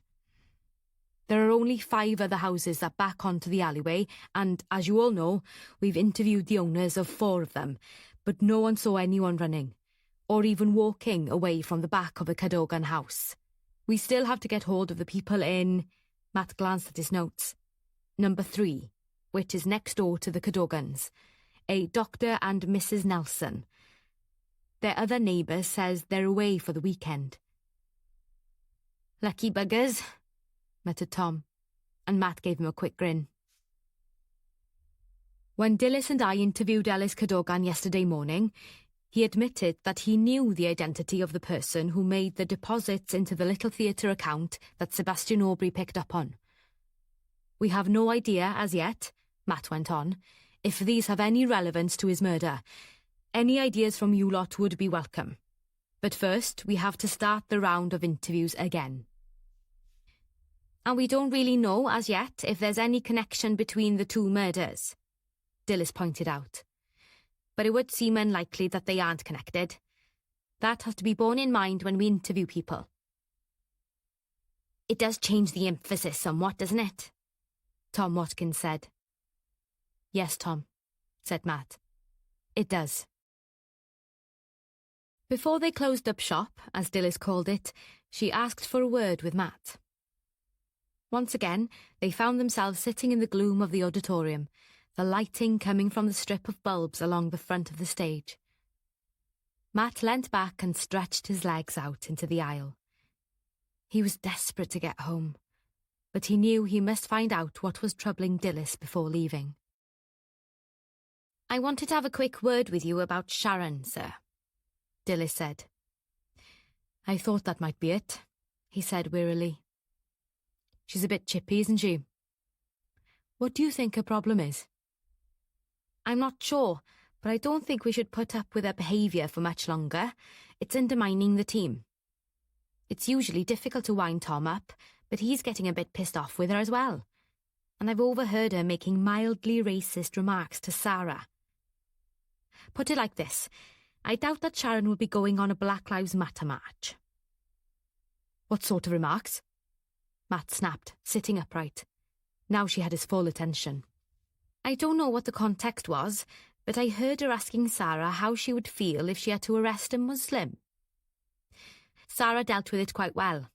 Said that since she was from a Hindu background, she didn't think it would be a problem, and asked why Sharon thought it would be anyway. Tom was there too, and he asked Sharon if she'd have trouble arresting a Roman Catholic, so I left them to it. Thought that made the point quite well.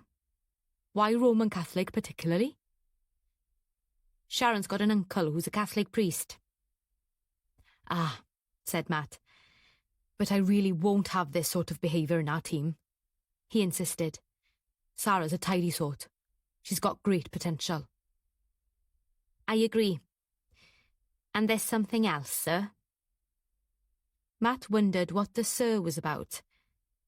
You're beginning to worry me, Dilys, he said, smiling round at her, but she didn't return the smile. She's been asking around about Phoebia, her background and how come you two are... Dilys paused, sounding a little embarrassed. Are together. It's all been sort of casual and gossipy, but I think it needs to be dealt with. We don't want another Jerry Foulweather situation. Matt gave her a quick grin. He hadn't realised that Dilys had cottoned on to his and Phoebia's adaptation of the name. Jerry Fairweather had been an officer who had caused problems for Phoebia in the past, when she was an inspector at the Newport station, and more recently for both Matt and Phoebia. Earlier in the year, he'd tripped up, blotted his copybook one time too many, and ended up leaving the force, but it had been unpleasant at the time. She has she? Matt said. He came to a decision. I tell you what, I'm going to leave this in your capable hands, Dilys. Dilys groaned, but Matt took no notice. You're the same rank, but she's only just been made sergeant, so, to all intents and purposes, you outrank her. If she doesn't accept what you say, I'll have a go. Have you ever heard of the term passing the buck, sir? Dilys asked sweetly. Matt gave a bark of laughter. Are you being insubordinate, Sergeant? Never to God, Dilys said, giving him a bland, innocent look. Then she sighed. OK, I'll do my best. You always do, Matt said, levering himself up from the seat. It snapped back into the upright position and the sound echoed through the auditorium. Now let's get going. He stretched and looked around. One of these days I'm going to come to this theatre and watch a performance of something that makes me laugh. But not a pantomime? Dilys said sardonically. No, not a pantomime, Matt agreed. Fabia had been waiting for Matt to call all afternoon. When at last her mobile rang, she grabbed it, but it wasn't Matt. Fabia, it's Luke. I've just heard about Alice. He didn't wait for her to respond. What the hell's going on? I've been trying to see Sally, but Kath won't let me near her. She said Matt has told her to keep Sally isolated, no one to come near but the police and Kath. And me, thought Fabia, but she didn't tell him that. She sighed. This was not what she wanted to be dealing with. I'm afraid that's going to be the situation for a bit, until this is resolved. Come on, Luke, you should know that. I do, but I can't... Oh, shit. What am I going to do? You're going to calm down, she said briskly, as if he was some young constable overstepping the mark. You're going to be patient and wait, like the rest of us. I haven't heard from Matt since he left this morning, but I'll try to keep you informed once I know what's going on and if I'm allowed to. Thank you. Look, I'm sorry to bother you, but I couldn't think of anyone else to call. I do understand, but I suggest you keep on with the job you were sent here to do. Anything you can turn up that'd help Matt could possibly help Sally if it takes the spotlight off her. Do you think so? Yes, said Fabia firmly. I do. She heard Luke take a deep breath. Then he said, Fabia, you're a star. Thanks for listening. No problem, she said. She put the phone back in her pocket and stood thinking, then went into the dining room to get out a copy of the mind map she'd made. She wanted to check something, but a few minutes later there was another interruption, this time from the landline. Fabia, it's Jean Aubrey. I've just heard the terrible news about Sally. What exactly have you heard? Fabia asked, her voice a little cool. That she's been arrested for killing Ellis. Oh, it's dreadful. But she hasn't been arrested, that is. Hasn't she? But Morgan told us. Jean, Ellis was stabbed, that is true, and Sally, poor girl, found his body. That's as much as I know. Matt will be interviewing everyone again, and we should all know more after that. It's so dreadful, Jean said, but Fabia couldn't get away from the idea that Jean was enjoying the drama of it all. Do you think, then, that the same person was responsible for both terrible murders? I have no idea, Jean. I'm not privy to inside information. But surely Matt tells you. No, he's not allowed to, Fabia said firmly, crossing her fingers as she did so. And even if he did, I wouldn't be able to pass it on. I suppose not. She sounded disappointed. Oh dear, I'll have to give Kath a ring, see if there's anything I can do. Fabia didn't comment. She was sure Kath was perfectly capable of dealing with anyone trying to get information or access to Sally. But Fabia wasn't to be left in peace. The next person to call, 10 minutes later, was Oliver Talbot. I heard about Ellis this morning from my neighbour. Is it true he was stabbed? Yes, I'm afraid so. Oh, hell, this will really get to Geraldine. Yes, I know, Fabia said. I wish you could get away while all this is going on, but Matt needs to do more interviews, and she's not a suspect, is she? There was panic in his voice. This is my day for dealing with panicky men, Fabia thought. I doubt it, she said. But everyone's in the frame until the investigation is done. Yes, I know, but I'm sure you realise we may all know things or have information that we may not even realise is important, Fabia said patiently. With a group like the cast, and everyone else involved in the pantomime, people notice things and then they slip to the back of the mind. All of us need to think back and see if there's something that struck us at the time, but, given recent events, has a whole different meaning now. Fabia heard Oliver sigh. The trouble is, I've been trying to persuade Geraldine not to think about it all. It brings back far too many dreadful memories for her. Would you like me to have a word with her? Fabia asked with sympathy. Would you? After all, you've known her longer than I have. Leave it with me, Fabia said. I'll give it a try. It was often the way, when Matt was in the middle of a complex case, that he didn't get home until late in the evening, and today was no different. Fabia put off asking him anything about his day until he'd eaten, but then she couldn't resist. But instead of asking questions, she began by telling him about the phone calls she'd had.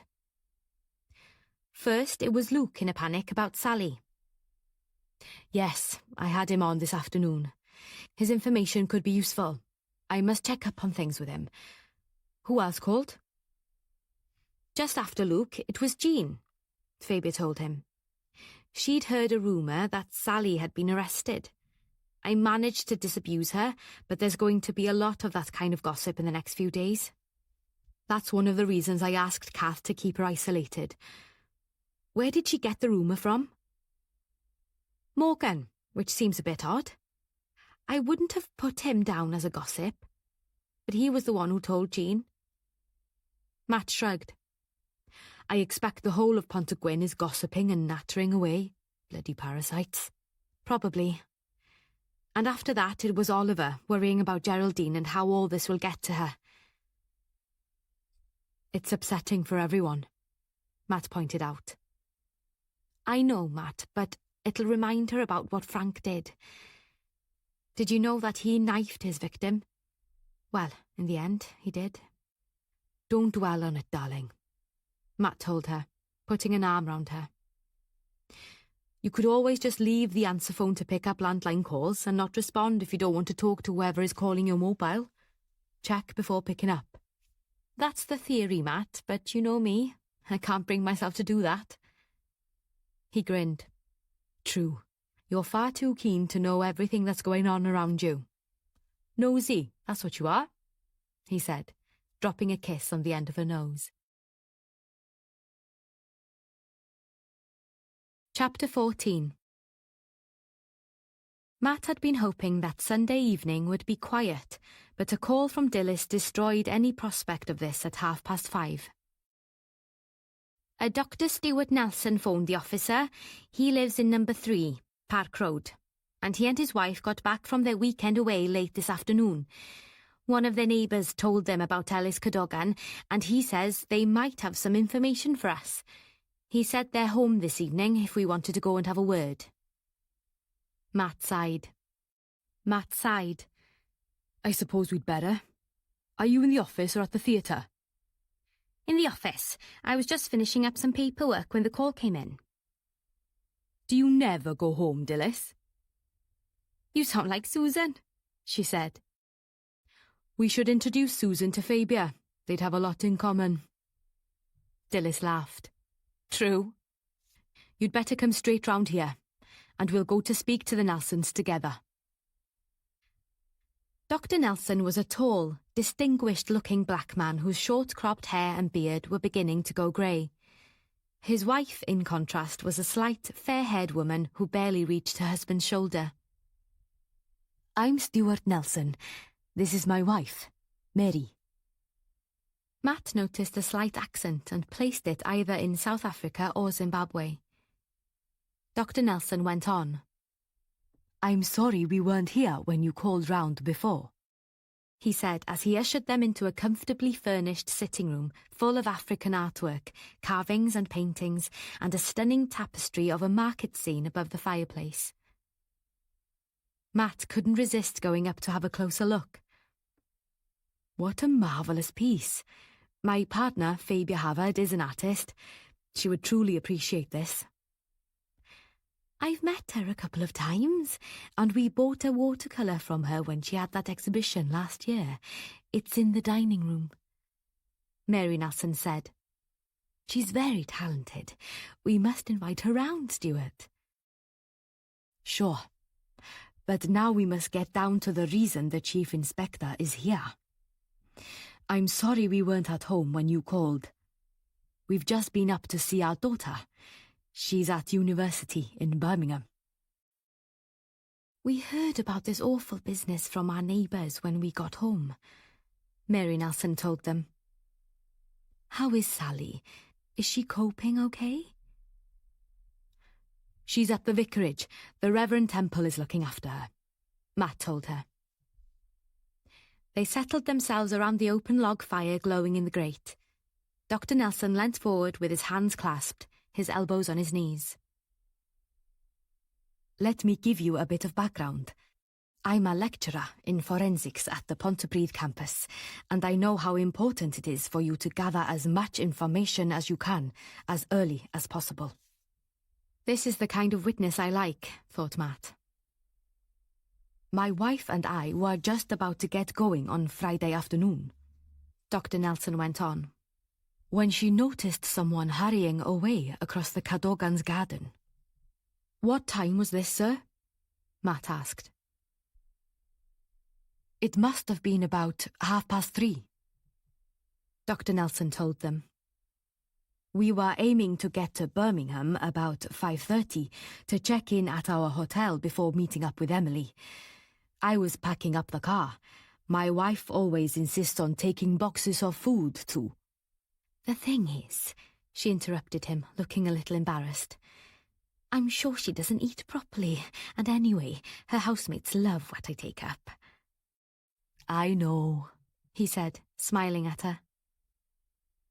Anyway, Mary was in the kitchen, and, well, you tell them, darling. I looked out the kitchen window and saw someone running across the lawn to the gate at the back. Did you recognize the person?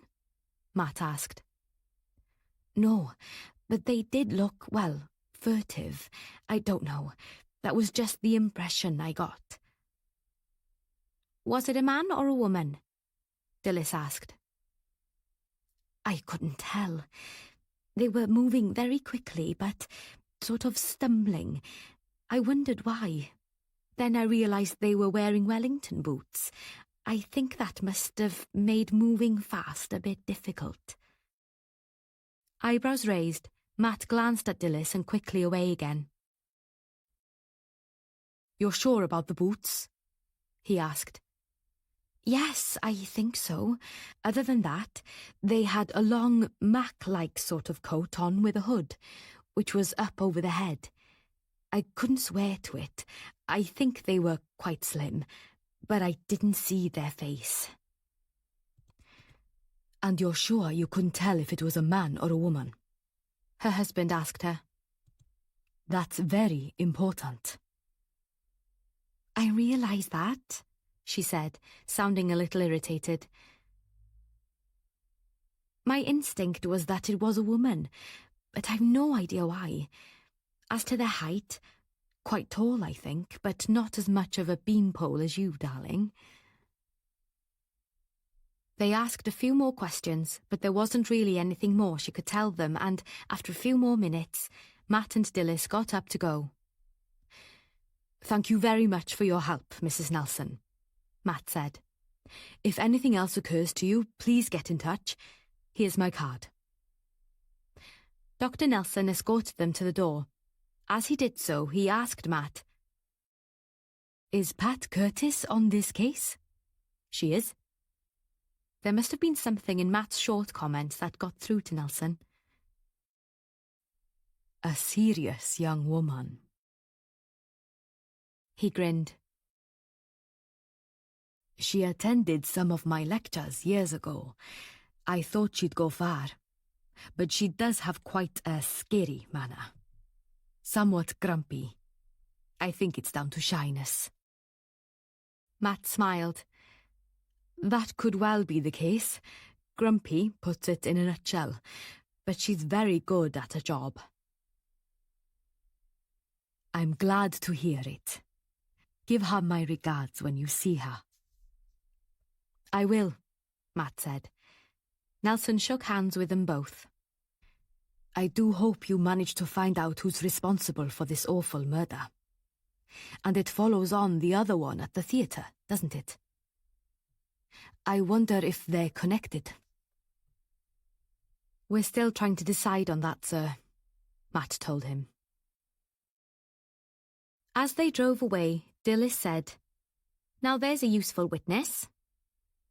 That's exactly what I was thinking, but I do so wish that it had been Dr. Nelson who saw the person in the garden. I think he might have noticed more specifics than his wife. "But I think that business about the size of the person was useful," Dilys said. "I, for one, hadn't thought that the killer might be a woman. Do you think it could be? It takes quite a lot of force to shove a knife in someone's back. But if we can see that it could be, that puts Sally Cadogan in the frame again." That had occurred to me, but if Sally is responsible, who on earth was the person in the garden? That's what I like to know. They walked on in silence for a bit. Dilys had left her car outside Fabia's house. When they got there, Fabia flung open the front door. "Thank goodness you two are back. I've been dying of curiosity. Can you stay for dinner, Dilys? It's a Moroccan lamb tagine, and I know you like that." Dilys smiled. "How can I resist? Susan's out this evening, so I was just going to go home and bung a ready meal in the micro." They were soon settled round the table with bowls of rice topped with fragrant tagine. Fabia wasn't willing to wait any longer for them to report back on their interview with the Nelsons. "So, what did you find out? Please tell me what they had to say before I go do Lally." Matt grinned, said, "Lovely tagine," and went on eating. Dilys took pity on her. "Did you know Dr. Nelson is a lecturer in forensics at Pontypridd?" "No, I didn't. I've only met them a couple of times, and we talked more about art than anything else." They were getting ready to go up to Birmingham on Friday, Dilys told her. And just before they left, his wife, who was in the kitchen, noticed someone crossing the Cadogan's garden. She described what Mary Nelson had told them. "It looks as if, in Ellis Cadogan's case, we're looking for someone tallish and they could be slim, either a man or a woman." "That could be absolutely any of them," Fabia said. "If you take into account how wrong people can be when they describe what they thought they saw." "I realise that, but she did say quite tall. That could be, say, Geraldine?" "Oh, come on, Matt. I know she's nearly 6 foot, but are you really suggesting Geraldine could be responsible?" "No, I think it's highly unlikely, but no one has been completely crossed off the list yet." "And Luke's over 6 foot?" "I wouldn't think he's a suspect," Matt protested. "What? Just because he's a fellow police officer doesn't mean a thing," Fabia said firmly. "He's obsessed with Sally Cadogan and might well have wanted to get shot of her husband. But I can't think of any reason he'd go for either. The Aubreys are both pretty tall, but, not to put too fine a point on it, they're rather large as well. Oliver Talbot is tall as well, but I can't really think of a reason he'd go for either of them.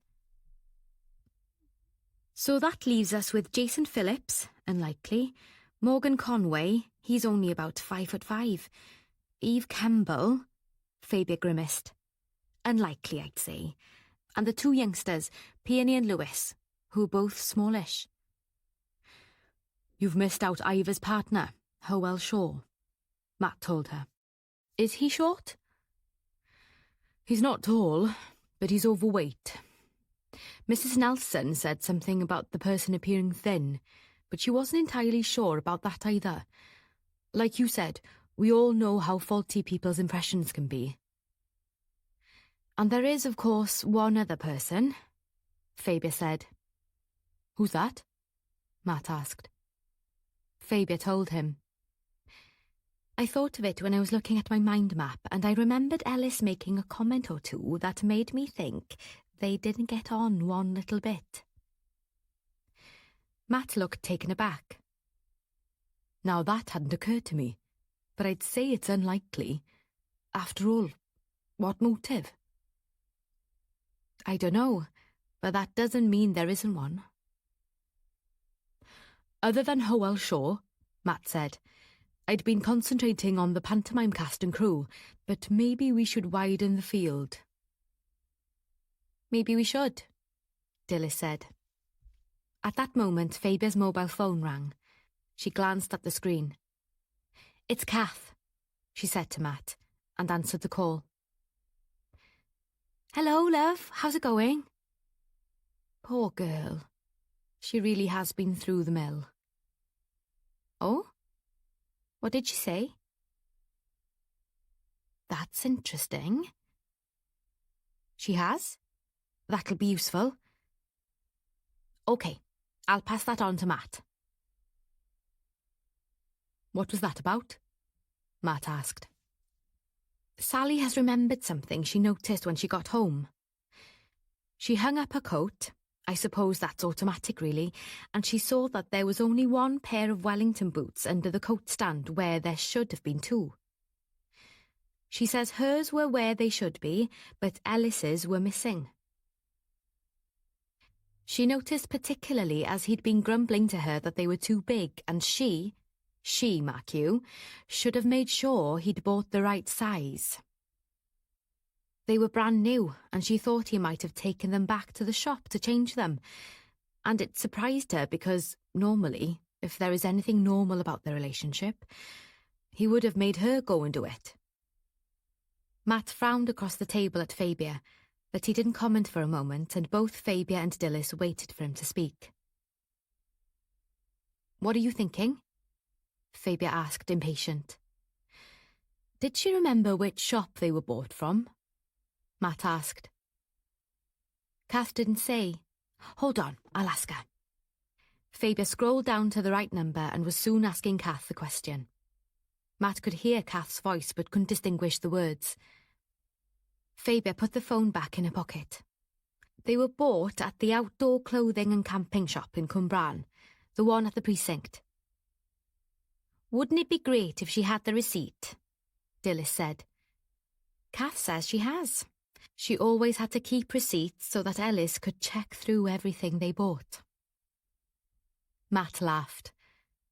"The gods are on our side at last. We'll have to find out where all these receipts are kept and then go and search the right one out. I'll get Tom to go and have a word tomorrow." Chapter 15. First thing the following morning, Matt got a message from Aidan Rogers asking to speak to him about what he'd turned up on the iPad found in Ivor Gladwyn's desk. Matt went into the station before going to the incident room. Aidan had also had a trawl through the phone that had fallen under the floorboards of the stage and discovered that it had indeed belonged to Gladwyn. Matt had great hopes of both. Aidan, his round face as keen as usual, sat down in his chair beside Matt. The chair creaked in protest. "I must lose weight," he muttered. Matt was tactful enough not to comment. "I haven't finished yet, but I thought it'd be useful for you to go through what I've retrieved so far," Aidan told him. "I've made notes in hard copy. I thought it'd be easier to show you what I've got that way." "You know me too well," Matt said, smiling. "I went through all the information we have about those involved so that I had the background information fixed in my mind. When I went through what I'd retrieved, it made what I found easier to understand," Aidan told him.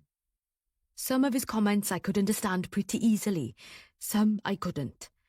He put all this in a notes section of his iPad, and he was certainly interested in his pals, if you can call them that. I've managed to salvage a tidy bit of data, and I've charted it according to the person who is, or could be, the target of his notes. I tell you, sir, if I thought someone was making notes like this about me, I'd be thumping, I would. Maybe he deserved what he got." Matt interrupted him. "It seems he wasn't a likeable person, but that's no reason to bump him off." "Of course not. Sorry, sir," Aidan said apologetically. "What he's done is made a list of names, not in full, just initials, sometimes with a description, sort of, like this one. He calls her Marilyn Monroe. I think that could be Peony Smith. She plays one of the female leads in the pantomime and she looks just like her. That follows. It's all rather odd, like. I can't imagine why he did it. Maybe just for his own satisfaction, you know, to make him feel he was in control of them. It comes across as some sort of game. Anyway, the notes he's made about Peony Smith are tasty bit of totty, young and juicy, wouldn't mind getting into her knickers. Aidan's round cheeks went a little pink as he read out the description. This is followed by, idiot boy LB fancies her. I'll soon cut him out. Matt frowned. That'd be Lewis Benyon. He's of an age with Peony, and, according to Fabia, is inclined to be a bit naive, but I certainly wouldn't call him an idiot. He's doing an MSc in Computer Sciences at Pontypridd campus. Good on him, Aidan said. This was right up his street. This one here, Aidan went on. Male, I think. He calls him the ex-con. The note is, changed his name, used to be Eddie Martinez. Stupid fucker thinks no one knows. That rather confirms the identification, doesn't it? It does. We're aware of him, but some more research must be done. I was planning to start on that once we'd finished here. Good, but give me the rest first, Matt said. There are a few more, 3 of which I think might be interesting. This one called Music Man. It's pretty obvious that's Ellis Cadogan, as he refers to him later as EC. And isn't he the musical director of the panto? Yes, said Matt. Well, the note following his name is, up to his ears in it, needs the money. Accountant? With a question mark. The next one is called Snooty Cow, thinks she actually is bloody royalty. I'll enjoy bringing her down. Couldn't work out who that was, unless he's connected it up to the fact that Geraldine Humphreys is playing the Empress of China in the panto. I suppose she can be haughty at times. I think it's a defence mechanism. It's not in the notes, but her son is in Broadmoor, and she thinks that Ivor might have found that out. Ah, poor Dab. That's not quite how I describe her, but I understand what you mean. Aidan gave him a self-conscious grin, then went back to his transcript. Next, there's LM and SC. They're grouped together. The note is, more and more interesting. She shouldn't have brushed me off. Definitely going to hint to Music Man that he's not what he seems. Well, that's pretty clear, really, given that he used initials and mentions Music Man. That'll be Luke Melville and Sally Cadogan. Matt wondered why Ivor Gladwin had suggested Luke wasn't what he seemed and decided he'd better have a word with Luke about it. It seems he'd slipped up there, yet again, or maybe it was just Ivor's imagination. I thought it was them, said Aidan. Then there's one I can't identify, but I think it's a woman. The name is Rules the Roost, and the note says, definitely in charge. Worth investigating. He's scared of her, what a cow. I'll think about that one, but I do have an inkling. Are there any more? Just 2 entries, one of a pair and... Aidan looked a little embarrassed. One of a woman. The first 2 are called Lord and Lady Muck, and it says, always on his high horse, she's as bad, would love to prick that pompous bubble. That could be the Aubreys. In a way, I see what he means. Aidan nodded, then paused, and Matt prompted him. And the last one? Sir, I'm not sure this one is relevant to the present case. Never mind, let's have it. It says, corrupt cop, artist my arse, bet she thinks she's got away with it. Going to do some digging, watch out FH. Ah, I see what you mean, Matt said, trying to keep his face impassive in spite of the lurch of anger he'd felt. Well, that's clear enough, isn't it? I wonder what the hell he thought he was going to find out. I can't imagine, said Aidan tactfully. Thank you for all that, Aidan. And did you find anything on his mobile? Yes, I did. Apart from several texts and calls that seem pretty innocuous, some of them winding people up, the ones in his notes, that is, like Sebastian Aubrey and Sally Cadogan, but the last series of texts was interesting. I've noted it down here. He pointed to a sheet of paper. That's the other party, and Ivor was definitely trying to wind them up. The first one says, "Heard about your money-making scheme. How's it going? You could let me in on it. In my business, I could be useful." The response is a straight denial. "Don't know what you're talking about." Gladwin comes back with, "Come on, I know you're involved. If I don't get a cut, could go to the cops." And the reply is, "I think that would be a very bad idea. Watch yourself." Which sounds like a threat to me. It does indeed. So I'd better go and have a word. When were these texts sent, by the way? The day before he was killed. Matt nodded. All this matches up with the contents of the cash box we found in his office. You've done a good job, Aidan. Thanks. A few minutes after Aidan had gone back to his desk, Dilys came into Matt's office. "I've got Mr. Shaw on the phone, sir. He says he's remembered something you should know." Matt grinned. "I thought that might happen.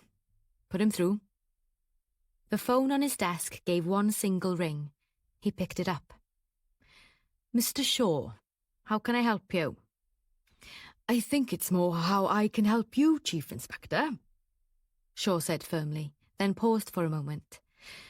"I'm not being funny, see, but it wasn't until yesterday that I remembered a conversation I had with Ivor, and it struck me it might be useful. You know, revealing." "Go on," said Matt. Shaw's tone became more assertive. "I don't want you thinking I've been withholding information, Chief Inspector, but the thing is, I mentioned it to my wife at the time, and she reminded me of it when we were talking about this terrible business last night. Like I told you on Thursday, Ivor was always going on about conspiracy theories and criminal activity he imagined was happening all around. Obsessed by it, he was. He said he could do a better job than the police. Of course, fair play, I didn't agree with him on that."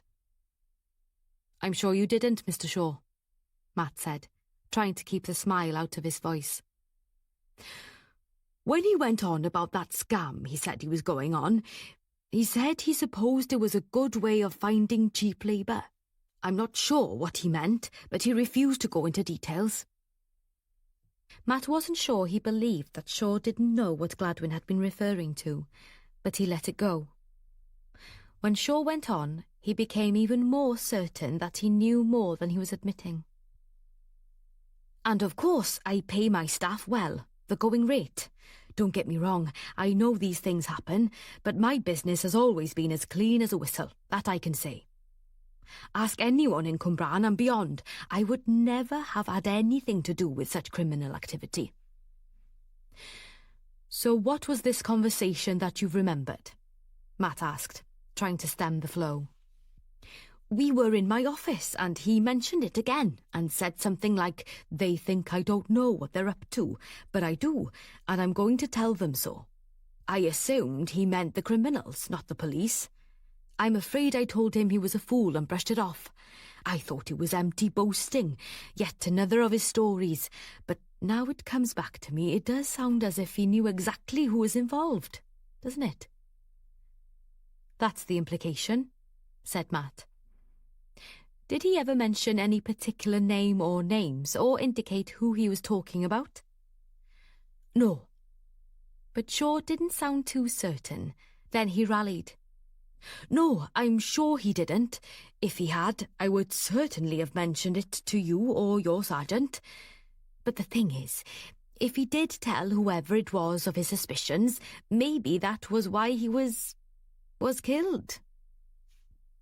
"It's always a possibility." "Well, Chief Inspector, I must get on, but I thought you should know." "Thank you, Mr. Shaw, and if you should remember anything else, please let us know." Of course," Shaw said, sounding relieved to have got it all off his chest. Matt put the receiver down and sat in thoughtful silence for a moment, then went to the door of his office and called to Dilys.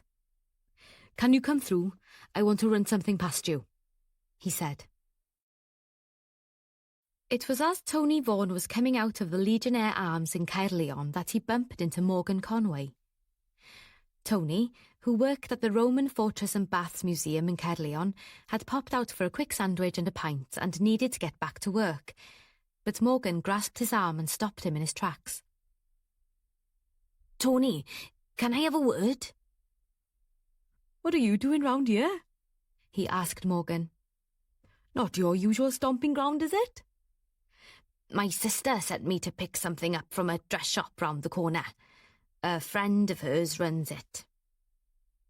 He held up a smart-looking paper carrier with a logo scrawled on its side in gold lettering. She orders me around like a bloody lackey, he complained, then gave Tony a grin that didn't quite come off.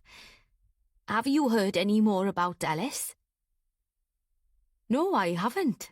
I think Sally is still staying at the vicarage. Best place for her, I'd say. I doubt that any of the press pack will get past the Reverend Temple. She's a scary woman, that vicar. Has Fabia said anything more? No, Morgan, and I doubt very much that she'd gossip to me about it. After all, she used to be in the police force. She knows the rules. And she's hardly going to pass on anything Matt tells her either. I suppose so. But it's really getting to me, all this. Morgan said. There was exasperation tinged with panic in his voice. First Ivor, then Ellis. I mean, who the hell's going to be next? I don't think we're dealing with a serial killer here, Morgan, Tony said, trying to calm him down. Then what's it all about? He lowered his voice a little. You know something? I think Luke Melville might have something to do with it. Carmen says she's sure he and Sally were more than just friends. She says she saw them in Howell's cafe and she had have sworn they were holding hands. I don't think that's any of our business, is it? Tony said. Look, I've got to get back to work, so... But Morgan took no notice. You know what? I think Ivor may have had a go at Luke. Maybe threatened to hint to Ellis or something. Ivor did that sort of thing, didn't he? I'll tell you for why. I think Luke might have been trying to protect her. And he could have been responsible for getting rid of Ellis as well. Ellis was a right bully. I should know. He's had enough goes at me over my singing. And he was always criticising Sally and telling everyone how hopeless she was. Once I heard him say that, before he met her, she used to spread it around a bit. With the men, I mean. What Carmen calls all red shoes and no knickers. I really think it's useless to speculate, and best not to spread any more rumours about the poor woman, or about Luke for that matter, Tony said repressively. If you have any legitimate, he stressed the word, information, you really should pass it on to Matt. Well, since he's your next-door neighbour, maybe you could pass on what I've told you? No way, Morgan, Tony said briskly. It's up to you, and if you've got anything that'll help them find the killer or killers, you have to tell the police. Withholding information is never a good idea. I know that. I'm not stupid. Tony gave him a look that expressed doubt about this, but all he said was, I must get going. Work to do. Shouldn't you be getting that dress back to your sister? Morgan stood glaring after Tony as he walked away towards the Roman baths, but slowly his expression changed. Shrugging, he started off in the opposite direction. Chapter 16. Matt and Dilys spent some time going through Aidan's information and discussing each of Ivor's notes, the texts, the contents of the cash box and all the possible implications. They mapped out what they needed to do next. It was obvious to both of them that they were getting close, and Matt was now pretty sure that Luke's investigation overlapped with theirs. But I don't want to move too early. I want to bring in those responsible for the 2 deaths as well as break open this trafficking racket. Didn't you say you wanted to go and speak to Sally Cadogan again? Dilys asked. Yes, I want to be able to cross her off the list if we possibly can. but I'm still not sure about her involvement, or whether or not she knew what Ellis was up to. Sally had been kept sedated over the weekend, but when Matt phoned Kath, she told him that on Saturday evening Sally had refused to take the pills. She'd told Kath she couldn't think straight, and she felt she needed to have a clear head. Matt was surprised. He hadn't expected Sally to be that strong-minded. They arrived at the vicarage in the middle of the afternoon. Kath answered the door to them. "Come in," she said, stepping aside to let them in. "Before I go and fetch Sally, can I ask, would it be all right if I stay while you talk to her? I feel she needs the support." It's not exactly usual practice, not with an adult, but since you're a vicar, Matt said reluctantly, considering Kath's determined expression. Okay, but I need you to sit on the sidelines and let us do what we have to do. He hoped he wasn't agreeing simply because Kath was a friend, but he did have a feeling that might be the case. This was what he'd been afraid of when he took over from Jess Foyle. He wondered how long it would be before she got back to work, or he seriously screwed up. He'd have to rely on Dilys and Fabia to stop him doing that.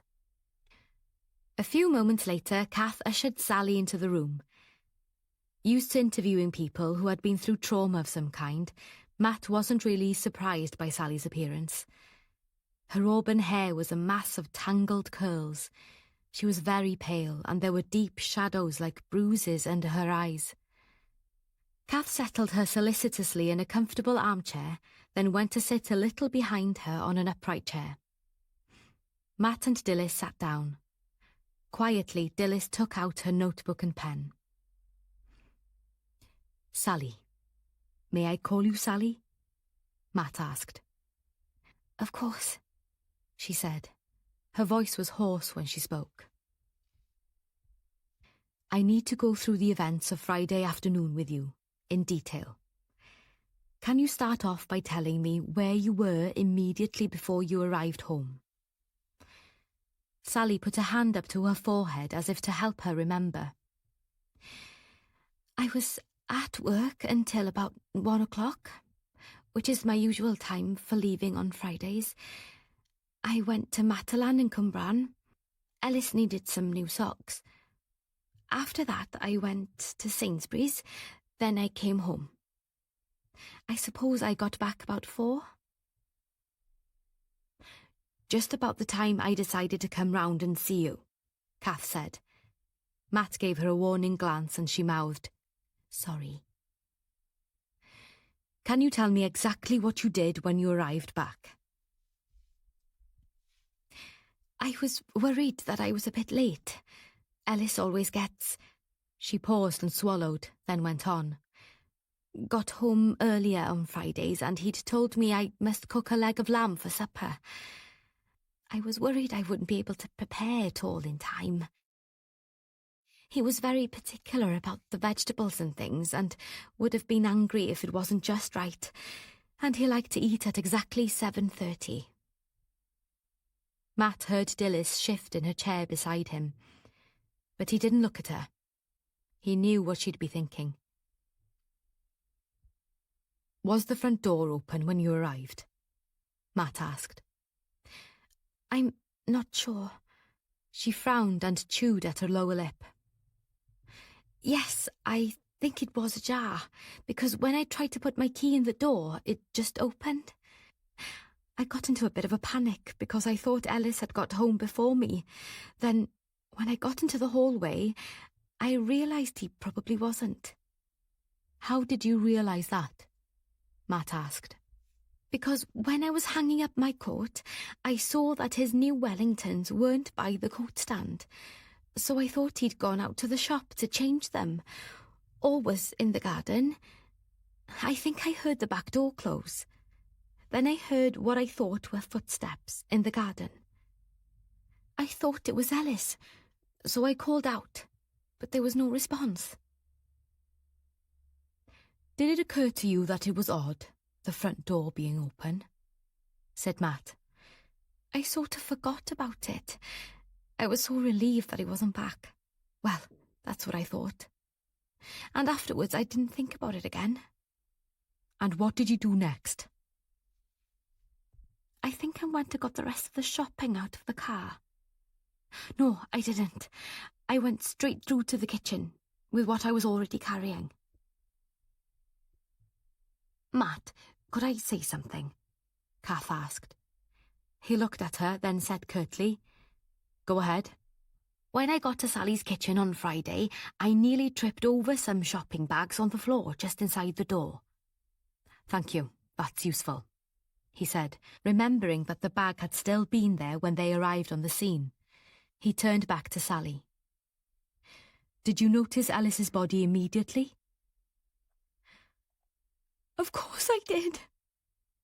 The words were sobbed out and she pressed a hand to her mouth while her eyes filled with tears. Quietly, Kath reached for a tissue from the box on her desk and handed it to Sally. Matt waited a moment for her to recover. He glanced at Dilys to check if there was anything she wanted to ask, but she gave a slight shake of the head, so he went on. I'm sorry to upset you, but I do have to ask these questions, Sally, so that I can get a clear picture of what happened. I know. I'm sorry. Can you tell me what you did from the moment you got into the kitchen? I went over. I thought he must have passed out or something, and I bent down. It was then I saw the knife. She put a hand up to her mouth again. Her eyes were wide and staring above her fingers. Oh, God. It was awful, so awful. I think I put out a hand because when I looked down at it, there was blood on my fingers. Now I want you to think really hard about what you did next. Did you touch the knife? She shook her head and went on shaking it as if she couldn't stop. Are you absolutely sure about that? She nodded. I think I crawled away across the floor, she told him, then whispered, I couldn't bear to look at him. I've never seen a dead body before. You knew he was dead? Matt asked. Sally gave a hysterical bark of laughter. It was pretty bloody obvious. He had that knife sticking out of his side, she exclaimed. Tears filled her eyes and she scrubbed at them with a tissue which was still clutched in her hand. Then I saw the blood on my hand. It made me feel sick, but I couldn't get up to wash it off. I just couldn't. And then Kath arrived. She glanced round at Kath and gave her a watery smile. There was a pause in the questioning. Kath handed Sally another handful of tissues and asked her if she'd like a glass of water. Oh, yes, please, Sally said. As Kath left the room, she gave Matt a stern look as if to say, Don't upset her while I'm gone. Matt didn't react. He had to do this his own way, and he couldn't afford to take any notice of what Kath thought. He turned back to Sally, leant forward with his elbows on his knees, and asked, Can I take you back a little further?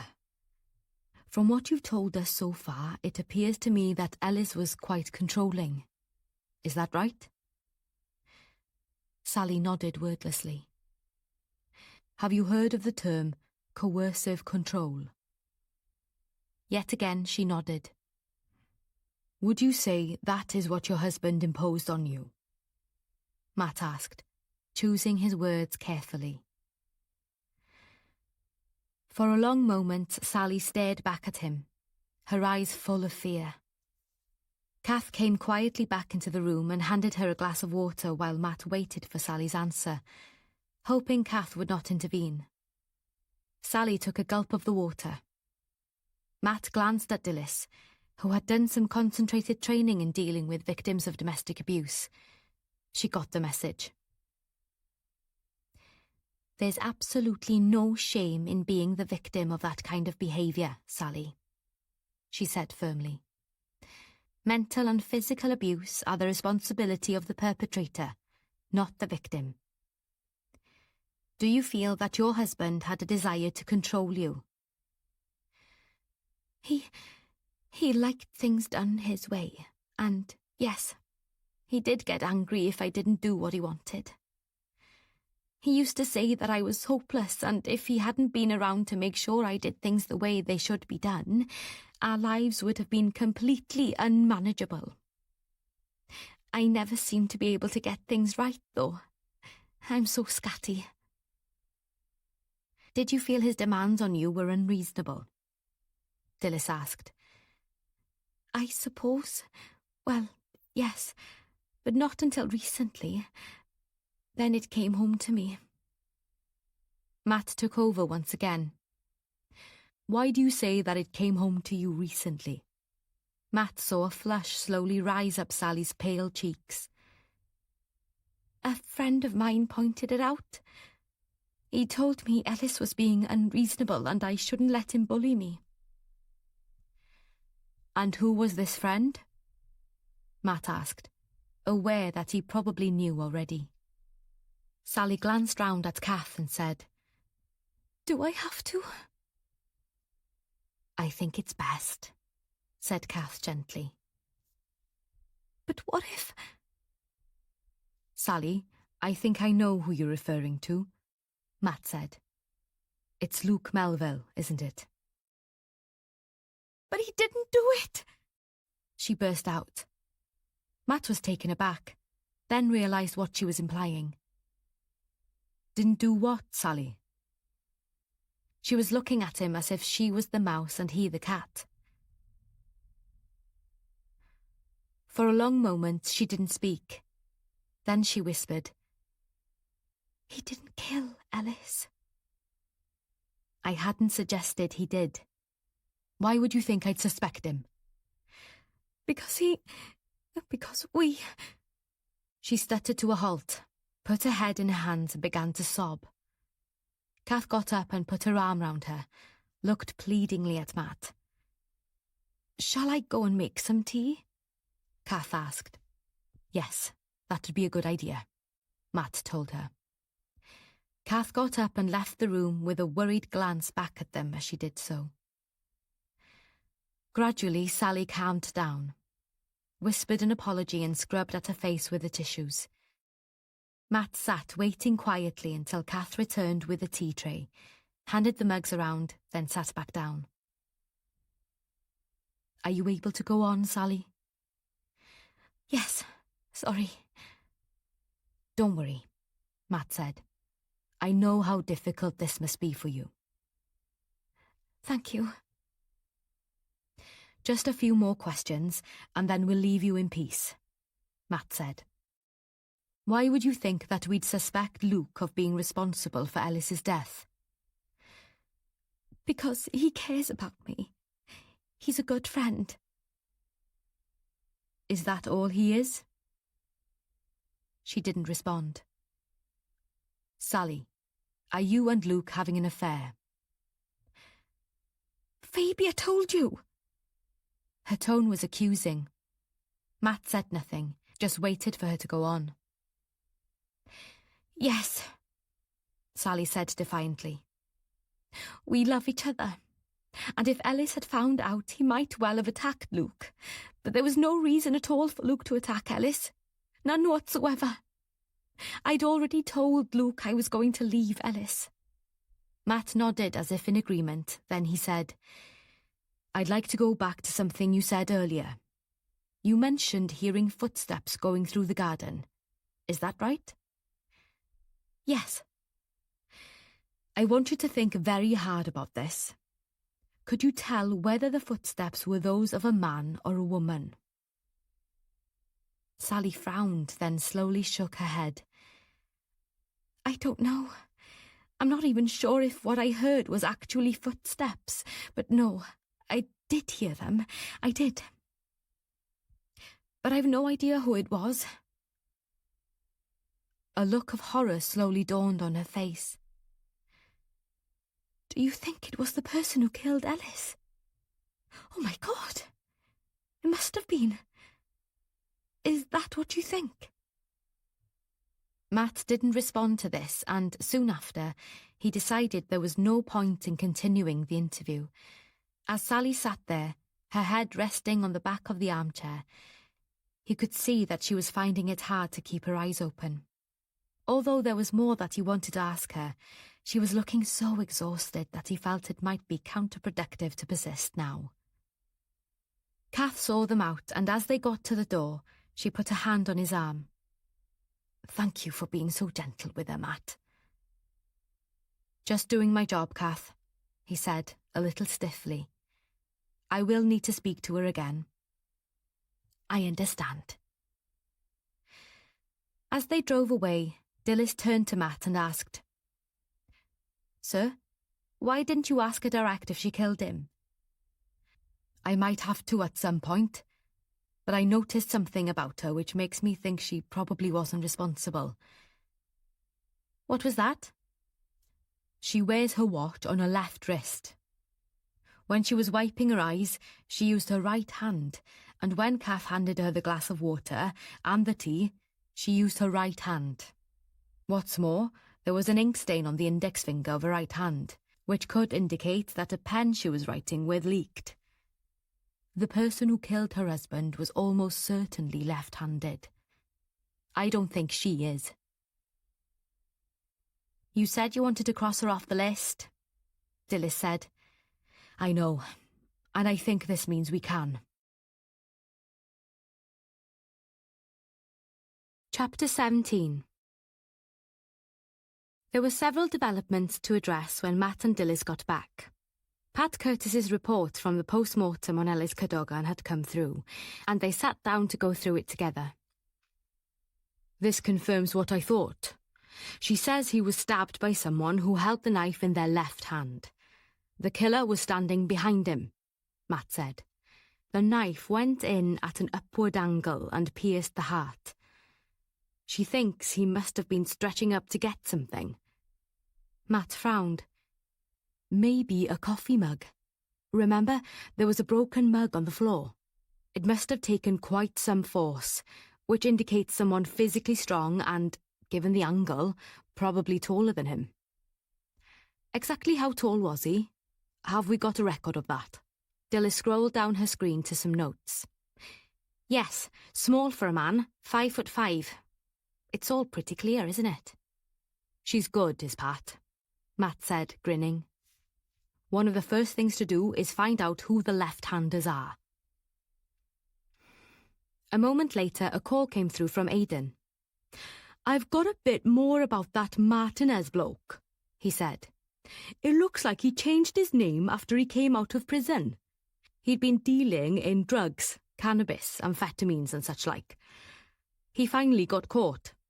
This was in 2008. He came out in 2010 and then, as Eddie Martinez, that is, dropped off the map. But why should he go to such lengths? Most people who come out of prison don't change their name. I'll do some checking with the prison service, find out who he was in with," Aidan said. "Maybe he was being threatened."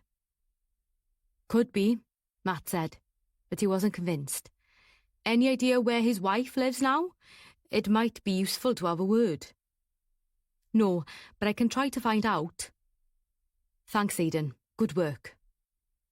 Matt went over to Dilys. "Can you get someone to check up how long each of the people involved in this business has been living locally?" He told her what Aidan had said. "Go back as far as, say, 2003. "I'll get Tom on it," Dilys said, grinning.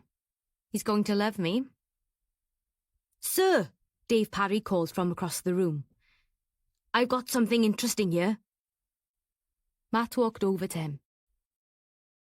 "A Mrs. Rogerson says she's found a pair of what she says are brand new Wellington boots at the end of her garden.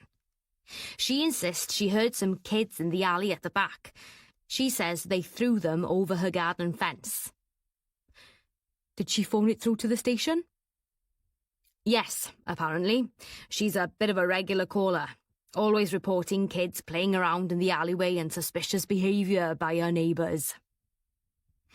"What made them call it through to you?" asked Matt. I was talking to Claire Gooding about the case yesterday. When she mentioned wellies, it rang a bell with her, so instead of going herself, she got through to me. Claire Gooding was an officer they'd all worked with in the past. She was sharp as a tack. "What's Mrs. Rogerson's address?" asked Matt. 17 Park Road. Interesting. Get round there and pick them up, would you? And get a few more details from this Mrs. Rogerson, then give the boots to the Sokos to have a look at. Will do, sir. Half an hour later, Matt looked up and said to Dilys, "I think it's about time I had another word with Luke Melville, a private word. I'm surprised he hasn't been on to me about Sally, to be honest." Has he tried to see her at the vicarage? Kath hasn't said so. She's soft-hearted, that vicar, Dilys pointed out. She might not choose to tell you. "You're not wrong," Matt said ruefully. "As to Luke, I'm not sure he's given me all the information he's gathered." "But surely, sir." "You know what it's like, Dilys. Quite apart from his personal involvement, each department is inclined to be possessive about their own territory and not share information. It happens all the time, even when it isn't complicated by a love affair." "I suppose so. But it shouldn't," Dilys said emphatically. "Not everyone has your common sense," Matt said, smiling at her tone. It was as Fabia came out of the River's Edge restaurant in Newport with her agent, Sheena Morley, that she heard her name called out. She turned to see Erin Jackson, small, dark and stylish, who was a dance teacher in Pontygwyn. She was also the choreographer for the dances in the pantomime. "I'll leave you to it," Sheena said. "I've got to get a move on if I'm going to catch the next Cardiff train." "OK, I'll get those illustrations to you as soon as I can." "Do that," Sheena said, brisk as always, and she strode off in the direction of the station. Fabia turned to Erin. "Hi, what's brought you into town?" "I've just been into Molly's danceware to have a look at some kit for my pupils," she said, giving Fabia a sideways glance. "Look, I'm rather glad I've bumped into you, actually. Have you got time for a coffee?" "Well, I've just had some, actually." "Please, I really need to talk to you." She gave Fabia a pleading look and put a hand on her arm. Fabia looked down at her earnest, serious eyes. "OK, another won't go amiss. Let's go round to the cafe in the arcade." They walked the short distance without exchanging more than a few words, but once settled, and having ordered their coffee, Fabia looked up at Erin and said, "You seem to have something on your mind. How can I help?" Erin didn't respond immediately. She stirred at her coffee far longer than it needed, gazing down at the swirling liquid as she did so. Fabia waited and, at last, Erin looked up, her eyes troubled. "First of all, can you tell me exactly when Ivor was killed?" This was not what Fabia had expected, but she responded to the question readily enough. "From what I've gathered, it was in the middle of the afternoon on Saturday last week, the 3rd. "That's what I thought." "Why do you ask?" "It's difficult," Erin said. "I'm sure you know I was no great fan of Elis Cadogan." I had got that impression in the past. Fabia thought back to several confrontations during rehearsals for the dance sequences in the pantomime. "But Erin, that doesn't mean you'd be suspected of either." Erin made a dismissive gesture with her hand. "No, I know, but what I was thinking is that he might have been suspected of being responsible for Ivor's death. Much as he irritated me, I wouldn't want the poor man to be accused now he's been a victim as well. And I do feel that Sally might have had reason. Well, you know what I mean." Into Fabia's mind came an image of Sally and Luke standing very close together, talking in low tones. It had been at rehearsal and she'd been on the sidelines, making sketches for potential scenery. She'd looked up and caught sight of Erin watching them. an intent expression on her face that spoke volumes. Fabia had thought at the time, oh dear, she fancies him too. What a mess. He'd better be careful, and not only of Ellis. But now she homed in on what Erin had said. Why do you think that he couldn't have been responsible? It's not that I think he couldn't have, Erin said, not meeting Faber's eye. I just think it's far more likely to have been, well, to have been Sally or Luke, or both of them. And what makes you say that? Fabia asked. It's difficult. I feel as if I'm telling tales. But if you have information, Erin, and you did ask to speak to me... I know, said Erin, sounding agonised. The thing is, I saw her near the theatre on Saturday afternoon, and that was when Ivor was killed, wasn't it? What do you mean, you saw her near the theatre? Fabia asked sharply. Where exactly? Walking past towards the high street. Have you said anything to Matt about this? No. You see, I hadn't thought it through until I heard about Ellis being killed. We were talking about it yesterday evening. Who's we? Peony, Lois and me. We were... She paused, looking slightly embarrassed. Well, I'll be honest with you. We were at the pub and we were discussing whether or not Sally was responsible for killing Ellis, and that's when I remembered seeing her on Saturday. Fabia was finding all this hard to believe, but she made sure her doubts weren't obvious as Erin went on. I'm confused. Why should she kill Ivor? She asked. Because he might have threatened to tell Ellis about her and Luke.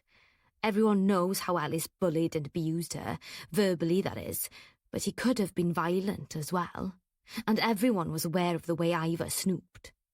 The three of us thought that it would be understandable if she just, snapped. You hear of it happening time and time again when a woman is abused, don't you? Fabia didn't comment, and Erin went on. And Lois said something about having seen Ellis have a go at Sally several times, and Peony said the same. Like I said, we all knew that he gave her a hard time. It seems to me, Erin leant forward and lowered her voice a little, that the most likely person to have killed them would be Sally, or maybe Luke, to sort of protect her. And who could blame either of them, is what I say. I wouldn't want anyone to be arrested for doing something they were sort of forced into. Fabia very much doubted Erin's motives. She didn't think this outpouring of confidences was quite as innocent as Erin was implying. She gave her a straight look. You really shouldn't go around making that kind of accusation. I wasn't accusing them, Erin said indignantly. It was just thinking sort of along logical lines, and I thought the police wanted as much information as they could get. They do, but not when it's just speculation and gossip, which can be very damaging. The facts, time and place, etc., is what they need, but guesswork, not so much. A sulky look came into Erin's face. Fabia could tell she wasn't getting the reaction she wanted. And there's really no point in talking to me, she told Erin firmly. You should be talking to Matt or someone on his team. But I was wondering, could you tell him what I've told you? No, Fabia said, shaking her head. That's not how it works. I'm no longer a police officer. Erin didn't seem convinced, so Fabia insisted. Erin, I mean it. I will tell Matt you've spoken to me, and he'll almost certainly make contact. But that's as far as I can go. Chapter 18. Matt arranged to meet up with Luke away from the bustle in the green room. Since Fabia was in Newport having lunch with her agent, he suggested they meet back at the house. He was pretty sure Fabia would be annoyed with him for choosing a time when she wasn't at home, but needs must. He was just getting out of the car when Luke arrived, looking haggard. Matt had the good sense not to remark on this, and neither of them spoke as he let them in and made straight for the kitchen. He was pretty sure strong black coffee was going to be needed. While Matt busied himself with the coffee, Luke slumped into a chair, leant back and thrust his hands into his pockets. This is a fucking nightmare. You could say that. Have you made contact with your gaffer? Yes, and she is, understandably, pissed off. I'm not surprised, but, Matt said, not without sympathy. If you look at it straight, she has every right to be. I know. Did she recall you? No. She said, given the murders now of course, I'm to sit tight and wait for developments. Have you been to see Sally? Matt asked, eyebrows raised. Luke didn't look up. I have, but only fleetingly, and Kath was there all the time. Well, at least she has that much sense. Please don't make contact again. Not until we've cleared up a few odds and ends. Like what? Luke said sharply. Matt debated whether or not to tell him about the fact that Ellis had been killed by someone who was left-handed, but before he could say anything, Luke looked up and asked, Can you tell me how Ellis was killed? Sally just said he was stabbed, but she didn't tell me anything about the scene, and I obviously wasn't going to ask her for details. You know I can't do that, Luke. Why? Because I'm a suspect? Come on, man. With your training, you should realise that. I know, but I swear I didn't kill him, Luke said passionately. I had no need to. Sally had decided she was going to leave him and come to me. It was just a matter of timing, that was all. And when did she make that decision? We managed to meet up at lunchtime on Thursday. Went to a pub in Monmouth so that we wouldn't bump into anyone we knew. Luke! I know, sir, but I had to see her. And she finally agreed that she'd leave, but she was going to do it without telling him beforehand. I didn't want her to do that, but she insisted it was the only way. She was so scared of him. But I still know she couldn't have killed him. You can't know it, Luke. But I do. It takes some force to knife a person in the back, and Sally isn't strong physically. He was knifed in his left side, Matt said, then could have bitten his tongue out for doing so. I shouldn't have told you that. Luke looked up at him sharply, his police training taking over. From behind. In for a penny, in for a pound, Matt thought ruefully. Yes. Phoebe was never going to let him forget this lapse if he told her about it. But Sally's right-handed, Luke said, and it was as if the sun had come out. That's what I suspected when I was interviewing her. Thank God for that, Luke said, and elbows on the table, buried his head in his hands. She's not free and clear yet, Luke, Matt warned. There's still a way to go. Luke looked up and nodded. I know, but that's good news. For her, I mean, isn't it? We'll see. Matt got up to make more coffee. Now, for a bit of light relief, let's have your news. How's your investigation going? Luke straightened and took a deep breath. Well, I feel as if I'm getting close. Our jailbird definitely had some useful contacts in prison, but I'm not sure he's the main mover. There's something that makes me think the person in charge is more intelligent, sharper than he is, but don't quote me on that. It's just a gut feeling. That's not to say he isn't up to his neck in it, of course. And I think the whole organisation is wider than we first thought.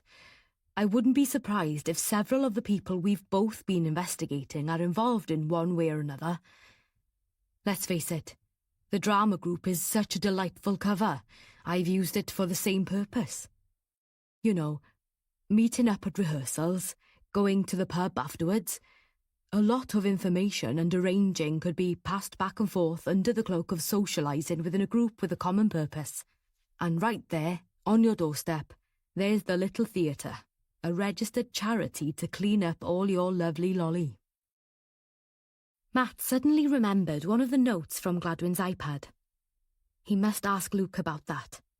He explained about what Aidan had turned up and then asked, "Did you ever mention your real job to anyone other than me and Fabia?" No, Matt held up a hand to stop him in his tracks. Ivor had put yours and Sally's initials into his notes, which identifies the two of you pretty clearly. He said something was more and more interesting, which makes me think he'd managed to ferret out information of some kind, maybe overheard a conversation. That fits in with his habit of sneaking around listening to people. And he said he might mention to Ellis Cadogan that someone, presumably you, since it followed in the same note, were not what you seemed. But that could have meant anything, Luke protested. That I wasn't simply a friend of Sally's, that I wasn't just another member of the cast. Something like that. Granted, but it could also mean that he suspected you weren't being upfront about your job and your reasons for being in Pontygwyn. And if that's the case, I'd say you're in even more trouble. Luke scowled but didn't comment, so Matt went on. I want you to think back, really concentrate. First, did you ever say anything at all to Sally about your actual job? No, not really. But there was uncertainty in his voice. What do you mean, not really? I did tell her that I couldn't tell her, if you see what I mean. What exactly my job was. He wasn't looking at Matt in the eye as he spoke. I asked her to be patient and that I would tell her as soon as I could. Luke, Matt said, not bothering to keep the exasperation out of his voice. If you were one of my officers, I'd have you up on disciplinary before your feet could touch the ground. You seem to have broken every bloody rule in the book. What on earth did you think you were up to? Look, I know I've screwed up, Luke protested. But I didn't tell her any more than that, and she said she trusted me. More fool her. Thanks. Matt sighed and shook his head, but added more calmly. Okay, let's get back to the trafficking itself. In one of the other notes found, Ivor mentioned someone he called the ex-con. This person changed their name from Eddie Martinez. Do you think that's the same chap? I do, said Luke, and gave him the name. It's rumoured he got on the wrong side of some seriously nasty types inside. The change of name might have been in an effort to disappear, in case they came after him. And you didn't think to pass this bit of information on to me, in spite of the fact it's so close to home? I'm sorry. I should have done. Look, one of my problems has been... Luke paused, biting at his bottom lip. My boss is a difficult woman. She's a Londoner through and through, deeply metrocentric. She thinks everything should be centred on the capital, and she's a control freak as well. When I was sent on this job, she told me to keep everything, but everything to myself. All information was on a strictly need-to-know basis, which is one of the reasons you weren't told. She had to allow me to inform the NCA personnel down here, but insisted on the minimum of information. And I had to inform Rhys-Jones. Couldn't avoid that, but she said no one else. I'm sorry to repeat this, but her words were, "These provincial forces are notoriously leaky." What the? I know. Luke threw his hands up in an apologetic gesture. God, give me strength, Matt exclaimed. I know this attitude used to be a problem, but I didn't think it was still so prevalent and arrogant, quite apart from anything else. She's old school and coming up to early retirement. I don't think the newer intake is as bad. At least I hope not. and I'm certainly not of that mind. I'm glad to hear it, said Matt sarcastically. I think. But at that moment they heard the front door open and decisive footsteps coming down the hall. Fabia pushed the kitchen door open. Hello, you two, she said, eyebrows raised in Matt's direction. Luke got up. Fabia, he said, good to see you, but I think I must get going. Don't let me chase you away. No, but I think Matt and I have done all we can. For now, said Matt, and Fabia, noting his tone, gave him a curious look. When Luke had left, she turned to Matt. What was all that about? Ugh, how long have you got? Grunted Matt. That bad? He shrugged. Some of what Luke and I discussed has meant progress, but the politics... How I hate internal politics. He ran a hand through his hair. Then his mobile set up a clamour for attention and he pulled it out of his pocket, glanced at the screen. That's Dilys. I've got to get back. I'll have to bring you up to date later. But Matt, I've got some info for you. Who from? Erin Jackson. I bumped into her in Newport. As quickly as she could, she told Matt what Erin had said. I'm not sure I believe her about Sally being near the theatre on Saturday. I think she's got the hots for Luke and she's trying to make trouble for Sally. A case of a woman scorned. Not another one. Look, I'll have to go, love. I promise I'll tell all when I get home. And thanks for that info. You should be on the payroll. Fabia gave a bark of derisive laughter, and Matt looked at her apologetically. Sorry, not a tactful thing to say. He gave her a quick kiss, whispered, I love you, and strode off down the hall and out of the front door. Fabia stood watching him go. As Matt drove back to the theatre, he could have kicked himself. What a stupid thing to say to Fabia. To talk to her about being put on the police payroll. That was just about the most tactless thing he could say after all that she'd been through when she left the force. He'd have to make it up to her when he got home. Flowers? No, not Fabia's sort of thing. She always said flowers should be in the garden, not in a vase. It would have to be wine. Maybe a bottle of that Austrian white she liked, or better still, a bottle of Penderyn malt whisky. Directly he walked into the green room, he was bombarded from several sides. Oh good, you got my text, Dilys said. Could I have a word? But they were interrupted by Dave Parry. I handed those wellies over to the Sockos, sir, he told Matt. Mrs. Rogerson is positive it was the kids that threw them over. So I've got the local community chap onto that. He knows most of the tow rags around here. He says he'll find out where they found them, if it was them. Anyway, I told the Sockos we need the info back yesterday. They've promised to make it a priority. Well done. How did you manage that? Dave grinned. Fluttered my eyelashes at the teenager who's going to be working on them. You're showing your age, Dave, Matt said, grinning.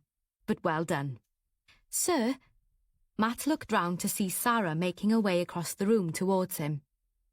I've turned up some more information on Morgan Conway. Well, on his ex-wife. Good work, Sarah. Let's have a look. He read through the information that Sarah had put together. Divorced 10 years ago. Has she remarried? No, said Sarah. Look at that bit. She pointed to a part of her notes. Ah, I see. You've done well. Can you contact the Chepstow force and fix up to have a word with her as soon as possible? Will do, sir. Matt turned to Dilys. OK, I'm all yours. They both sat down at the desk Dilys had been using and she brought some documents up on her screen. I've been doing some research into the Aubreys, sir. Well, him specifically, and I came up with something quite interesting. This goes back 20 years, maybe more. See? Here we have an article from a magazine that covers the insurance and mortgage broker businesses. Matt leant forward to look more closely at the screen. He was a freelance broker who used his contacts in the insurance and banking community to introduce people to high loan-to-value, what's called LTV mortgages, Dilys told him. Some of them were between 95 and 110%. Hard to believe nowadays. She scowled at the screen. You know, my sister and her husband, they're both senior nurses, but they're still being refused a mortgage. It makes me sick. Sorry, sir. Anyway, back to Sebastian Aubrey. Most of the people he targeted were inexperienced first-time buyers. He received a commission from the mortgage provider, bolted onto a PPI policy and got commission for that as well. Apparently, they used to roll up the costs under a nebulous service charges term. No details given. It beggars belief, doesn't it? Matt said. Where's the morality? It may have been legal, but it wasn't bloody ethical. I know. The risk to the buyer, of course, was negative equity when the finance industry went tits up in 2008, and they'd have an ongoing PPI policy that nobody wanted, as we know now. But he'd got out by then and moved to Pontegwyn. Where were they living when this was going on? Asked Matt. In Bristol, I think. Why? Just curious, Matt said. All this doesn't really go with the image he puts across, does it? Pillar of the community, chairman of the trustees of a charity. Seems to me he's got as many faces as the town clock. Dilys grinned at the expression. My mum often says that. So does Fabia. But they were soon back to the matter in hand. I wonder whether Ivor Gladwin had stumbled across this information. I wouldn't be surprised. But why kill Ellis as well? I've been wondering whether Ellis was killed because he knew, or had found out, who was responsible for Ivor's death. That's always possible, Matt said wearily. And we also have to consider the fact that they could have been killed by two different people. But that would throw the whole thing wide open again. I'm afraid so. And there's more. Oh, Lord, what now, Dilys? Don't worry, sir, this should be helpful, she assured him. I've made a bullet point list of what we have so far and what is ongoing. Other than further interviews, that is. Do you want to look at it now? Absolutely. She selected a document on her laptop and turned the screen towards Matt. At the top was a list of the people involved in the pantomime, and below that another list of those involved in the case but not part of the cast and crew of the pantomime, like Howell Shaw, Morgan Conway's ex-wife, and others. Below that was a timeline for both murders, and a list of those who had alibis and those who did not. At the end was a list of what Dilys called pointers, which included the information retrieved from Ivor's devices, the smear of blood on the Cadogan's kitchen floor, and also, they discovered in the hallway, the footprints across their lawn and the fact that Ellis's murderer was probably left-handed. And right at the end there was a note about the information given to them by Dr. Nelson and his wife, and the Wellington boots found in Mrs. Rogerson's garden. Those boots, Matt said, having run his eyes down Dilys's succinct list. I wonder if the Sokos have finished with them. He looked up and called across the room. Dave, can I have a moment? Yes, sir, said Dave, coming across to stand beside him. Have you heard from your Soko girlfriend yet? No, but I can give her a call. Do that, will you? It took Dave a while to get through, but half an hour later he came over to Matt. Good news, sir. She just finished when I got through. She says there were traces of blood on the inside of the boots, same type as Ellis Cadogan. And there were also some shreds of a black material, cotton, she thinks, or lace of some kind, but she's still checking on it. Maybe the socks of the person who was wearing them. The imprints on the grass are a little more difficult to pin down, but she's pretty sure they match the pattern on the sole of the boots. It looks like whoever killed him could have used those boots when they legged it. but didn't arrive wearing them, Matt said. Probably not, given the blood inside. But if the murderer used the boots, Matt went on, what did they do with their own shoes? Mrs. Nelson didn't say anything about the person she saw carrying anything. He turned to Dilys. Can you get on to Mrs. Nelson and double-check that? Will do, sir, she said, taking out her mobile. Tom picked up the receipt from the Cadogan house this morning and went to the sports shop in Cwmbran, Dave told him. They were definitely bought there, and the assistant remembers the couple who came in. She said the man was giving his poor wife a hard time. Really rude to her, he was. She identified them both from the photos Tom had with him. I still want to know how they ended up in that garden, Matt said. Do you think the kids found them? Possibly. If they were worn by the murderer, whoever it was would have wanted to get rid of them ASAP. Get someone down to that alleyway. I want it combed down to the last bramble, and see if the community chap has found those kids yet. Will do, sir, said Dave. And let me know when your girlfriend comes back to you about the fabric inside the boots. Rightio, sir. Chapter 19. It wasn't long before Aidan sent through an email with the rest of the information he'd found on Ivor Gladwyn's devices, and some research he'd done as a result. Aidan had found 2 points that stood out. Prompted by notes Gladwyn had made, he'd researched a news story from some years ago about a woman who had been had up for shoplifting. She'd protested her innocence, told the court that it was just a case of being absent-minded, but she hadn't been believed. She had been fined and given a community service order. The woman was Eve Kemble. Matt wondered why Fabia hadn't mentioned this. Surely she'd have known about it. He checked if there was any date mentioned. Yes, there it was. 20th of June 2009. That could explain it. Fabia may not know. He frowned. Surely Eve was a rather unlikely murderer. Granted, she could have pushed Ivor off the gantry, but killing Ellis Cadogan? Surely not. She was in her mid-60s, maybe older, and didn't look as if she was the sort that worked out. Matt doubted that she would have had the strength to knife someone in that way. The second thing he turned up was a series of texts on Gladwyn's phone, these between him and Erin Jackson. They appeared to imply that she'd known Luke many years before, when they were both teenagers, and that they had been very close. Matt found it hard to believe that Luke would not have realised this. Erin was an attractive woman. Matt couldn't believe he wouldn't have recognised her. There was no indication in the texts of where or exactly when she was suggesting they knew each other, but she was insistent about their past association. After what Fabia had told him earlier in the afternoon, Matt was particularly interested in these exchanges.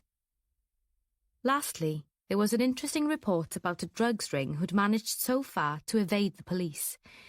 It was all rumour and circumstantial evidence, no real substance, but the one thing that seemed to be clear was that it was a local outfit based in the Pontygwyn area. Drugs were a serious problem in Newport and Cwmbran, in the Gwent area generally, but in Pontygwyn? That didn't seem so likely. He decided it'd be a good idea to contact someone he'd worked with in the past, Glyn Evans, who'd gone from community police work to the drug squad. He put that on his mental list of things to do. Who to tackle first? For a few minutes, Matt sat frowning at the screen of his laptop. He glanced at his watch. It was 3:30. He picked up his mobile and scrolled down to Luke's number. Apart from anything else, he wanted to ask him about Erin. When Luke picked up, Matt suggested he walk down to the Drovers Bridge and they meet there. It would afford privacy without looking unusual. People often stopped on the bridge to admire the view up and down the stream. He could do with stretching his legs, and there was a while yet before it would begin to get dark.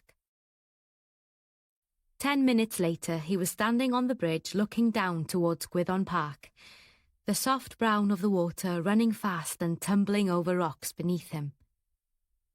The pond where witches used to be ducked, innocent if drowned, guilty if not, was round the bend of the river and out of sight behind the trees, and along the northwest bank ran the park with its rugby playing field and cricket pitch.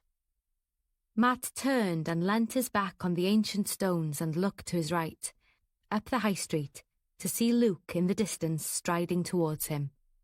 As he waited, a memory from 2 years ago returned to him so vividly that, for a moment, he thought he saw Fabia coming towards him too.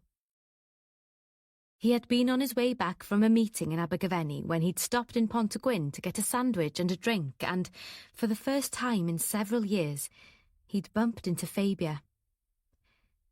He had been completely taken aback by the overwhelming emotion that had swept over him at the sight of her.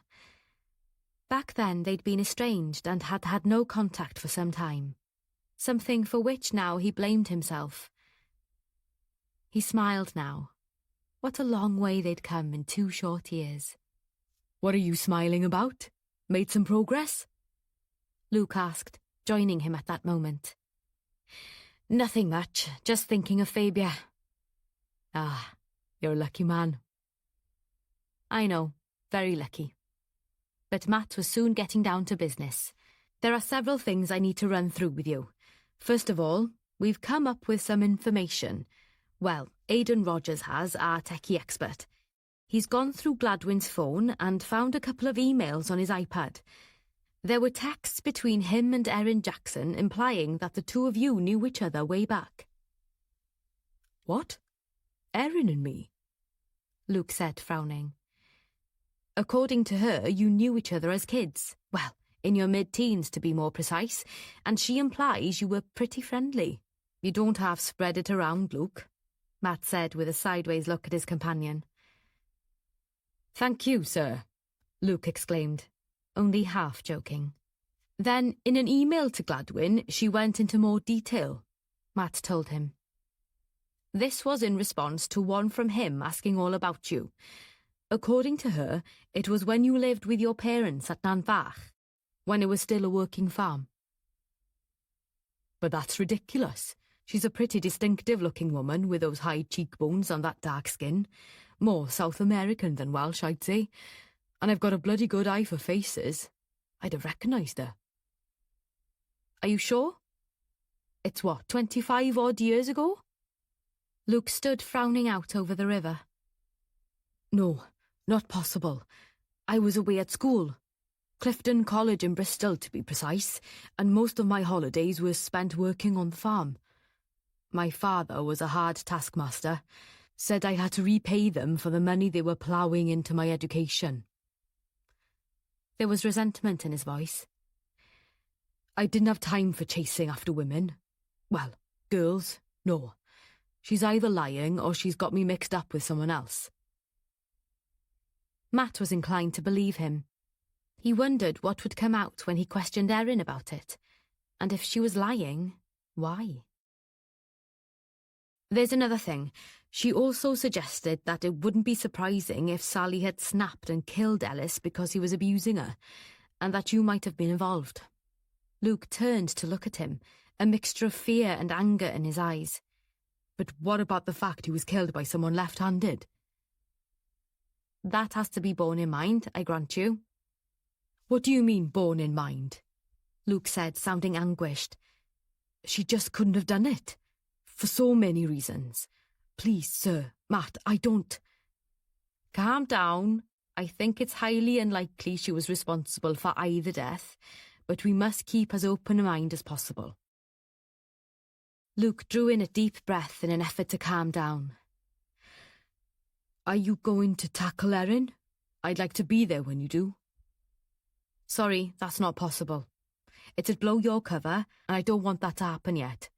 It's useful that very few people know what you're up to, and I want to keep it that way for as long as I can.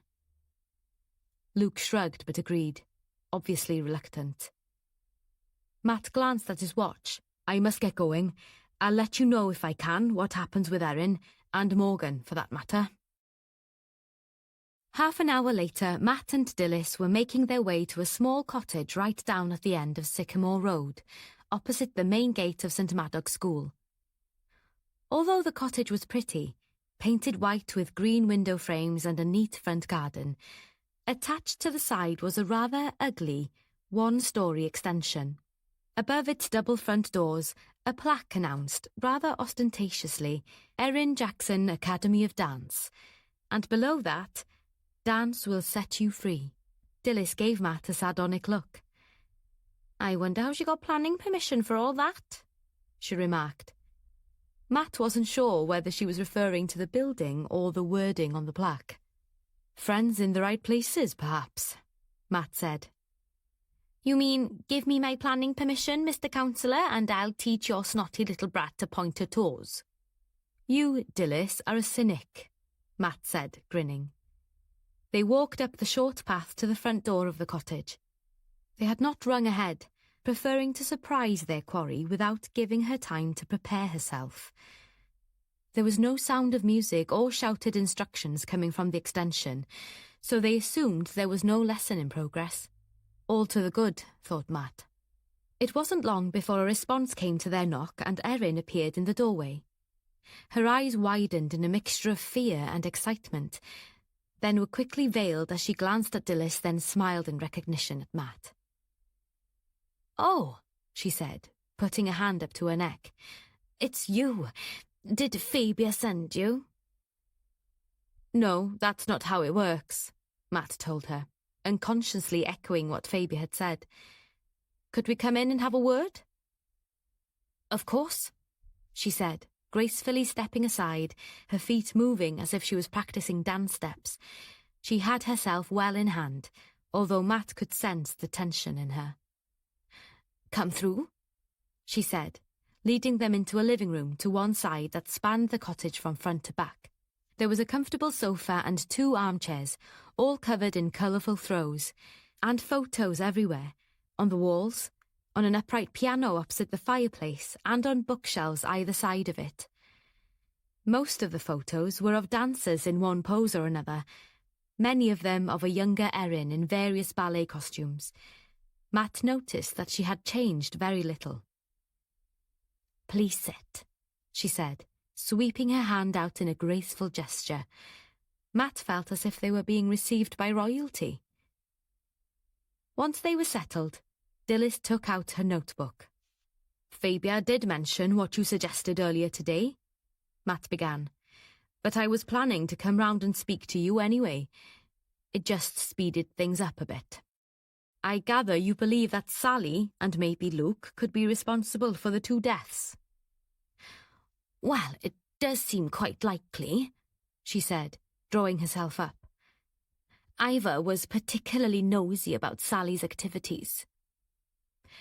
And when exactly do you think it happened? Ivor's murder, I mean. Wasn't it on Saturday afternoon?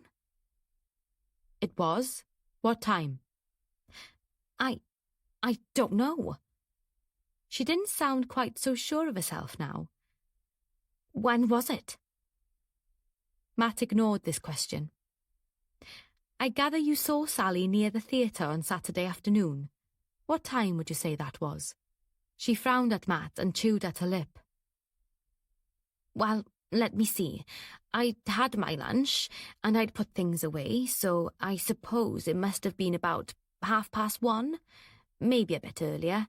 I always try to eat at 12:30 precisely. Always vegetables, pulses, seeds, that sort of thing. Meat never passes my lips. A vegetarian diet and strict timing for meals is best for the metabolism and builds up my strength. In my core, you know. She pressed her hands either side, just above her waist. And I always take a walk after my meal. It energizes me to work through the afternoon. Matt heard Dilys gave a little sigh. He could sense her impatience and didn't risk looking at her. And that is when you saw Sally? Matt asked, trying to bring Erin back on track. Yes. She sounded rather hesitant. Does that coincide with the time Ivor was killed? It might, Matt said smoothly. But why won't you tell me the exact time? Erin protested, pushing aside any pretense at calmness.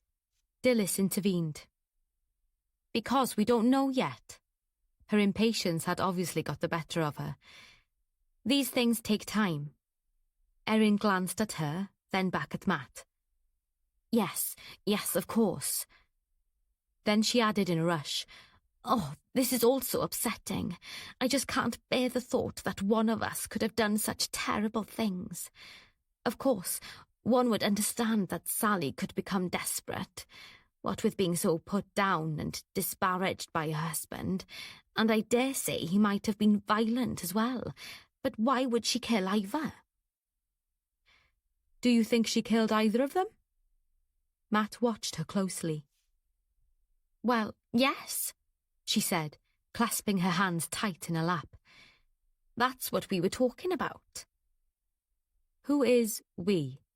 Matt asked, his voice cool. A flush rose up her cheeks. Didn't Fabia tell you? She asked, a little huffy. Matt didn't give her a direct answer. You tell me, he suggested. Lewis and Peony and me in the pub. We weren't gossiping, she assured them. But we were talking about it all. Who wouldn't? Everybody is. And we could completely understand if she just lost it, you know, with Ellis. Particularly as she has other interests now. Which are? Matt asked. Well, she and Luke, you know, are very friendly. Her lips pursed into a thin line and there was malice in her eyes. Luke Melville. Is there another one? Not so far as I know, said Matt, sitting back in his chair. I wanted to ask you about him. Her eyes narrowed, but she didn't comment. Matt paused, considering how to phrase his next question. It really was time to be more assertive. If he wasn't, they'd be here all day. We have searched through Ivor's mobile phone and found records of a series of texts between the two of you. These imply that you and Luke had a relationship when the two of you were teenagers. Is that true?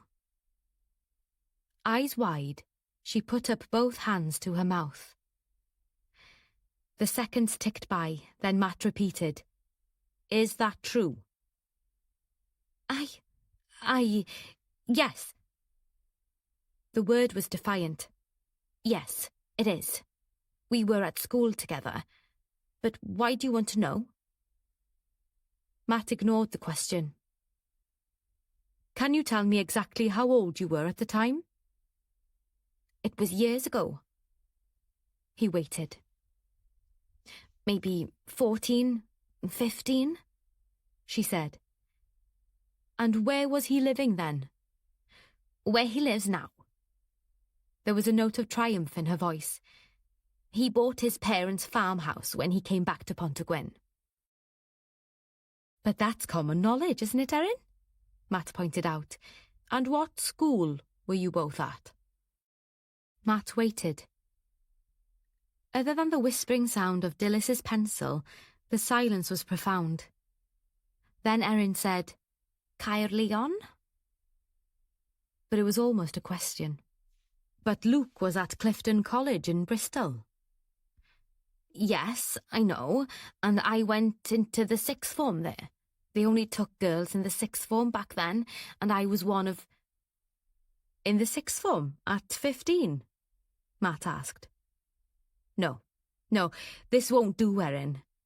Your first reply was Caerleon. Now I want you to tell me the truth. Why did you make all this up and tell Ivor about it? How dare you suggest I made it up? She exclaimed, her face flushing up even more now. It's true, it is, she said, thumping her fists on the arms of her chair as she spoke. Then why would Luke deny ever having met you before he came back to Pontygwyn 6 months ago?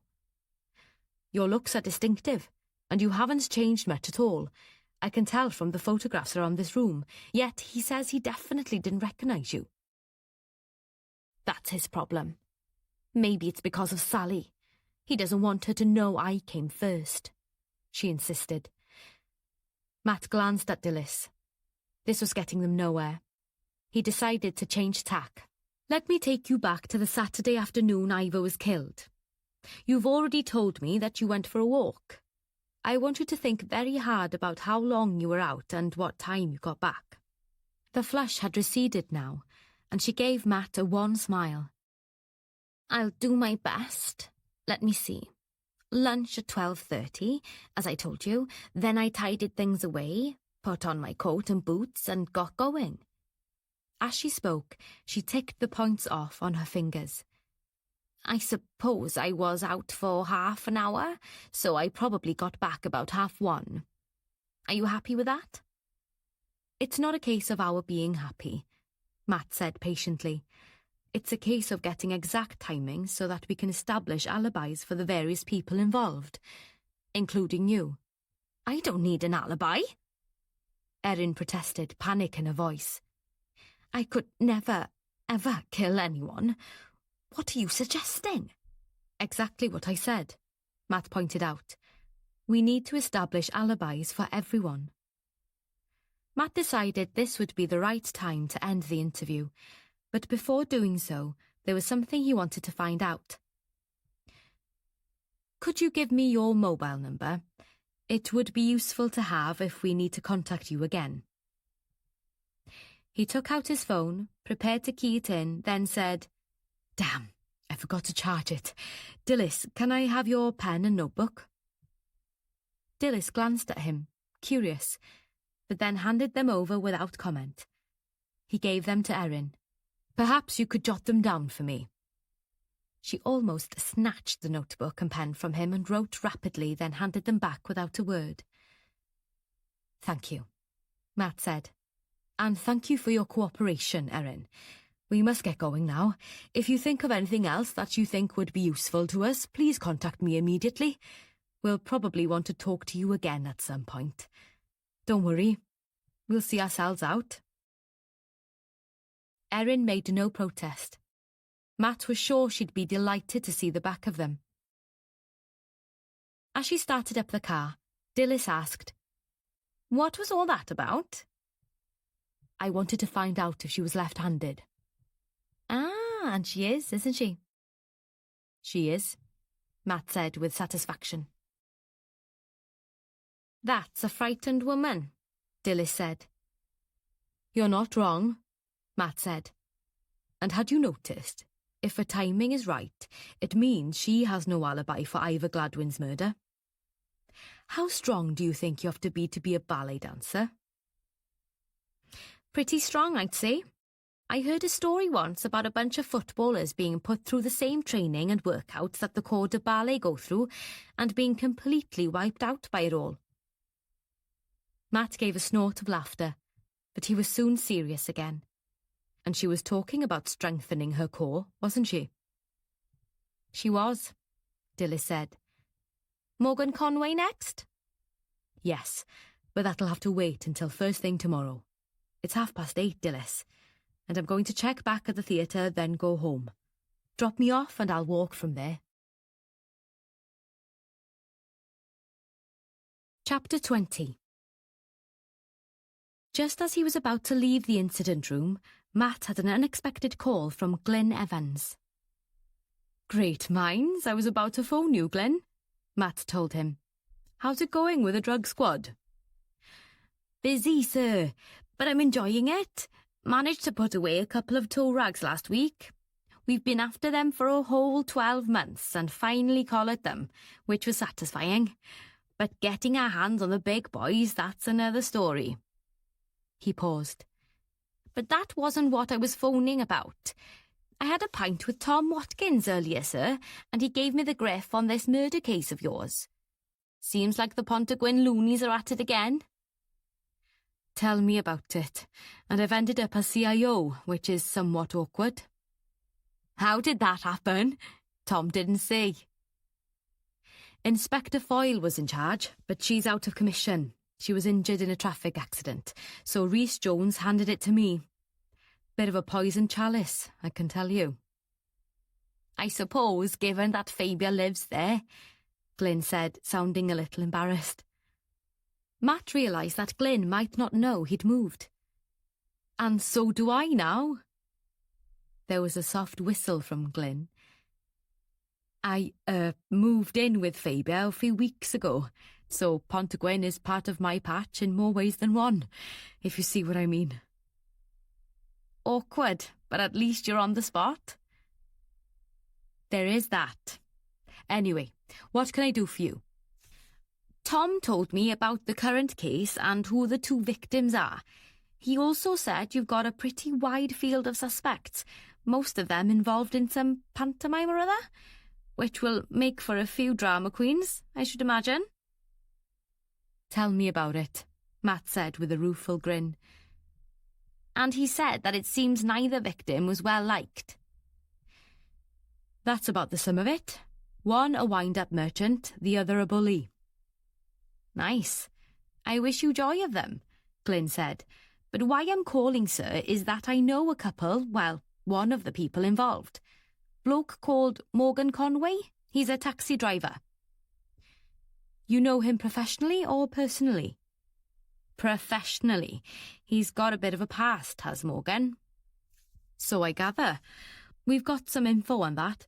He was inside for a stretch, on a drugs charge, and changed his name when he came out. Used to be called Eddie Martinez.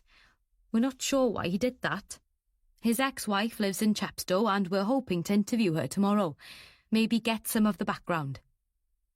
Yep, that's our Morgan. We believe the name change could have been down to getting on the wrong side of the Michelson gang while he was inside. Ah, said Matt, understanding. You can see why, can't you? Matt could hear that Glyn was smiling. Anyway, he's been on our radar for a bit now, but we haven't been able to pin anything on him. I mean, as a dealer, being a taxi driver must make meeting up with your clients a piece of piss, but we still haven't got enough on him to move in. I'd really like to have a good clean through of his taxi. We found out where he goes to have it serviced, so we may be able to have a look at it next time he takes it in. I'm working on that.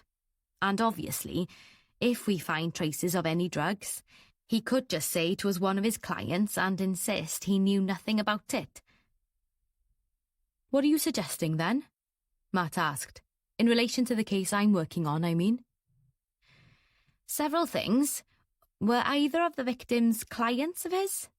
If he is a pusher, I mean. Did the Snoopy one, Ivor Gladwin, pick up on his activities and let it be known he'd done so? Did the bully, Cadogan, isn't it? Yes. Was he a druggie and failed to pay for what was supplied? Now that's a thought, Matt said. I gather Ellis Cadogan was a moody type.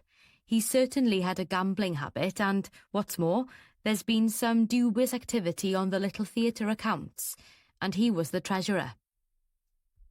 Aha, Glyn exclaimed. If he got chopsy, either refused to pay or questioned the price or supply in some way, maybe he needed to be got rid of. This is all very useful, Glyn. I owe you. I'll get Aidan to do another trawl through the devices belonging to both victims, see if we can turn anything up about drugs. No problem. I'll keep my ear to the ground and let you know if I pick up anything more, sir. Thanks again. And, sir, give my regards to Fabia. She's a great loss to the force. Matt grinned. Praise of Fabia always pleased him. You're right there. I'll tell her you said so. When Matt got home, he relayed all this information to Fabia, including Glyn's last comments. Bless him, she said, looking pleased. Wasn't he the lad who was brought up on a farm? Did such a good job of searching the stables at Whiteman Abbey? He's the one. An asset to the drug squad, I'd say. What do you think of Morgan Conway as a drug pusher? Fabia screwed up her face in doubt. I'm not sure. He's a strange one. He's not stupid, but he's sort of innocent, as if his mind doesn't quite work along the same lines as others. If it was a case of passing over a few E's or amphetamines in his taxi, possibly, but I'm not sure I see him as someone who'd be dealing in the heavy stuff, or organising distribution without taking clear instructions from someone else. I wouldn't put him down as someone who'd be in charge of a drugs ring, but, of course, I could be wrong. You really are? Why, thank you, kind sir. But there is someone of whom I'd say being in charge fits like a glove. Who? Fabia told him, and Matt's eyes widened. He hadn't thought of that. And that would also be a good cover. It would, wouldn't it? For a moment, Matt stared thoughtfully into space. Then he turned to Fabia and asked, "What have you got planned for tomorrow?" "Tomorrow morning, nothing much. Tomorrow afternoon, I was going to drive to Tintern Abbey. John Meredith has asked me to do a watercolour of it for him to give to Anjali for her birthday. I want to do some preliminary sketches, get some idea of what angle to paint it from." "Why?" "Fabia, I've had an idea." "Oh, Lord, what do you want me to do now?" Matt described what he wanted of her, and at first she resisted, but as he knew she would, she gave in the end. "You're a slave driver, you are," she protested. "Why? What's so bad about—" Okay, I'll do it." Matt found out the following morning that Sarah Gupta's interview of Morgan Conway's ex-wife had produced a few useful odds and ends. "They separated before he went to prison," she told Matt. "She found out he'd been dealing in drugs. She confirmed that she actually reported him to the police. She told me she wouldn't have someone who'd do a thing like that anywhere near her children, so she chucked him out." "How did she find out?" "He left some packets of E's in his trouser pocket, and when she emptied them so she could put them in the wash, she found them." "Not the brightest penny in the bunch, Morgan?" "No, she seemed to imply that," Sarah said. "What was it she said?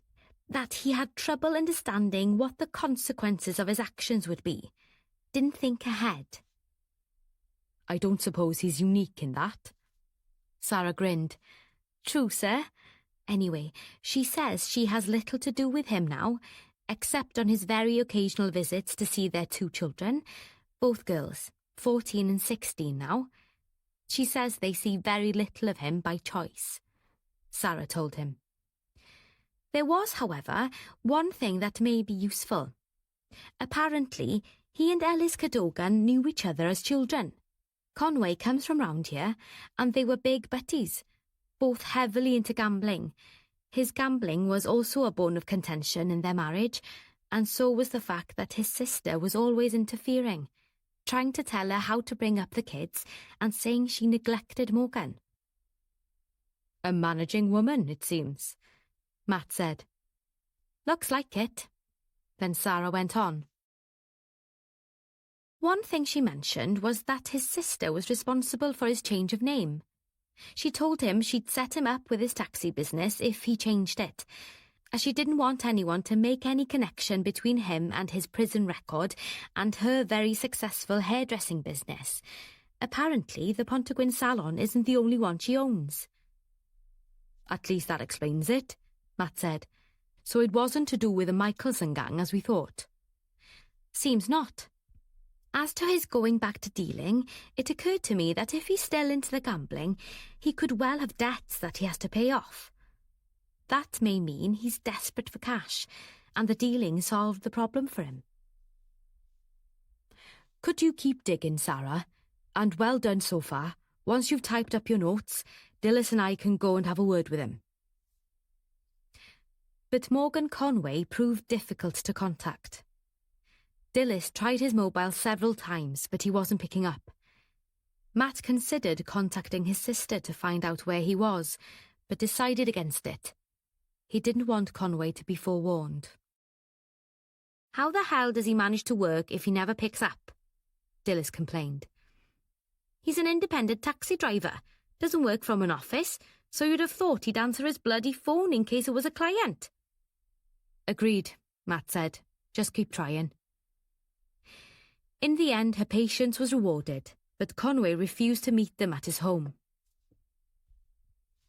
I'll come to the station. I don't want my sister bothered. And I've got bookings this afternoon that take me into Newport, so it'd be convenient for me. That will be fine, sir, Dilys told him. I should be finished about 4:30. I could come in after that. She wondered at his attitude. He seemed to be implying that he was doing them a favour. Ah well, they'd be able to disabuse him of that should the need arise. Just ask for Sergeant Dilys Bevan when you get to the desk. OK, I'll do my best. That would be a good idea, sir, Dilys said, trying to keep the irritation out of her voice.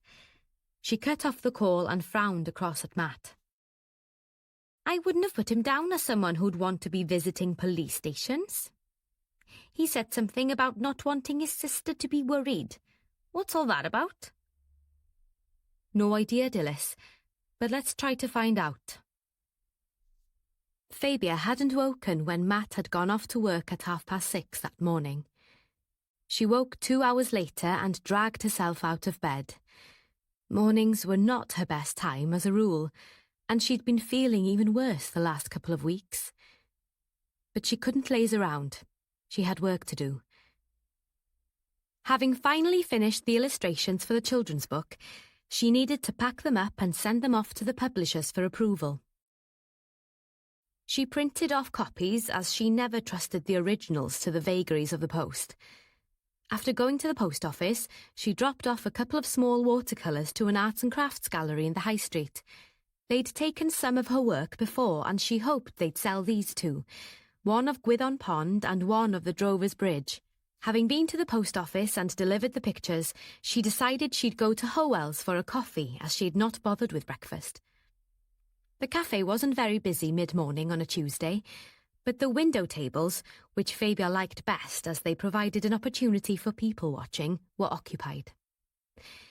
Instead, she found a small table not far from the counter and ordered a latte and an almond croissant, then got out a copy of the Western Mail that she'd bought and flattened it out on the table. Vaguely, in the background, she could hear a conversation between the woman at the counter and another customer.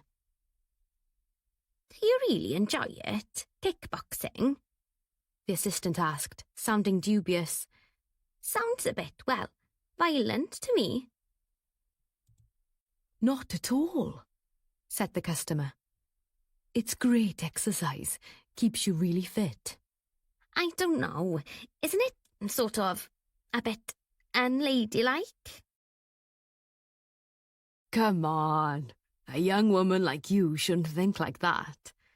We can do everything a man can do nowadays. And more. You should try it. There's a great club in Cwmbran. I've been going there for years. Really builds up your muscles and keeps you fit. Fabia glanced round and recognised the customer. It was Carmen Lloyd, Morgan Conway's sister, who owned the hairdressing and nail salon a few doors along from the cafe. She was leaning her arms on the counter as she waited for her order. Kickboxing, thought Fabia. It was not something she would associate with such a sleek woman. What about those gorgeous scarlet nails? I'll think about it. The assistant placed a cup of coffee in front of Carmen. Was it shortbread you wanted with that? Please. Jack's just bringing it up. Sorry to keep you. No problem, Carmen said. Fabia went back to her newspaper, but a moment later she was distracted again by the ongoing conversation. A dreadful business, that poor girl, the assistant said, lowering her voice a little. Yes, terrible, came the reply from Carmen. They're saying he was quite a bully, so maybe it was self-defence. And then there was that awful business at the theatre. I just don't know what the world's coming to. I know, dreadful. I was in the salon all day Saturday, so I heard all the police cars going past, but I didn't find out what had happened until the evening. With this second one, my brother is sure it was his wife, poor Dab. Your brother? She said. He's a taxi driver, isn't he? He is. Let me give you his card. You might need a lift at some time, and he's local, see? Which is always better, don't you think? Fabia turned to get a better look at her. She was a thin-faced woman with sleek fair hair, neatly cropped longer on one side than the other. She had strong features and a pleasant smile. With her artist's eye, Fabia studied her and could see the likeness to her brother. It's the usual story, really. A woman pushed beyond her limit. Fabia heard her say. Then she leant towards the young woman behind the counter, and Fabia could only just catch the words. Apparently that Ivor Gladwin, the one who fell from the metal bridge above the stage in the theatre. Is that how he died? Yes. He was giving her grief as well. It's possible she pushed him. That's what I've heard. Never to God, said the counter assistant, but she didn't have the chance to continue the conversation as, a moment later, the owner of the cafe came up behind her, a plate of shortbread in his hand. I'll take over here, Charlotte.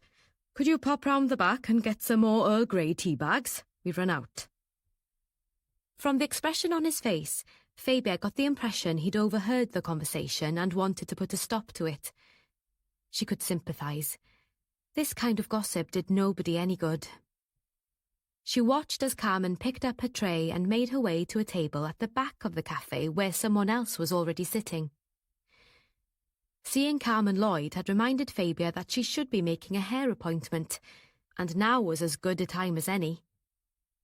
Once she'd done her bit of shopping, she'd go to the salon and fix that up. Half an hour later, she walked into the humid warmth of the salon. There was an overwhelming smell of shampoo and other hair products which Fabia found a little hard to cope with. The murmur of gossipy voices was accompanied by quiet music, and Fabia was relieved it wasn't too loud. She'd never been a great fan of anonymous music rumbling away in the background. The decor was smart, minimalist cream and black with touches of stainless steel, and there were posters of various models on the walls, their hair advertising the latest styles. The salon was busy. Several women were having their hair done. A woman was sitting with her fingers dipped into a bowl of water, and another was having her nails painted a bright green. She went up to the reception desk where a young girl with purple hair sat tapping away at her phone. She put it down immediately Fabia approached. Good morning, she said, giving Fabia a professional welcoming smile. Can I help you? I was wondering if I could make an appointment for a trim and blow-dry, Fabia said, pushing a hand through her hair. This mop is really getting to me. Ah, don't call it that. You have beautiful hair, such lovely curls, and a good colour. Thank you, said Fabia, but it's a bit difficult to control. Fabia heard the door open and turned to look at the newcomer. It was Carmen Lloyd again. She came up to the desk, gave Fabia a smile and asked, "Is Leanne looking after you?" "She is. I was just wanting to make an appointment. My usual hairdresser in Usk has just closed down and I need to find someone else to deal with this mop of mine." Carmen gave her an inquiring look, her head on one side. "Surely we know each other, don't we?" "We have met." Holding out her hand, Fabia said, "Fabia Havard. I'm involved in the pantomime, painting the sets. I believe you're in charge of all the props, is that right?" "Yes. My brother, Morgan, is playing wishy-washy, although I suppose we should say was, really. It'll be cancelled now, don't you think? They can hardly go on with it now, after all this." "No, I suppose not," Fabia said. Carmen Lloyd turned to the receptionist. I've got a space until lunchtime, haven't I, Leanne? Wasn't there a cancellation? Yes, your next is Mrs. Fullerton at 1. I could look after you now, if you have time, she said to Fabia. That's very kind, thank you. Come this way, Carmen said. Fabia followed her, glancing at the people in the other chairs. A woman with what looked like silver ribbons attached to her hair lifted a magazine to her face, and another was telling the person cutting her hair about her son's success at university. The rumble of conversation competed with the music. At the back of the salon, Carmen helped her into a gown and settled her in the chair. Little more was said until Carmen led Fabia back to a seat at the front of the salon. Once they'd discussed what Fabia wanted her to do, Carmen pulled a trolley towards her and searched around on it. "Hey," she called to the others in the salon. "Who's pinched my scissors again? You know I can't use these ones." "Sorry, Carmen," said one of the other girls. "Here you are." She handed Carmen a pair of scissors and she started snipping away. "That's an interesting name for a Welshwoman," Fabia remarked. "Have you got Spanish ancestry?" "As a matter of fact, I have. My father was Spanish, and my grandparents still live in Seville. My brother and I try to visit them as often as possible." "How lovely. That's a beautiful city." "It is. So much history. But we were both born in Wales, so Spain is more like a holiday place for us rather than home." For a while there was silence between them. Then Carmen asked, "Am I right in thinking that your partner is a policeman? Matt Lambert, is it?" "Yes, he is." But Fabia said nothing about his being in charge of the current investigation.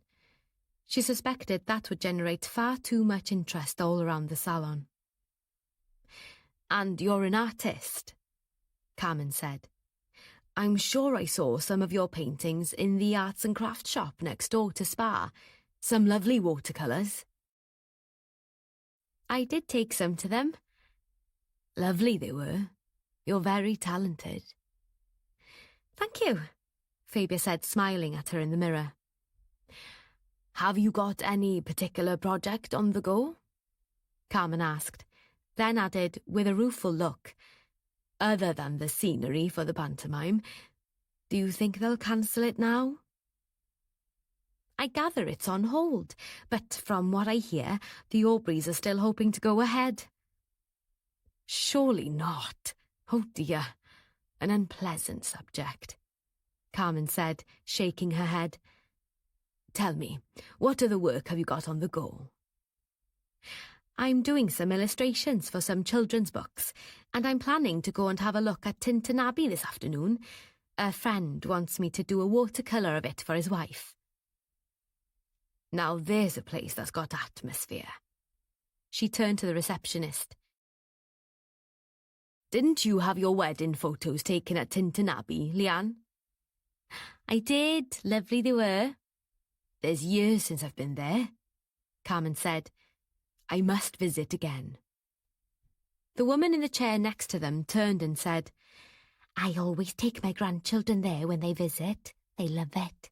Beautiful it is." "It is, isn't it?" Fabia agreed. "The trouble is you're inclined not to go to places like that unless you have a specific reason, like when you're showing visitors around. I was really pleased when John, my friend, asked me to do the painting. Apart from anything else, it's the perfect excuse for a wander around those incredible ruins." At this moment, there was an interruption. Someone had just come into the salon and Carmen turned to see who it was. "Ah, would you excuse me a moment?" she said to Fabia. Fabia watched her in the mirror as she made her way across to the reception desk. "I'll deal with this," she heard Carmen say to the receptionist. Then she turned to the woman who had just come in. "Thank you for coming back, Paula. It was my fault entirely. I took the wrong shampoo off the shelf." Leanne, hand me down the shea butter formula. Yes, please, that one. Leanne turned to reach up to the shelf behind the desk, then handed Carmen a box. Let me just check this is correct, Carmen said to the customer. She opened the box, pulled the bottle out, then nodded, and carefully replaced it. Yes, that should really help the dryness, she said, and handed it to the customer. No extra charge. I should have got it right in the first place. With a murmur of thanks, the customer scuttled away. As Carmen turned back to Fabia and picked up the scissors again, their eyes met in the mirror. Sorry to desert you, Carmen said. Tintin, yes. You should enjoy that. Chapter 21. Fabia returned home and grabbed a quick lunch. She'd tried to get hold of Matt to tell him about the conversation in the cafe and her hair appointment, but he wasn't picking up. An hour later, she packed her painting gear into her car and began the 40-minute drive to Tinton Abbey. Still puzzling over what she'd seen and heard, she tried Matt again, but there was still no response. Bugger it, Matt, she muttered. Where the hell are you? It was as she was driving along the stretch of road that ran along just above the Anghidi River that she noticed the car behind her. It was a Land Rover, battered and muddy and travelling very fast. She slowed and kept to the side of the road, thinking that at that speed it would go on past her. But it didn't. It stayed on her tail, getting closer and closer. She increased her speed, but so did the Land Rover. What on earth was he up to? The next moment, there was an almighty crash as he hit the back of a car. Fabia hit her forehead on the sun visor and felt the jar of the seatbelt across her chest. Christ, what the hell? She swerved and sped up, but he kept coming. Again he hit the back of her car. The noise was horrendous. Really scared now, Fabia tried to get away, but her little Skoda wasn't nearly as powerful as the Land Rover. She tried to think clearly. She checked his number plate, but it was obscured by mud except for one letter. She thought it was a B. It was hard to identify the driver. Whoever it was wore a baseball cap and all-enveloping dark glasses, but she thought it might be a man. The next moment, he came at her again, and this time pushed her towards the dip into the river. She felt and heard the bottom of the car grating and scraping across the rough ground. Then it teetered over the edge and continued down. There was a cacophony of noise, a car horn blaring, the crunching and tearing at her car, snapping branches, the sound of small stones ricocheting off the Skoda's bodywork. All this happened in a matter of seconds. Then Fabia's car came to a jarring halt against a tree trunk. Slowly the noise subsided as twigs, small tree branches and stones settled around her. Fabia sat there, dazed and bruised, until she heard someone banging on her car window. Hello? Hello? Are you all right? She turned her head and saw that someone was gazing through the window at her. For a moment she was afraid that it was the driver of the Land Rover, but then realised it wasn't. This was a young, brown-faced man dressed in a neat suit and tie, his curling hair cropped short to his head.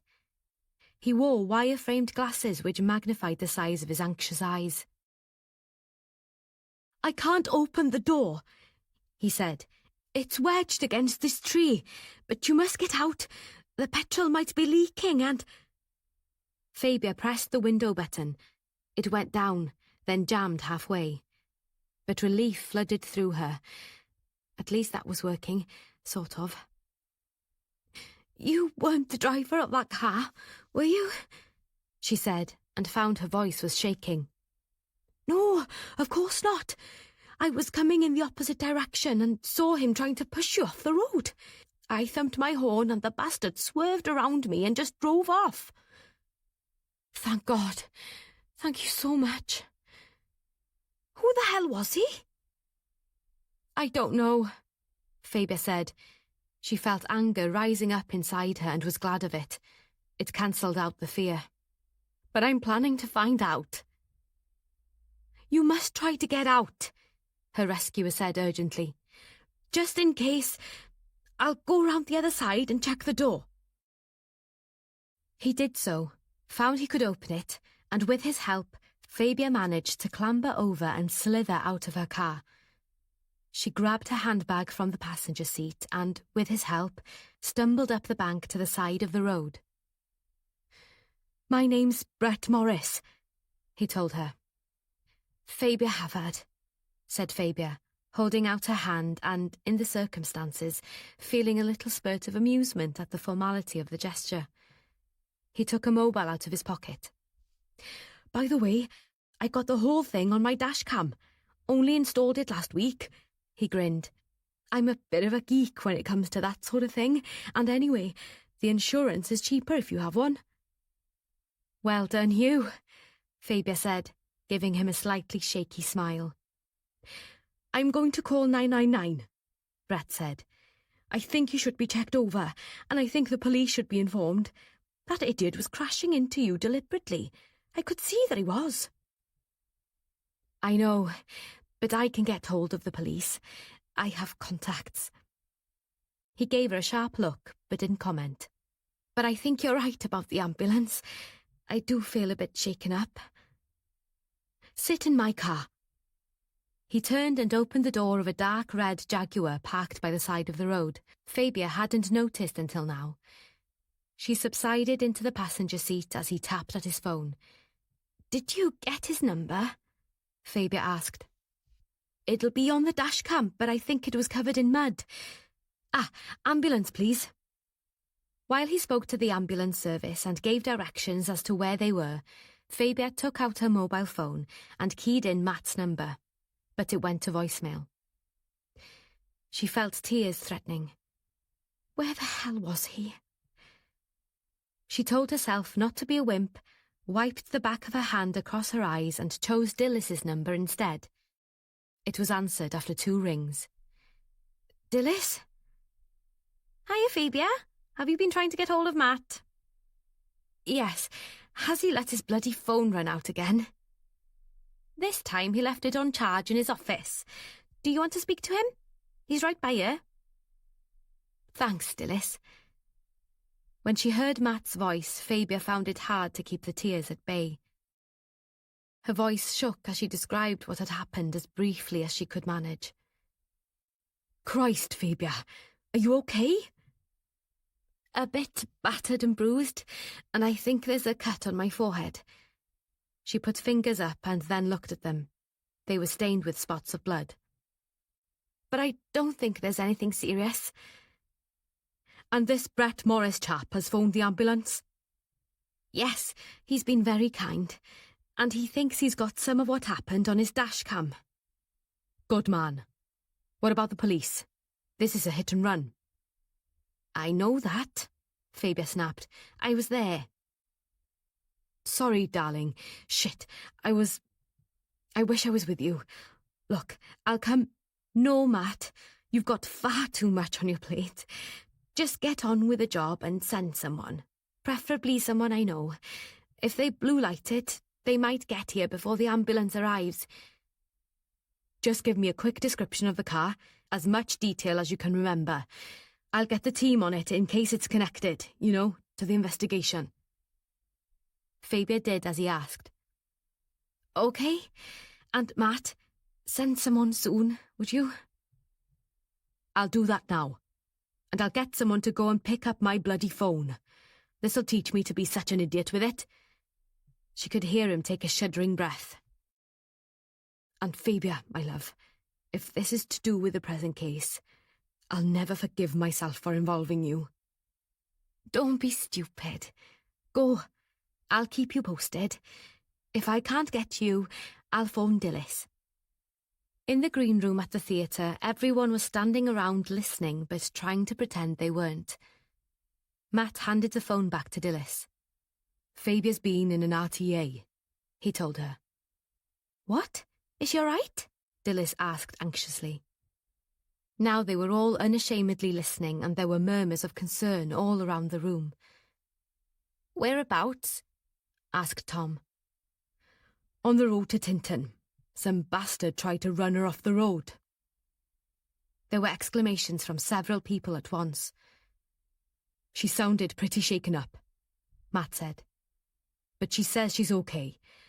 Another driver stopped and the car that rammed her buggered off.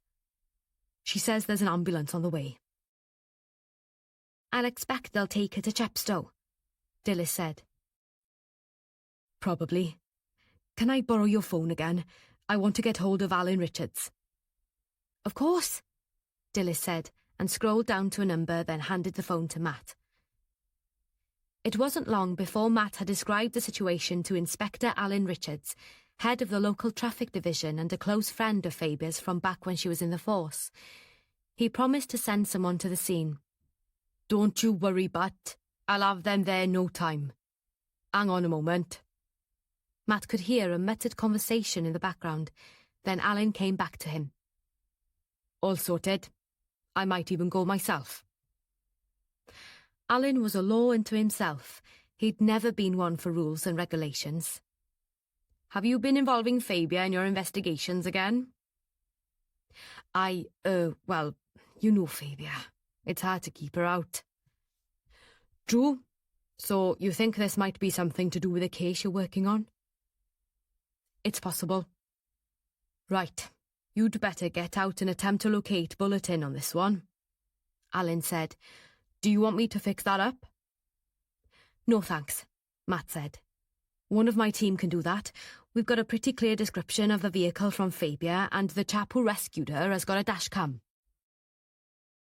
Well done, him, Alan said, then added, and, Matt, don't start worrying yourself to shreds. You'll have to put me in the picture about what you're up to, all the gory details, mind, and sooner rather than later. But now, I'm off to rescue your lovely lady. Matt handed the phone back to Dilys. Right, listen up, folks. Matt raised his voice so that he could be heard across the room.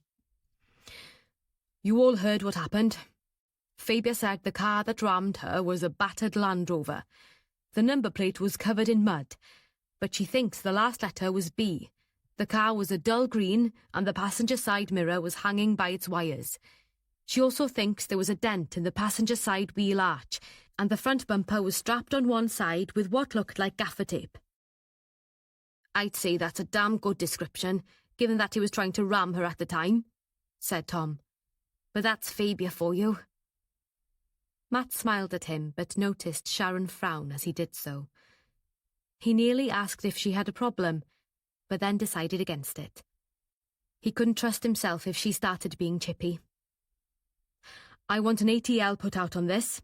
I want that bloody car. I'll get on to that, sir, Dave Parry said. Did I hear a dashcam mentioned? Yes, but I don't want to wait until the info on it is downloaded. I want you to get on this right now. Will do, said Dave. The rest of you, concentrate on what you were doing. He looked directly at Sharon as he went on. We can't take our eye off the ball just because Fabia's been in an accident that may have no connection to the case. He noticed her redden. Yes, he'd been right. That was exactly what she'd been thinking he'd done. He sat down and put his head in his hands, tried to control the images in his mind. A moment later, Sarah came up and put a mug of strong black coffee down beside him. I thought you could do with this, sir, she said, giving him a sympathetic smile. You're a star, Sarah. Thank you. Work. That's what he needed. Anything to distract him from thoughts of what might have happened if the man who'd rescued Fabia hadn't come along at just the right moment. 2 police cars arrived almost at the same time. As they'd waited for them, Brett Lewis Morris having insisted on staying with her, Fabia had found out that he was an estate agent from Chepstow who'd been returning from a viewing. She'd told him she was an artist on her way to do some sketches of Tintin, but she hadn't give him any other information. She could tell he was curious about the incident, and about her access to the police. He was obviously wondering why she'd been targeted, but he was tactful enough not to press it after a couple of careful questions. But it was obvious his curiosity increased when Alan Richards, in full uniform, jumped from one of the police cars and strode over to greet Fabia, saying, "My darling girl, what has happened to you? Matt phoned and I said I'd come along myself. Couldn't have you languishing on the side of the road without a friend, could I?" As he wrapped her in his arms, she gave a shaky laugh.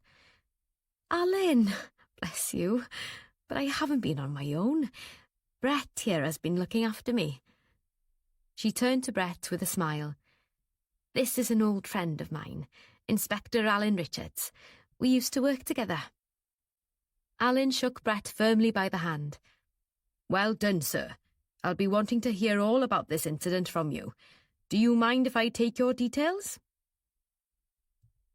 "No problem," Brett said, and gave Alan his full name, address and phone number, and told him about the record that would be on his dashcam.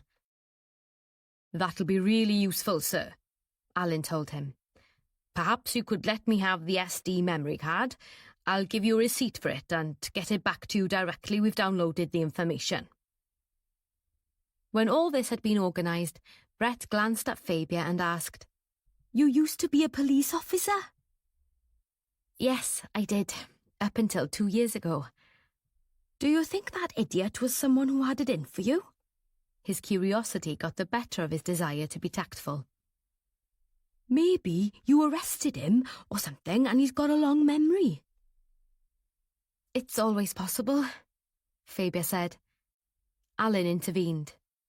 "Perhaps you could go with my colleague here," Alan said, indicating one of the other police officers who'd been standing on the sidelines. "And tell him exactly what you saw, sir. Then later we'll get your statement typed up and maybe ask you to come to the station in Newport and sign it. We can return your SD card then." "Of course," Brett said. It occurred to Fabia that this young man was one of the most cooperative witnesses she'd ever had to deal with. She turned to him and reached up to kiss his cheek. "Thank you so much for all you've done. I owe you." "No problem." He gave her a slightly embarrassed grin. "It's not often I have such an exciting afternoon." He lifted a hand as he walked away, and Fabia determined to get his details from Alan, maybe write him a note to thank him properly. At that moment, an ambulance, blue light flashing, also arrived on the scene. Alan led her towards the paramedics as they jumped from the vehicle, and he stayed with her until she was settled on the stretcher. They'd insisted she put her legs up while they checked her over, in spite of Fabia saying she'd be fine just sitting on the seat, and in truth she was glad of it. Reaction was setting in, and she felt much less in control than she tried to pretend. Chapter 22. Early in the afternoon, Matt and Dilys were making their way back to the station. They both had work to do before their interview with Morgan Conway. As she drove, Dilys glanced at Matt occasionally, but he sat there in brooding silence, clutching his newly charged mobile and glancing at it occasionally. Luckily, someone from the station had been on their way home and dropped it in to him. He kept glancing at it as if willing it to ring, and when it finally did, he fumbled, dropped it by his feet, grabbed it up and barked, "Hello? Fabia?" Thank God for that. Dilys glanced at him and noticed his shoulders sag and relax. He put his hand up to his mouth and dragged it down over his face, closing his eyes for a moment. Then he went on. "That's good news. So, okay, we're on our way to interview Morgan Conway. Do you want me to organise a car to come and pick you up?" "Of course I can. Don't be silly." "I'll get on to Tom right away. And Fabia, love." He glanced across at Dilys, gave her a slightly embarrassed smile. "When you get home, rest, okay? And I'll see you later." He scrolled down to Tom Watkins' number and briefly explained what he needed. then looked across at Dilys. The doctor says there's no lasting damage. A bit of whiplash, some bruising and a small cut on her forehead. Otherwise she's fine. Oh God, Dilys. It brings back all that shit from 2 years ago. She survived that, Dilys said briskly. She'll survive this. She's tough, is Fabia. I know, but I'll never forget walking into that hospital and seeing her looking so small, all bandaged up and battered. You can't blame yourself every time she gets into a pickle. Pickle is putting it mildly. But you know what I mean. She's her own woman, Fabia, and I doubt anyone would be able to persuade her to take a back seat on anything. Don't I know it? Matt said with a rueful grin. The trouble is, it's probably my fault this time. I actually asked her to become involved. Involved in the case, generally, but that was the boss's idea. I know, but it's more specific than that. And he told her about the conversation he and Fabia had had on Monday evening and what he'd asked her to do. Ah, said Dilys, then gave Matt a quick glance before negotiating the 2 roundabouts as they came into Newport town centre. So, you think something she saw or something she said is the reason she was targeted? It seems logical, doesn't it? Otherwise, how would that bastard have known she'd be on that road? But it could all be coincidence. Dilys was always one for concrete proof and no speculation. So was Matt, most of the time. It'll be worth keeping in mind, though, went on Dilys, when we're doing the interviews, and best to mention all this to the team. Absolutely, agreed Matt. Except perhaps Sharon. I don't think we can exclude her, sir. Matt grimaced. Maybe you're right, but I'm pretty sure she thought I was overstepping the mark when I asked for an ATL. I think she thinks I'm letting my personal feelings affect my job. Do you think I am? No, sir, Dilys said quickly, then added more firmly. No, I don't.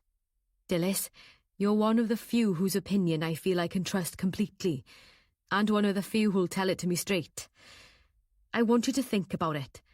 I realise Fabia could have been targeted by someone involved, but it could have been some random lunatic who, say, has a thing about dread Skodas or female drivers, or both, and I could have left it up to Alan to sort out. They had parked at the station now, and as they got out of the car, Dilys turned to Matt. Look, sir, I think that hit and run was far too convenient to be a random event. I think Fabia might have heard or seen something that worried them, and they were trying to scare her off. You're always saying she takes ages to do the shopping because she stops to talk to so many people. It could have been anywhere. We'll need to ask her exactly where she went this morning and who she spoke to. Anyway, we may be able to get some useful info out of Morgan Conway. Her voice hardened. I'd enjoy putting the frighteners on him. I haven't taken to him right from the start. Matt laughed. You're putting the wind up me, Dilys, let alone him. And you're right. Best to wait until we've got all the details from Fabia. OK. Let's go and tackle Conway. He should be here by now. It's already 5:15. As they were walking into the station, Matt's mobile rang again. He glanced at the screen. It was Kath. He answered it as they went up the echoing stairs. Have you got a moment? She asked when he picked up. If you can make it quick, Kath. It's been a bit of an afternoon. Anything wrong? She asked. Fabia's had an accident. He could hear her quick indrawn breath. Someone drove into her when she was on her way to Tinton. He didn't go into more details. Oh, Matt, is she all right? Yes, no lasting damage. They took her to Chepstow and she just phoned to say she's okay. I've sent someone to pick her up. I'll give her a ring. Kath, Matt said as they got to his office. I've got to get going. Can I phone you back? Would you please? It's just that, well, Sally's been talking about some things she's remembered. What sort of things? Conversations she remembers overhearing between Ellis and others, particularly Morgan Conway. Matt's eyes widened. Anything specific? Not that she's told me. She's very agitated about it, but she says she doesn't want to worry me, that she should speak to you. I haven't pushed her, but I think there's more to it than that. She seems very afraid, but I don't think it's for herself. Understandably, she's still in something of a state, but no, you'd better speak to her rather than listen to me speculating. Right, I'll get back to you. To Sally, that is, as soon as I possibly can. He didn't mention that he was about to interview Conway. He turned to Dilys and told her what Kath had said. That might be useful, sir. Yes, but let's get on with this interview for now. But they didn't have a chance to do so, as Morgan Conway didn't turn up at the arranged time, and, although Dilys called him several times, yet again there was no response. By the end of the day, Matt had put out a call for him to be stopped if seen, but he seemed to have completely disappeared off the radar. Hopefully they'd be able to trace him through the CCTV system. When Morgan Conway didn't turn up at the station, Matt asked Dave Parry to go around to the flat he shared with his sister. The smart block of modern flats didn't seem to fit in with the rest of Pontygwyn's surroundings, but each to his own, Dave thought. He knocked, but there was no response. He knocked again. No one called out, and he could hear no footsteps inside the flat. After one more attempt, he gave up and phoned Matt, who told him to leave it for now. Sharon was dispatched to the salon to speak to Carmen Lloyd, but she denied any knowledge of her brother's whereabouts, told them he was hopelessly absent-minded and insisted he was probably working. She promised to tell him to contact them when he returned. It's a serious matter, not to keep an appointment with the police, Sharon told her. We would like to check whether or not he's taken his taxi. Where does he keep it when it's not in use? In a garage behind the flat. Could you please check whether or not it's there? What, now? Yes. Absolutely not, Carmen said. I stay open until 7 on Tuesday evenings, and I have 3 clients lined up. Do you have a key to the garage? Sharon asked her. We could always make this official and get a warrant, but it would be much simpler if you could provide us with a key. There was a bit of a standoff at this point, sir, Sharon told Matt when she phoned in. But I managed to persuade her. I think she was getting worried that the clients would... Whether you're walking, resting, or just listening, this musical pause is here to bring you peace and presence. Thank you for watching.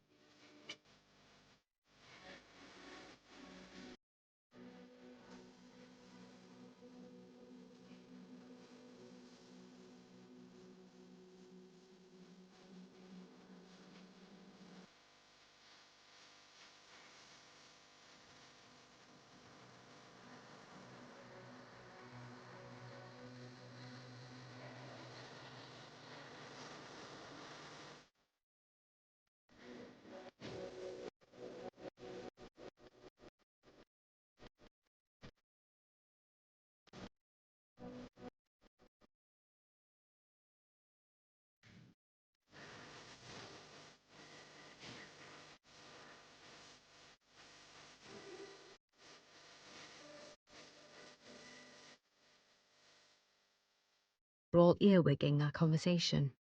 Anyway, she gave me the key, which she says she keeps because Morgan is always losing it. Sharon sent Dave round to open up the garage, but there was no sign of the car, and no sign of Morgan Conway either. He decided to have a quick look around. It was quite a spacious garage with plenty of room to move round even if the car had been there. There were shelves down one side, but he discovered nothing unusual on these. Boxes of odds and ends, some tools, a pile of rather lurid pornographic magazines, and another pile of motoring magazines. At the back of the garage was a small, sturdy cupboard fixed to the wall, but it was locked.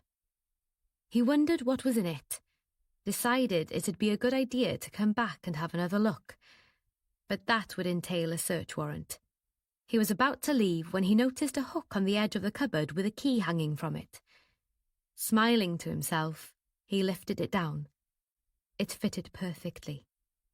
He opened the door, took out his phone and used it to light up the recesses of the cupboard.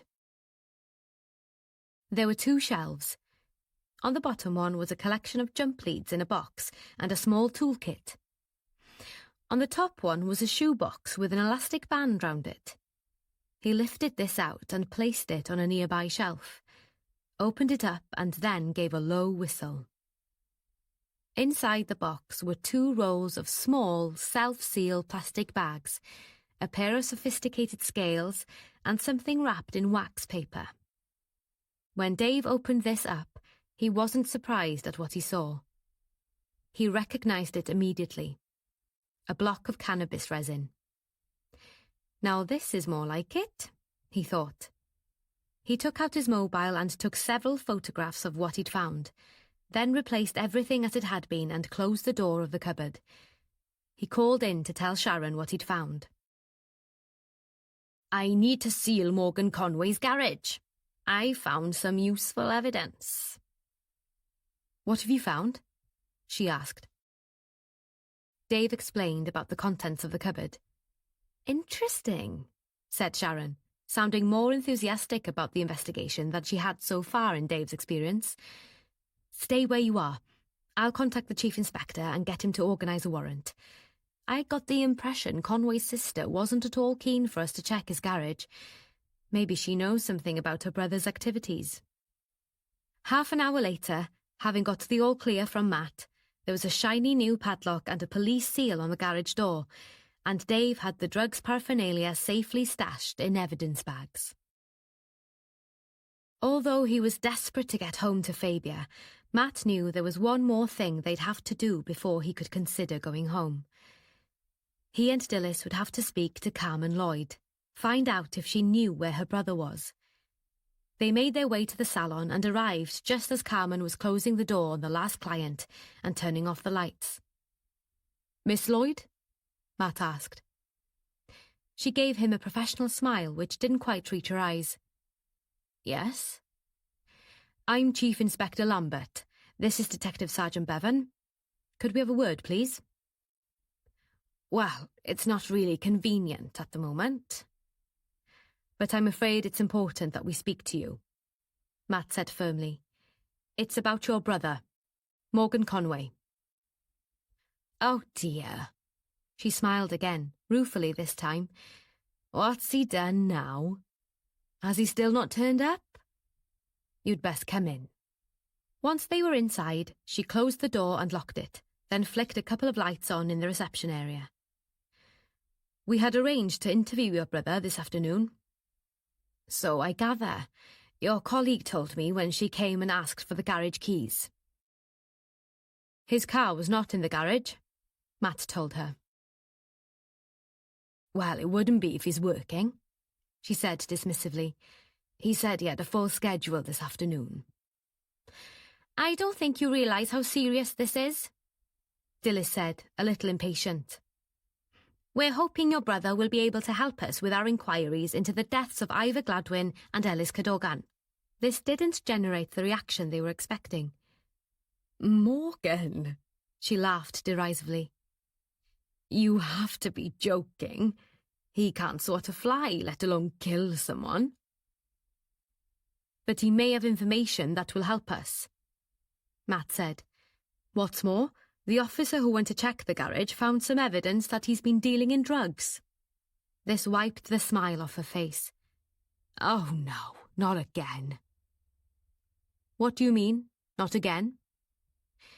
She turned and sat down in one of the chairs in the reception area, then looked up at them. "I'm sure you know that Morgan has been inside," she said wearily. "We are aware of that, yes," Matt said. He and Dilys took seats opposite her and she went on. When he came out and his stupid wife wouldn't have him back, I told him he could come and live with me on condition he changed his name. She shrugged. I had a good business going and I didn't want my clients knowing that my brother had been in prison. I told him I'd set him up as a taxi driver on condition he kept his nose clean. And he promised me, swore to me, that he'd not go back to his old ways. She gave them a sharp look. What is this evidence? Maybe somebody planted it on him. Who would do that? Dilys asked. Oh, I don't know. Someone he'd got on the wrong side of? I don't think that's likely, Matt said, but we'll be doing the usual tests to find out who's been handling what we found. Have you any idea where he might have gone? Dilys asked. Does he have particular friends he might be with? Not really. He's a bit of a loner, my brother. And he may simply be on a job. There is always that possibility, but he told us he'd be free by 4:30. For goodness sake, Carmen said, exasperated by their questioning. I'm not his keeper. But you do live together, don't you? Dilys pointed out. Yes, but we don't live in each other's pockets, Carmen snapped. They didn't seem to be getting anywhere, so Matt decided to wind up the interview. He got up. If you hear from him, please let us know, and point out to him that the longer he stays away, the worse it's going to look for him. Do you think I don't know that? She took a deep breath. Sorry. Yes, I'll do as you ask. Thank you, Miss Lloyd, Matt said. They left and made their way back to the green room, none the wiser when it came to Morgan Conway's whereabouts. At 8 o'clock, Dilys virtually ordered Matt to go home. She'd assured him that the rest of the team would be able to manage without him, and that if anything came in on Morgan Conway, or anything else for that matter, she would let him know immediately. As he got out of the car and opened the gate, a beam of light stretched out across next door's garden as Tony Vaughan came out of his front door. Matt, I've been keeping an eye out for you. Could I have a quick word? This was the last thing Matt wanted, but he didn't feel able to refuse. A quick one, yes. I need to check on Fabia. Check on her? What's up? Some bastard forced her off the road when she was on her way to Tinton. Good God! Is she all right? A bit shaken up, obviously. Matt was finding it hard to contain his impatience. Anyway, what did you want me for? It's about Morgan. Matt made an effort to keep his face expressionless. No need to give away how interested they were in Morgan. I'm not sure it means anything. Tony was sounding a bit unsure of himself now. And I might be overreacting, but he's been on to me to find out what's going on with the investigation. Keeps stopping me in the street or phoning. He's just called again. This was even more interesting, but Matt just asked, Why do you think he keeps getting on to you? Well, I suppose I could say he's a friend. We're in the same darts team, but I think there's more to it than that. Did he say where he was when he phoned just now? Matt asked, trying not to sound as if he really needed to know. No. Tony's eyebrows rose in query, but Matt didn't say anything else. I think he's getting on to me because he thinks I have some kind of direct line to information from you and Fabia as I live next door. I suppose everyone involved is a bit anxious, Matt said. But this seems a bit over the top. He's very jittery. This sort of situation takes people in different ways, Tony. Are you implying he's got something to hide? I'm not sure. Tony was looking a bit embarrassed now, as if he was regretting bringing the subject up. It could mean nothing. I shouldn't interfere, Should I? Every bit of information is useful. I'll have another word with Morgan. When I can track the bloody man down, Matt thought. Best not tell him I spoke to you. Don't worry. Matt's tone was cool now. I'll keep you out of it. Now, I must go and find out how Phoebe is. Give her my best, and if there's anything I can do to help, let me know. Matt nodded and opened his front door. He wasn't sure he'd be calling on Tony for help any time soon, but he told himself not to be disagreeable. Fabia was curled up on the settee in the sitting room, half asleep. The television was muttering away, but she wasn't really taking any notice of it. On hearing the closing of the front door, she looked up and called, "I'm in here." Matt strode into the room, an anxious frown on his lean face. He sat down beside her and gently gathered her into his arms, kissed the top of her head.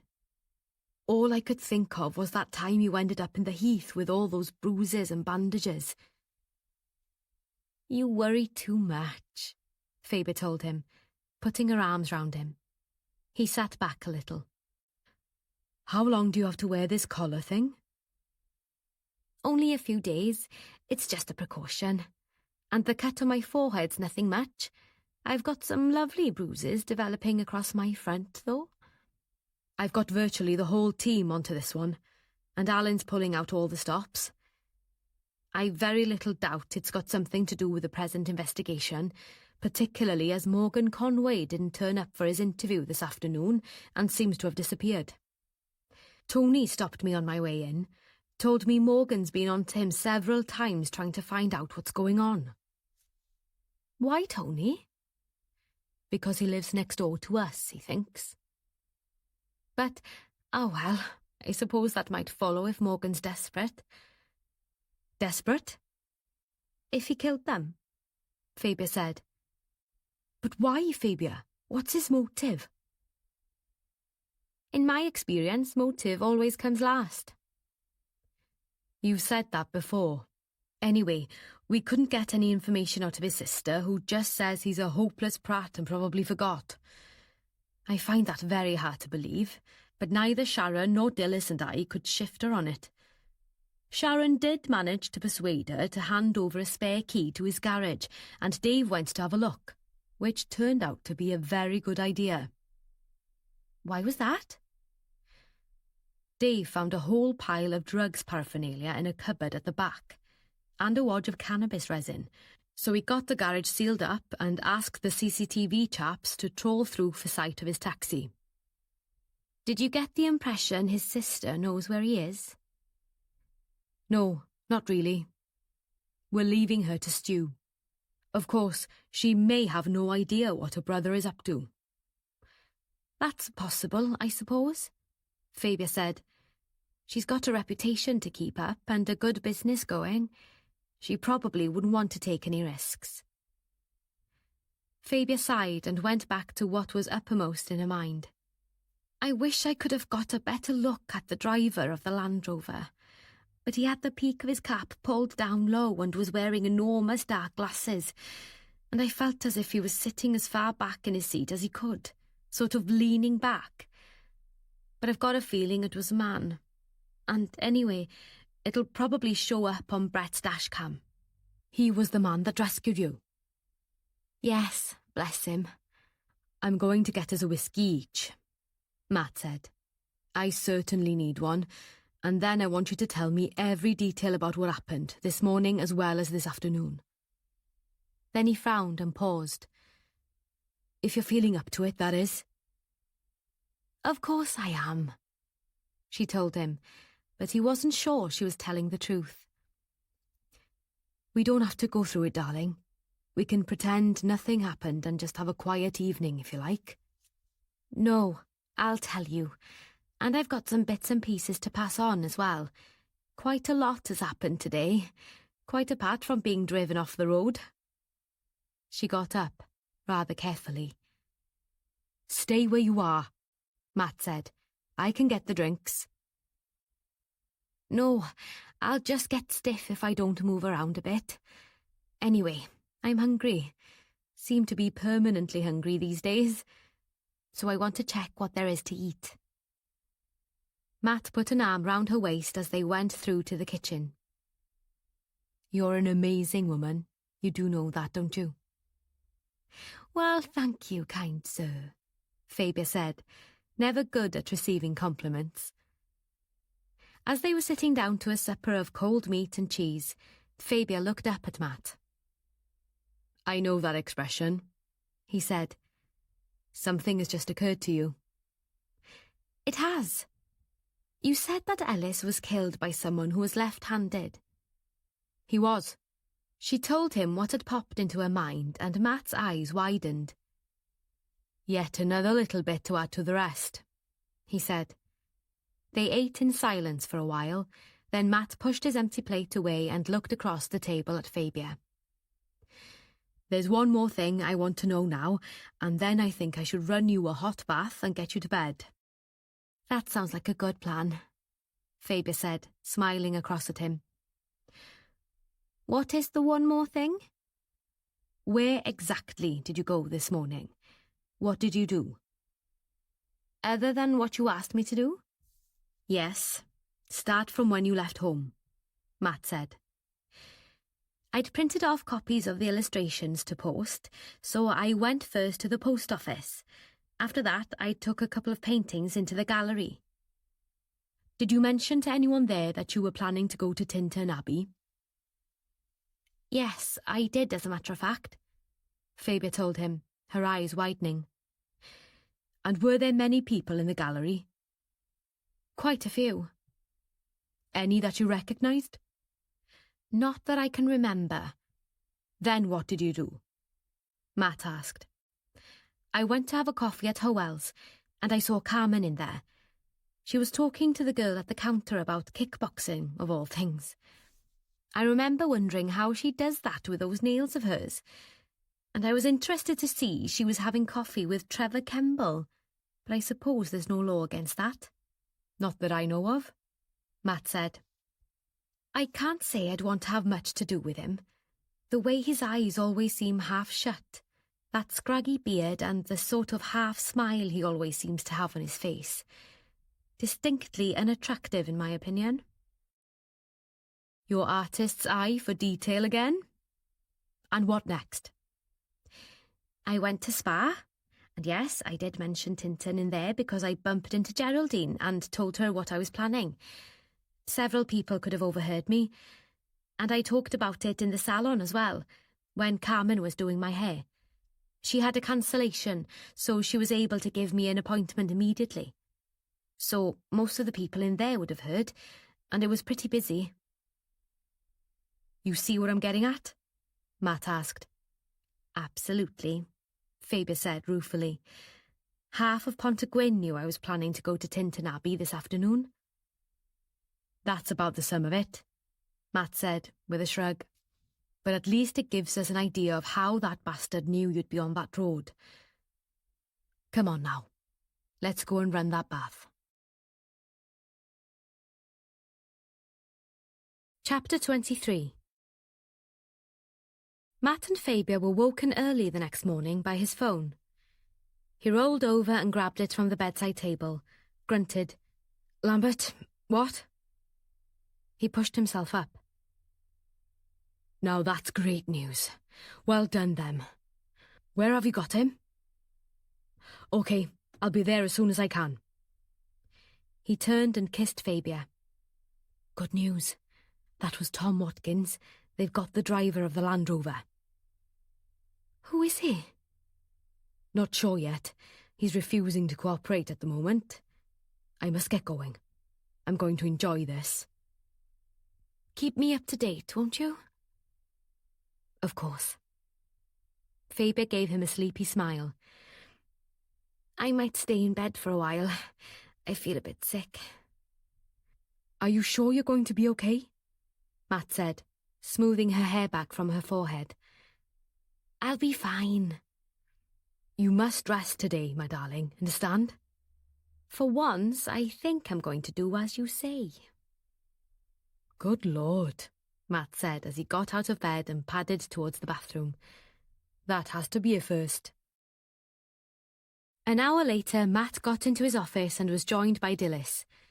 OK, he said. Bring me up to date on what happened. A couple of off-duty officers were at a pub in Cwmbran last night, and when they came out, they noticed this Land Rover in the car park. One of them was aware of the description from the bulletin and had a look at it. Saw that the mirror was hanging off, then checked for the gaffer tape on the bumper, also in place, as was the mud over the registration numbers. He went round to the back and cleared the mud. Bright lad, not to interfere with the front number plate. Then he called in the info. The car is registered to a Cledwyn Hughes. Petty criminal, been up in front of the magistrate for speeding, afraid, drunk in charge, done a few months inside a couple of times, and there's a suspended sentence hanging over him. Sounds like a good bloke, Matt commented. Dilys grinned, then went on with her account. They had the wit to park one of their cars in front of the Land Rover and then sat and waited for the driver to come out, which he did quite soon after, and they nabbed him. He tried to resist, so they brought him in. He's been shouting the odds down in the cells, police brutality and all the rest, usual crap.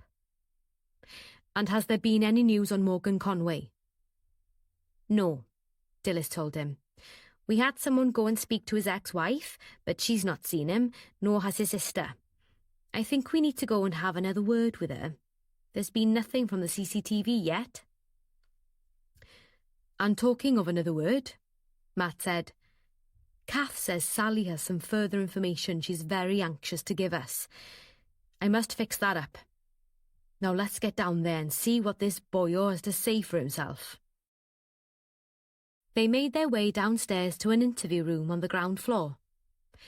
It was a bare room with grey-painted walls and one window, the lower half of frosted glass, which looked out onto the station car park.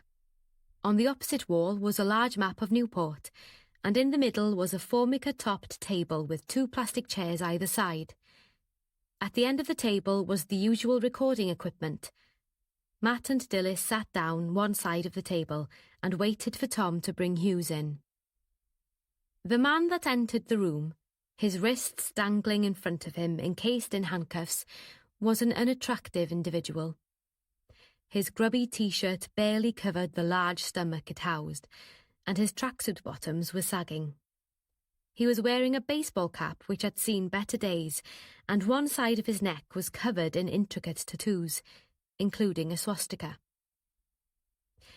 As he sat down in one of the chairs opposite, his small eyes, full of defiance, stared across at Matt and Dilys. He said nothing. Given his unruly behaviour in the cell, Tom went to stand by the closed door in case reinforcements were needed. Dilys switched on the recording equipment as Matt said, "This interview will be recorded and may be given in evidence if you are brought to trial." Hughes sat back in his chair and crossed his arms, still saying nothing. Matt said where they were and the date and time, then went on. "I am Chief Inspector Lambert. This is Sergeant Dilys Bevan. Detective Constable Watkins is also present. Please state your full name and date of birth."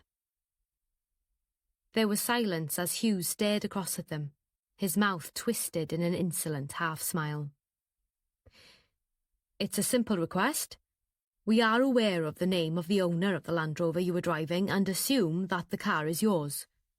Of course, if it isn't, we can find this." He took out a notebook, checked through it. "Cledwyn Hughes, and ask him to identify you." Matt and Dilys sat and waited.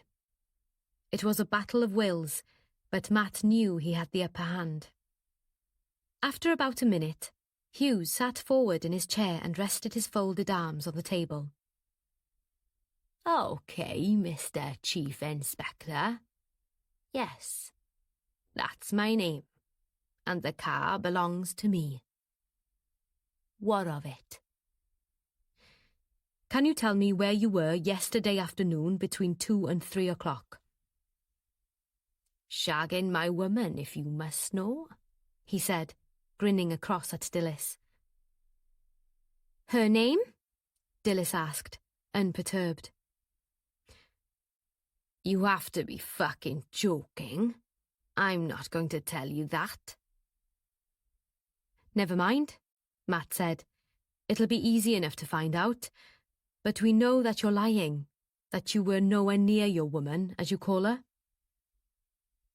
Prove it. Matt ignored this question. You have a long list of previous convictions, Matt said calmly. And I notice a suspended sentence which could be activated if you don't cooperate. That was a stitch-up, he said defiantly, but he sounded less sure of himself. Now you're the one that's joking. Matt leant back in his chair, a slight smile on his face, and looked at the man opposite him. I'll ask you again. Tell us where you were yesterday afternoon. We know where you were, we just need you to confirm it. No reply was forthcoming. Why make this difficult for yourself? Dilys asked. If you cooperate with us, it could help you avoid going back inside. Would your woman want that to happen? There was a flicker of alarm in his eyes. That had hit the spot. Well done, Dilys, Matt thought. But still he said nothing. Matt took out his iPad, tapped away at it, found what he wanted, then turned it towards Hughes. This was recorded on the dash cam of the person who came up in the opposite direction. He was driving a red Jaguar. You probably remember it because you only just avoided hitting him as well when you bolted. It's obvious from this evidence that you were attempting to run a red Skoda off the road on the A466, going east towards Tintern. As you can see, your Land Rover is easily identified.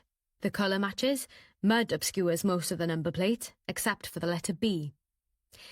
It's clear that the passenger side mirror is hanging by its wires. The repair job on your bumper is clear and will probably be worse now. And we can enhance the image well enough to identify you as the driver. What's more, the 2 police officers who arrested you last night have viewed this and confirmed that it is the same vehicle. Now, I ask you again. Where were you between 2 and 3 yesterday afternoon? Stubborn silence greeted this. We have 2 witnesses as well as this evidence, Matt told him. So you might as well cooperate, Mr. Hughes, Dilys said. Make it easy on yourself. Hughes crossed his arms and dropped his chin on his chest as he glared at them under frowning brows. The seconds ticked by, then he seemed to sag. Okay. If I help you out, like, what about my suspended sentence? I want to do a deal. That depends on what you tell us, Matt said. Come on, let's have it. An hour later, Cledwyn Hughes was back in the cells, arrested on a charge of dangerous driving and failing to report an accident. And I feel like adding a few more to that list, Matt told Dilys grimly as they got back to his office. Dilys grinned at him. But fair play, he's given us some really useful information, particularly those 2 descriptions. I'd say we're a damn sight closer to home now than we were yesterday. That's providing we can believe everything he told us. True on both counts. I must get through to Luke and tell him what we got from our tattooed friend. At least we know now that the 2 investigations overlap. Dilys shook her head. Who'd have thought that an organisation like that could be based in rural South Wales? But what a marvellous cover. I know. It does all sound a bit far-fetched, doesn't it? We're used to these activities going on in Cardiff, London, other big cities, but not in little old Pontygwyn. Now we have to work out which one of them killed Gladwyn and Cadogan and exactly why. Fabia glanced at her watch and saw that it was only 10:30.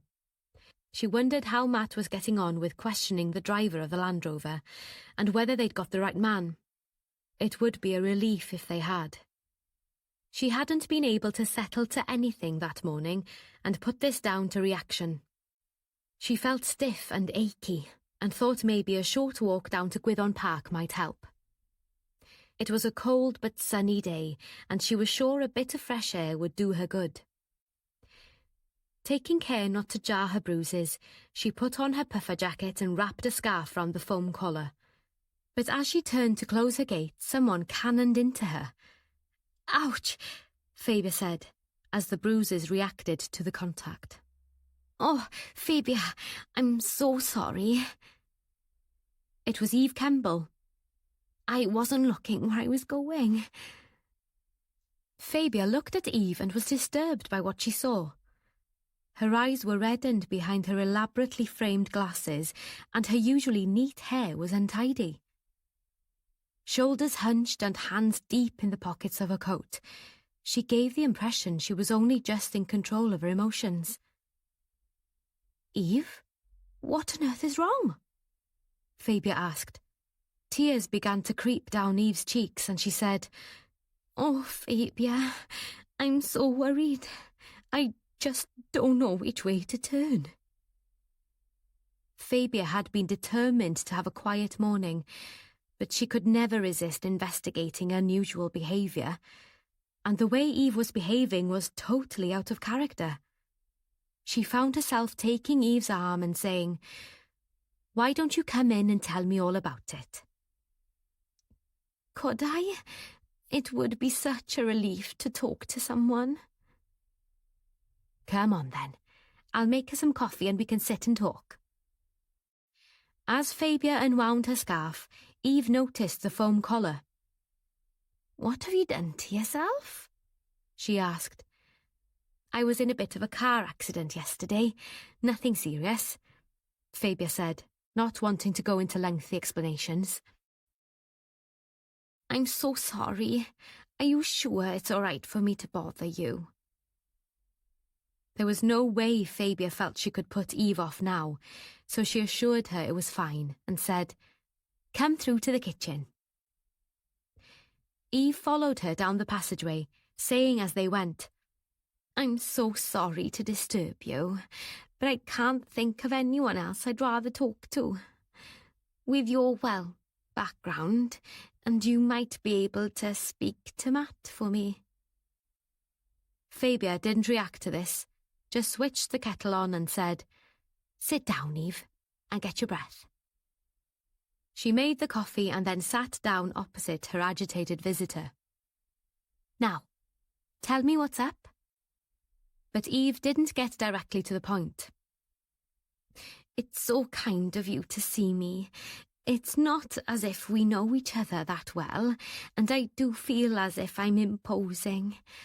But you're the best person to talk to. I didn't want to speak to Kath because she has enough on her hands looking after poor Sally. And I suppose I could have contacted the police, but I'm too scared to do that. It's so awful." "If it's something to do with the current investigation, then you really should speak to Matt." "I know, but I thought perhaps—" Fabia sighed. Why did everyone seem to think they could leave it to her to pass information on to Matt?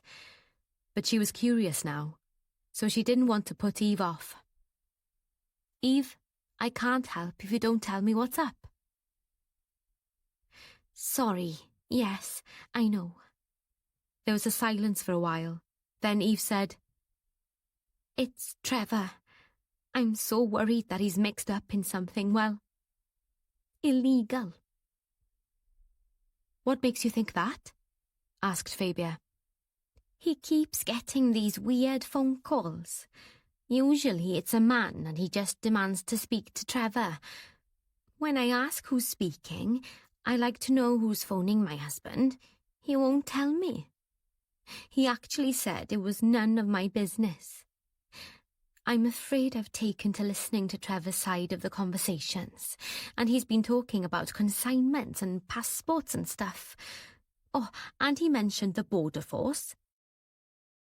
I would have thought that wasn't surprising since he runs a freight business.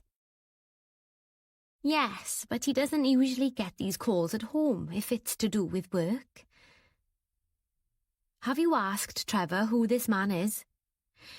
I have, and he said it was just work, but he looked angry that I'd asked and told me to stop going on at him, that it was all to do with some freight that he had to pick up from Bristol docks.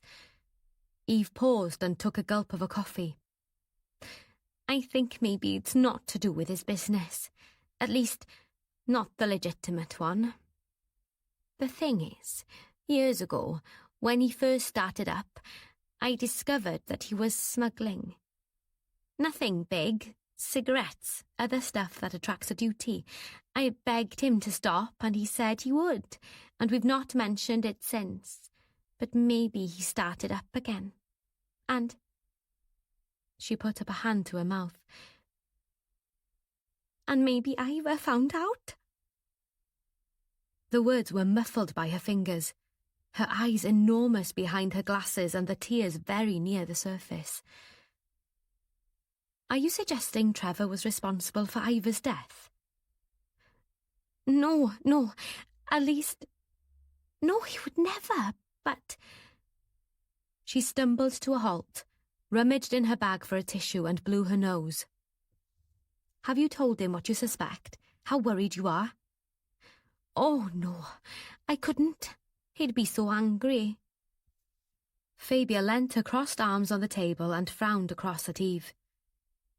But what do you expect me to do about it? The thing is, I really don't feel I can go to the police and drop Trevor in it, so to speak. But I'm so worried about what he's doing and what effect it will have on us.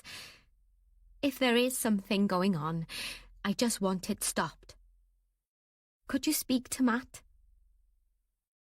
If I do that, Eve, it will simply mean that he comes round to speak to you both.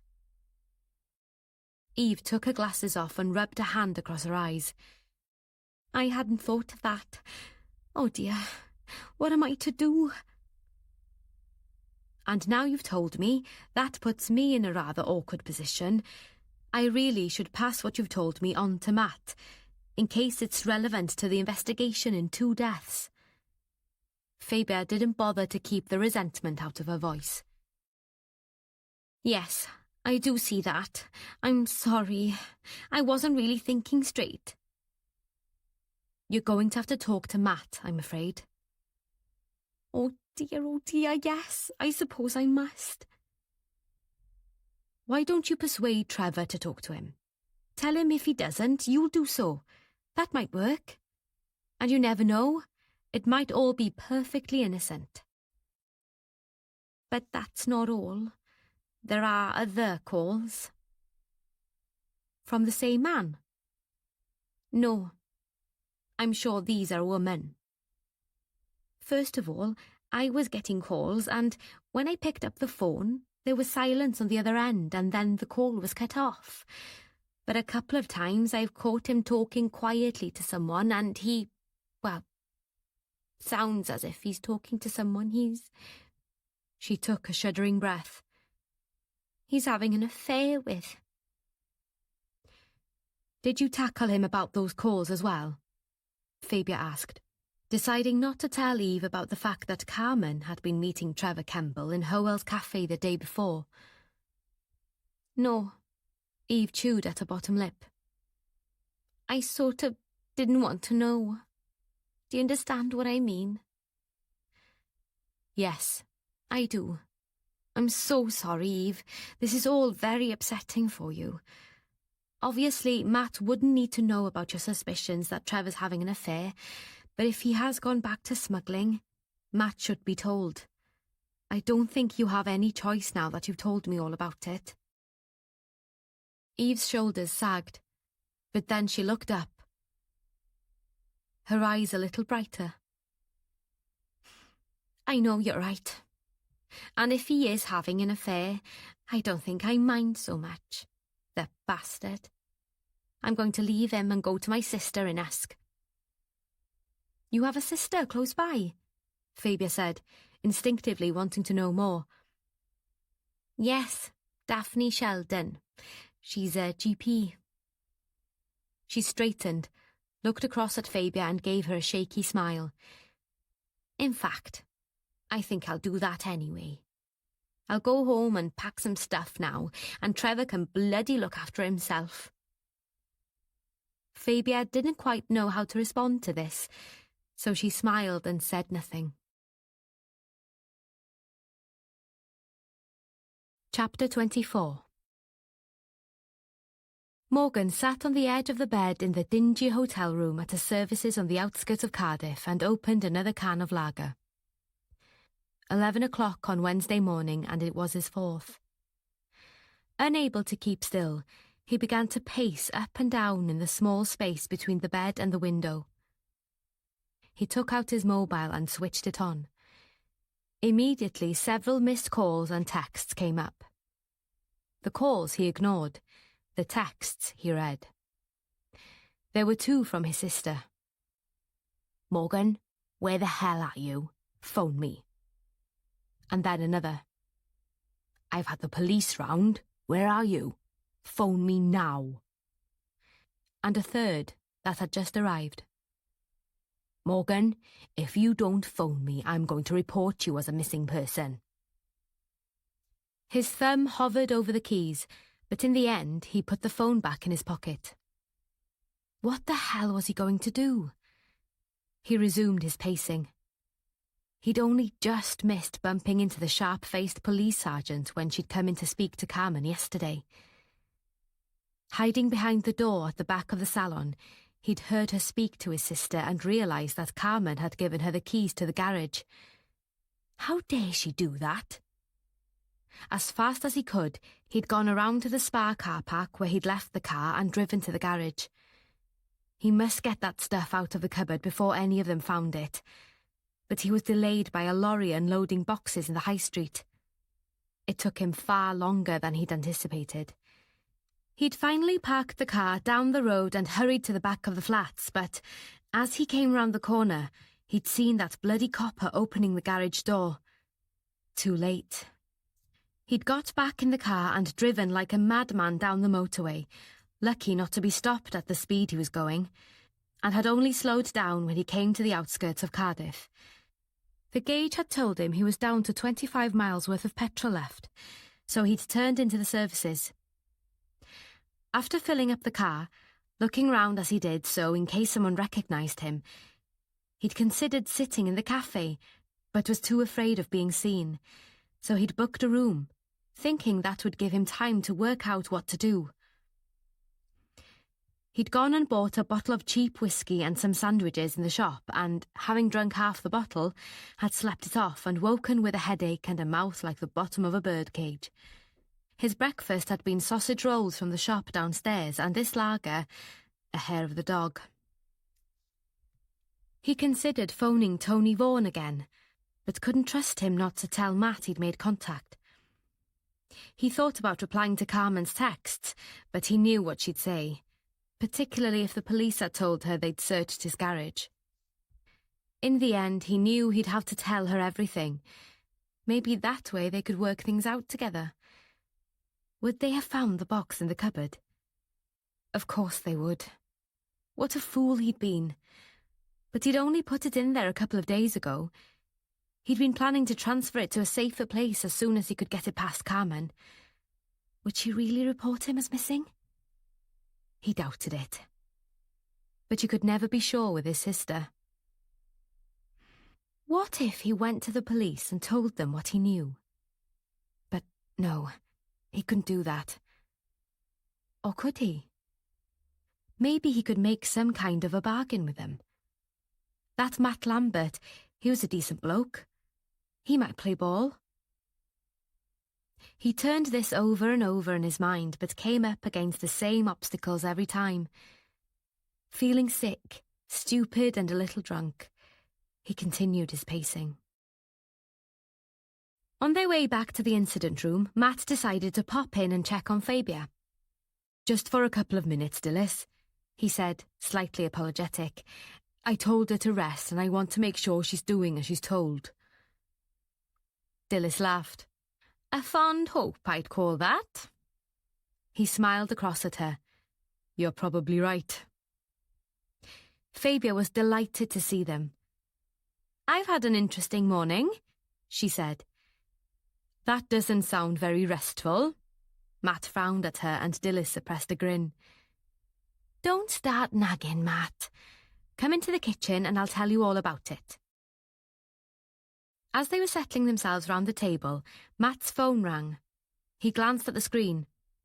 It's Luke, he said, and answered the call. Hi, Luke. I was wanting to speak to you. Dilys and I interviewed the lowlife that drove Fabia off the road. This was yesterday. No, she's fine, but we've got some very useful information to pass on. What's that? Ah, better and better. Look, where are you? OK, we're at the house. It'd only take you 10 minutes to get here. We can bring each other up to date. He cut off the call. He's got some useful information, he says, so it finally looks as if we're getting somewhere. Fabia, who had been making coffee for them, brought the mugs back to the table and said, Can I tell you about this morning? Fire away, Matt said. As briefly as she could, Fabia told them everything that Eve had told her about the strange phone calls, her fears that Trevor had gone back to smuggling, and that she also thought he was having an affair. I don't think the affair is relevant, really, but the rest is noteworthy. Although I wouldn't have thought smuggling cigarettes and a few bottles of booze to avoid the duty would lead to people trafficking. But he does run a freight business, and that rings alarm bells for me. I wonder if Luke has picked up on that, Matt said. He should have, surely, Dilys said, frowning. I hope so. But Matt didn't sound too sure. The doorbell rang at that moment, and Matt got up to let Luke in. When he was provided with a steaming mug of coffee, and he'd commiserated with Fabia about her injuries, Matt asked Fabia to repeat what she told them for Luke's benefit. Luke admitted that he had been aware of Trevor's business, but hadn't had enough evidence to get a warrant to search his depot in Cwmbran. But I think this might just do the trick, he said. And how about the info from your hit-and-run driver? Ah, the delightful Cledwyn Hughes, Matt said with a grimace. More like Clodwyn, I'd say, Dilys said. Very good, Dilys, Matt grinned at her. Well, to begin with, he was ordered by someone he calls the boss to put the frighteners, as he described it, on Fabia. He wasn't told why, but he said you don't refuse when the boss tells you to do something. He absolutely refused to give us a name, said it was more than his life's worth to do so. We've thrown the book at him, dangerous driving, failing to report an accident, and we're hoping that he'll come up with a name when he's had time to think things over. We've indicated that if he gives us names, we might not be so hard on him, Dilys said. That might work, but I got the impression he was shit scared of this boss person. Wouldn't even tell us if it was a man or a woman, although he did slip up once and refer to them as she, but insisted we heard wrong. We'll have to check the recording. A woman involved, Fabia said. That sort of follows, doesn't it, Matt? What do you mean? Remember all those bits and pieces I told you yesterday? Ah, yes, I'll come to that, Matt said. Anyway, Hughes has given us a pile of information about being hired to drive trucks full of what he calls migrants from Cardiff docks to Bristol, Chepstow, Swansea and various other places in and around South and Mid Wales. He says he's simply the driver and just follows orders. So long as he gets paid plenty and in cash, he doesn't care. He drops them off at various locations, crappy motels or warehouses, and doesn't ask any questions. I find that hard to believe, Luke said. Surely he must hear stuff, even if he doesn't actually ask for any information. You'd have thought so, wouldn't you? Said Matt. Either he does and isn't telling, or he doesn't care so long as he's paid well. I don't think we're dealing with the brightest penny in the bunch here. He turned to Luke. You said on the phone that you had a breakthrough. Let's have it. Luke put his mug down on the table. I had a call from someone in the Cardiff force yesterday, an officer called James Brent. He's been seconded to the NSA, but he's still based at Cardiff Central.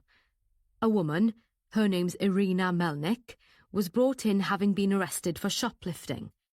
She's from Ukraine and hasn't much English, but once they brought an interpreter, they managed to get plenty of information from her.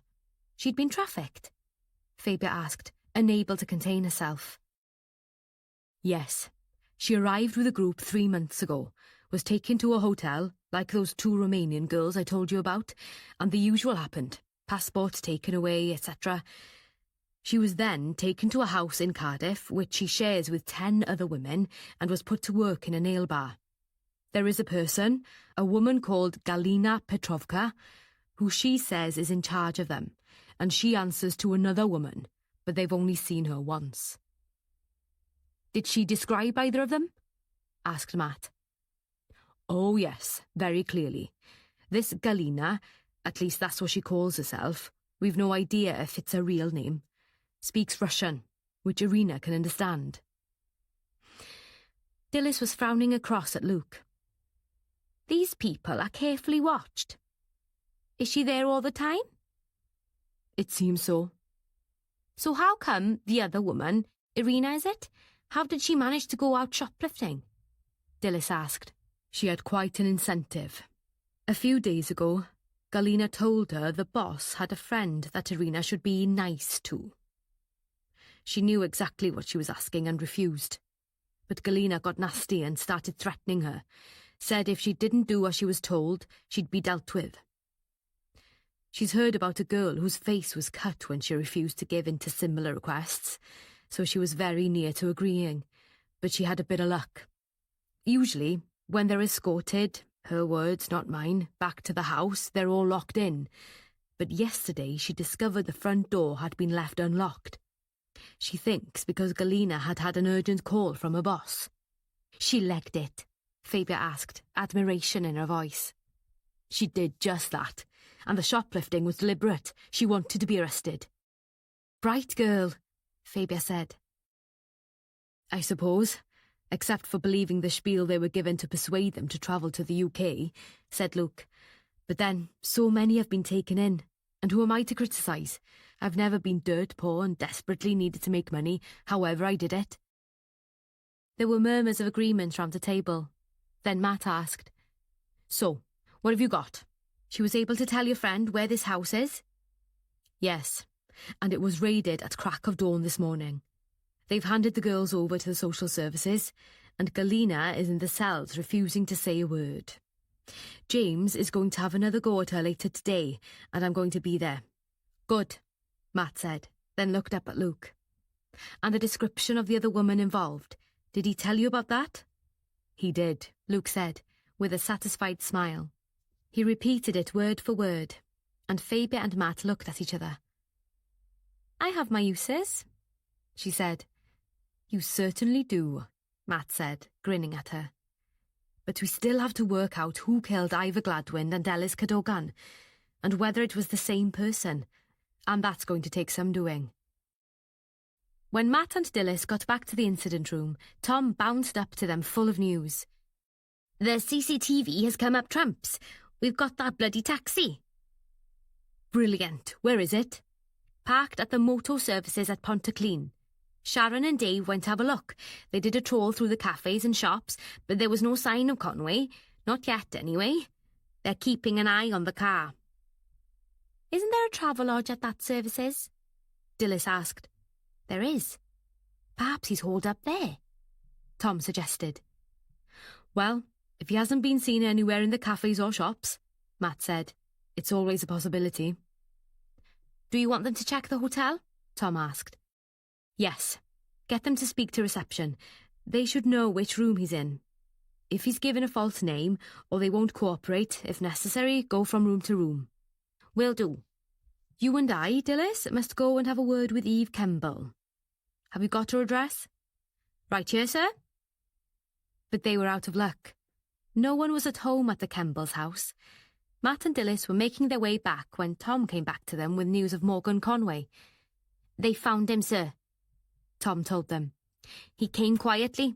Sharon says he's obviously been on the booze and wasn't in a fit state to resist.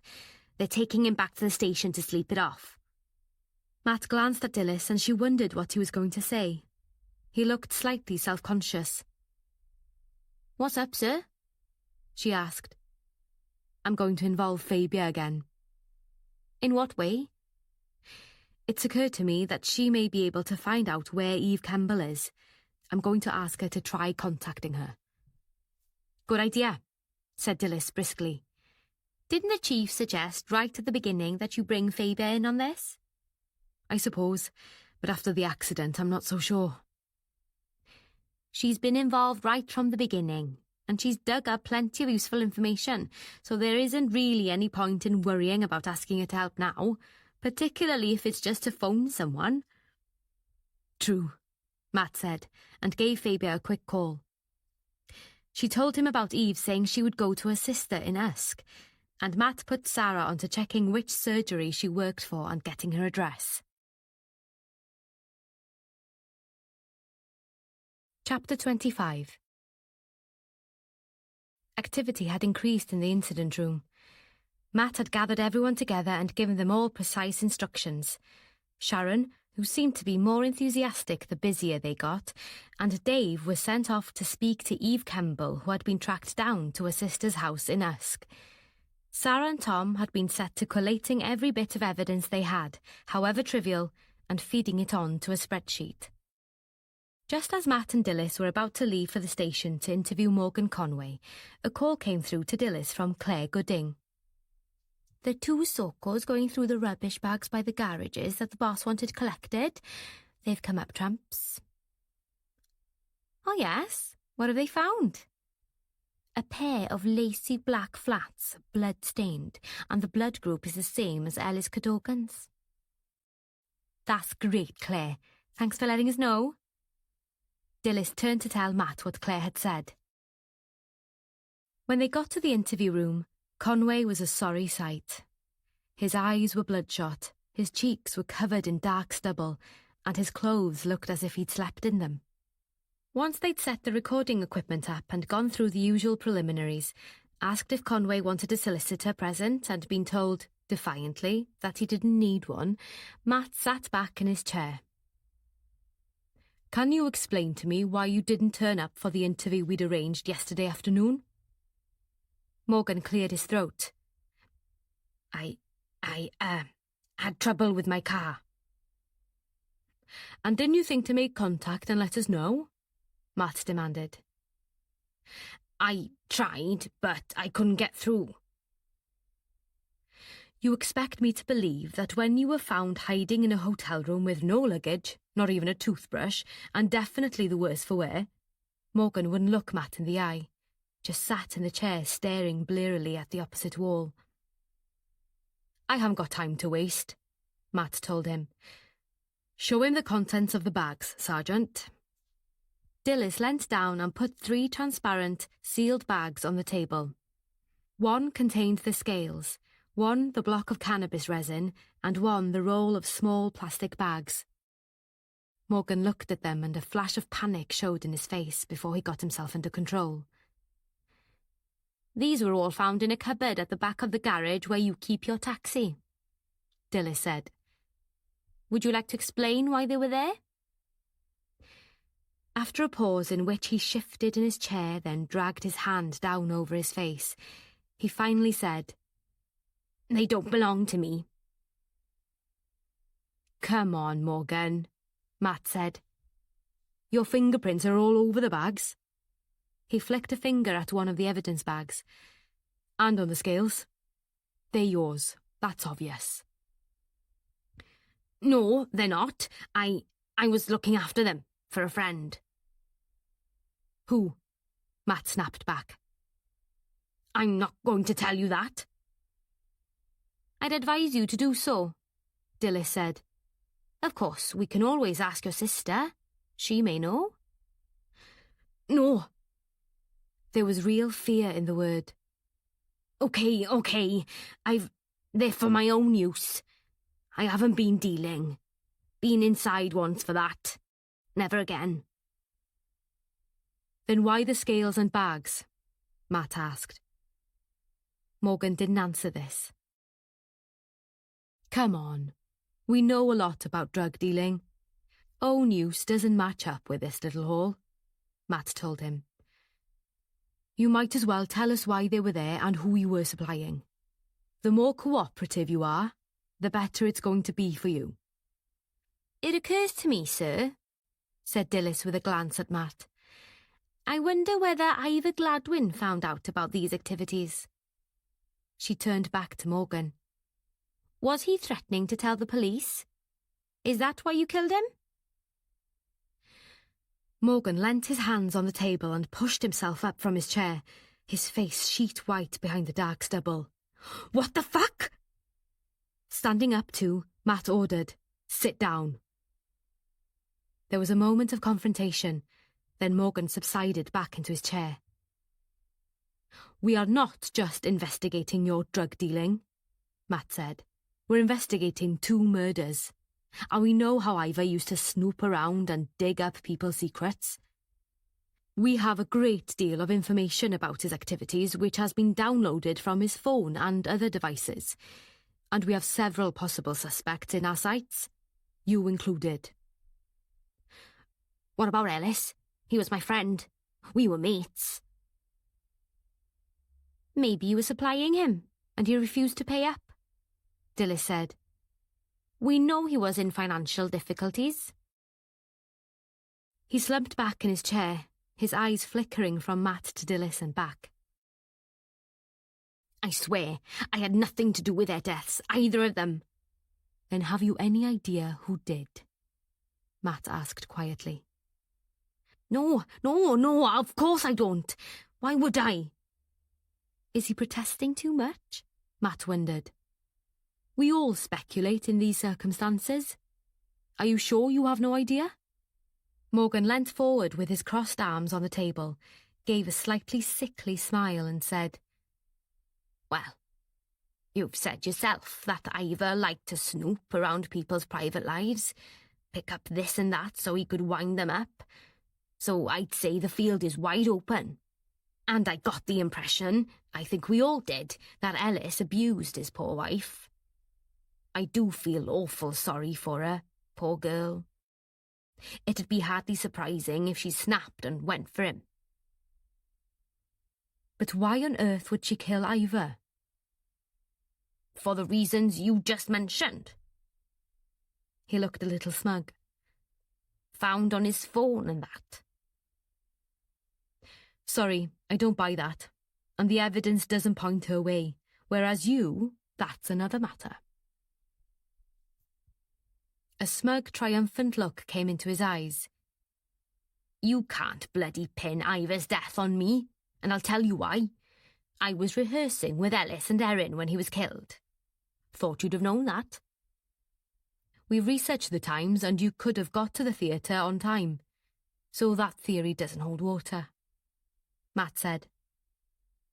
This wiped the smugness off his face. He protested vociferously, but Matt ignored it. Now, let's get back to these drugs. Who's your supplier? No comment.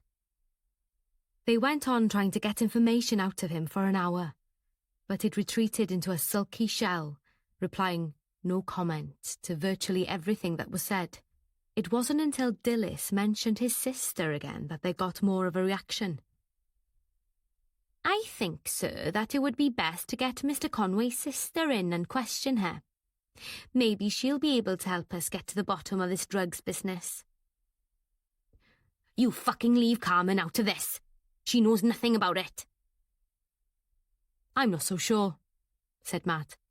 I think my sergeant is right. It would be worth bringing her in for an interview. You aren't cooperating. Maybe she will. I tell you, she knows nothing. He was shouting now. Why are you so afraid of her? Asked Dilys softly. I'm not. It's just that I promised her. He didn't complete the sentence. Promised her what? Dilys asked. At that moment, there was an interruption. A young police constable, Claire Gooding, knocked and came into the room. "Could I have a moment, sir?" she asked. Matt frowned but got up and went into the corridor as Dilys recorded his departure. "Sorry to disturb you, sir, but Dave Parry just phoned and he said it was urgent." "What's up?" "I gather he and Sharon Pugh went to interview a Mrs. Kemble at her sister's?" "Yes." "Not only does she suspect her husband of being involved in the people trafficking, she also thinks he could be involved in the first murder. Ivor Gladwin, is it? What's more, She says he's done a bunk." "Bugger," Matt said. "Has she agreed to sign a statement?" "Dave says she has." "Right, we'll have to stop now with Conway and get going. It may be a good idea to leave him to kick his heels in the cells for a bit. We're not getting very far with him." "Thank you, Claire." Claire was about to go back upstairs when Matt thought of something else. "Do you know if Dave and Sharon are back at the incident room?" "He said they were on their way." "Good. Dilys and I will get going once we've got rid of Conway."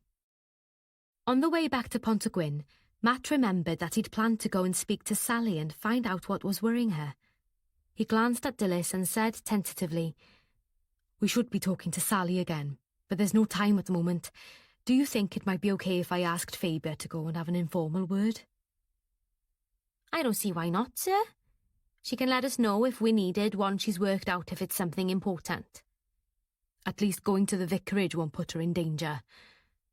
"Absolutely." Matt laughed. "The longer I know that woman, the more I'm inclined to stretch the rules. I'm going to get caught out one day." "I won't tell on you," promised Dilys. Matt took out his phone and tapped in Faber's number. Kath opened the door at Faber's knock. "It is good to see you, Phoebe. Come in," she said, giving her friend a hug. "We're in the kitchen." "How's Sally?" Faber asked quietly. "Not good. She's definitely got something on her mind, quite apart from everything that's going on, but she won't tell me what it is. I hope she'll open up to you."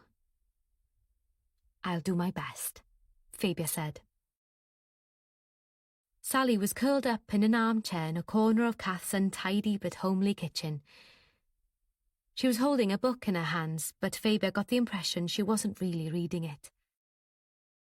She looked up as they came into the room and, from her expression, Faber couldn't tell whether she was pleased to see her or rather wary of her. Faber went up and took Sally's hand in both her own. "How are you? I do hope you're feeling a little better, although I can imagine it must be very difficult." Sally uncurled her legs and sat up straighter. "I'm fine," she said, then gave a wan smile. "Silly saying that, because I'm not really, but Kath is being an absolute gem and looking after me so well." Faber thought it best to get straight to the point. "You told Kath you had something you wanted to tell Matt," Faber said as she pulled a kitchen chair forward and sat down. "She said it was something you remembered, and it's been worrying you. Matt thought it'd be easier for you to talk to me first, then we can decide what to do about it. Does that sound like a good plan?" Sally nodded but said nothing. "I'll leave you two to talk," Kath said, but at that Sally looked up, a flash of panic in her eyes. "No, don't go," she said. Kath looked from her to Faber and back. "OK. Would you like a gin and tonic, Faber? And I can get you your usual juice, Sally. Then we can be comfortable." "Juice will do for me too, Kath," Faber said, not wanting to have Sally tempted by alcohol.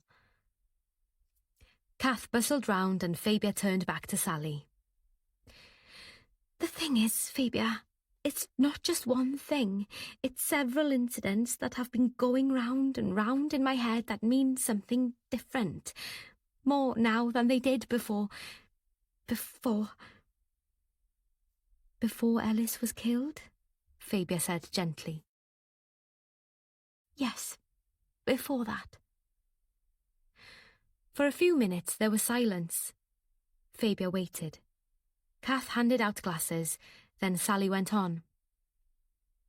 Often, when Ellis was talking on his phone and didn't realise I could hear, he sounded frightened.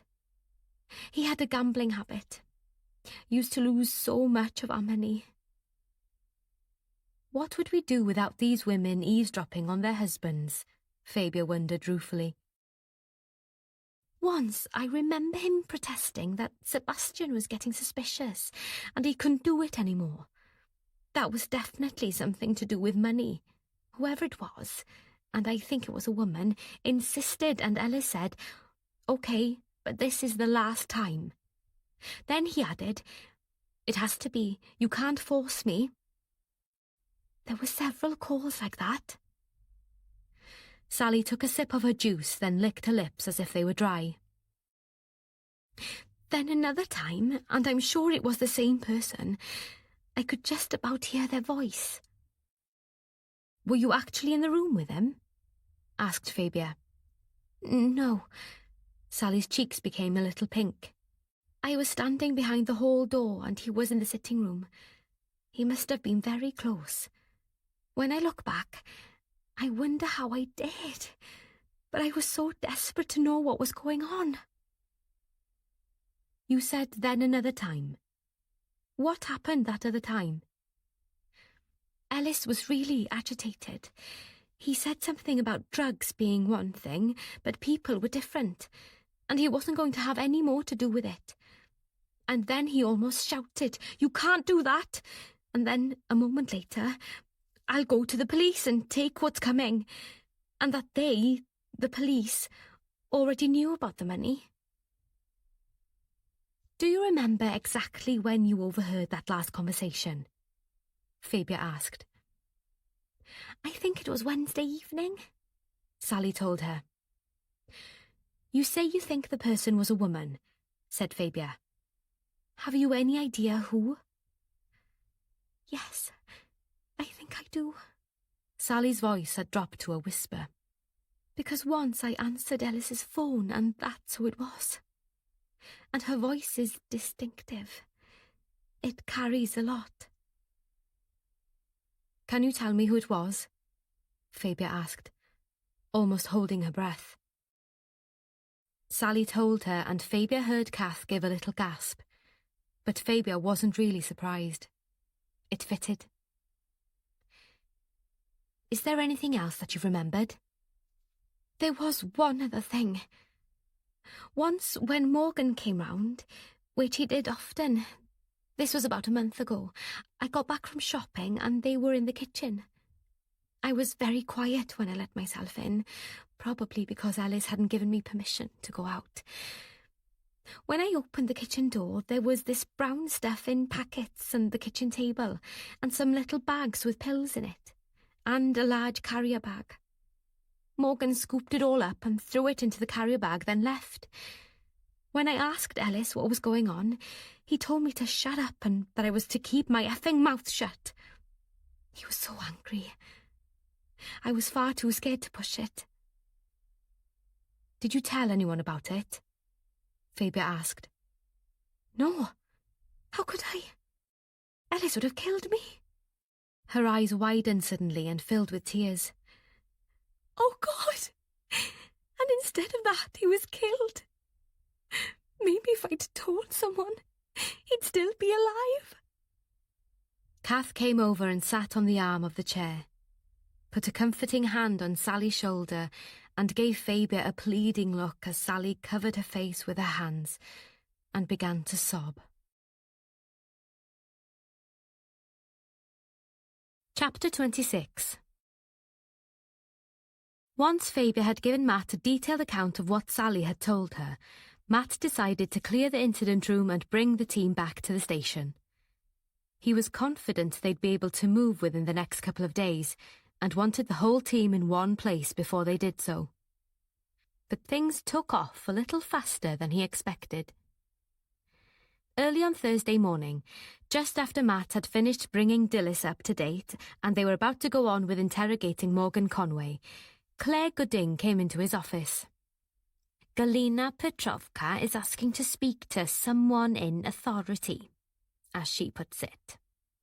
She gave Matt a slightly cheeky smile. I'm not important enough. She wants the boss. I think she may be ready to cooperate, sir. Now that would be useful. Come on, Dilys, let's go and see what she has to say. An hour later, they came back upstairs. Right, Matt said decisively. Let's go and have another word with Morgan Conway and, depending on what he tells us, I think we can go for it. We'd better bring Luke in on this. I'll get on to him, Dilys said, taking out her mobile. He says he'll come into the station immediately, Dilys told Matt a few minutes later.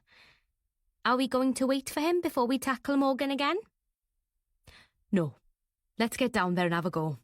With all the information we have now, I don't think it's going to be long before he coughs up. It took them about half an hour to persuade Conway to admit that he knew about the people trafficking ring, and that the money had been laundered through the Little Theatre account.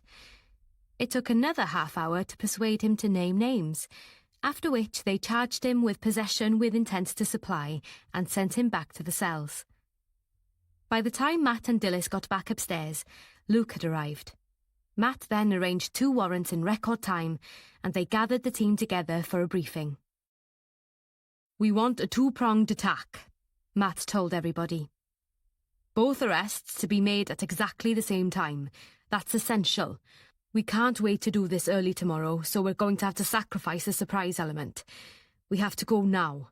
They must not be given any chance to communicate with each other. You know the system. Let's go. They all went quickly down to the parking lot and piled into cars. 2 made their way to Cwmbran, the other to Pontygwyn. But they were too late. When Matt, Dilys, Tom and Sarah got to the cut and curl salon, the place was closed. The lights were off and there was no sign of Carmen Lloyd either there or at her flat. When the rest of the team got to the freight depot, they were told Trevor Kemble had not been seen since the day before and no one knew where he was. A check at his home got no response. There was no sign of his red Passat car or of Carmen's BMW. Everything stepped up a gear. When they got back to the office, Matt and Luke went straight up to see Chief Superintendent Rhys Jones. He was sitting in his office looking like thunder. I gather it's a no-show on both suspects. Why did you leave it so late, Chief Inspector? We only just got the last few essential pieces of information this morning, sir. Matt didn't wait for Rhys Jones to continue. We've got the make and the registration of both their cars. That's gone out to the CCTV chaps. What we need now are warrants to contact the airlines. We need to check their passenger manifestos. We've also contacted the airport police at all the major airports and they're on alert. And I've spoken to my boss, Luke told him. She's working on it from that end, so I think, between us, the Chief Inspector's team and my lot have got things covered. I should bloody hope so.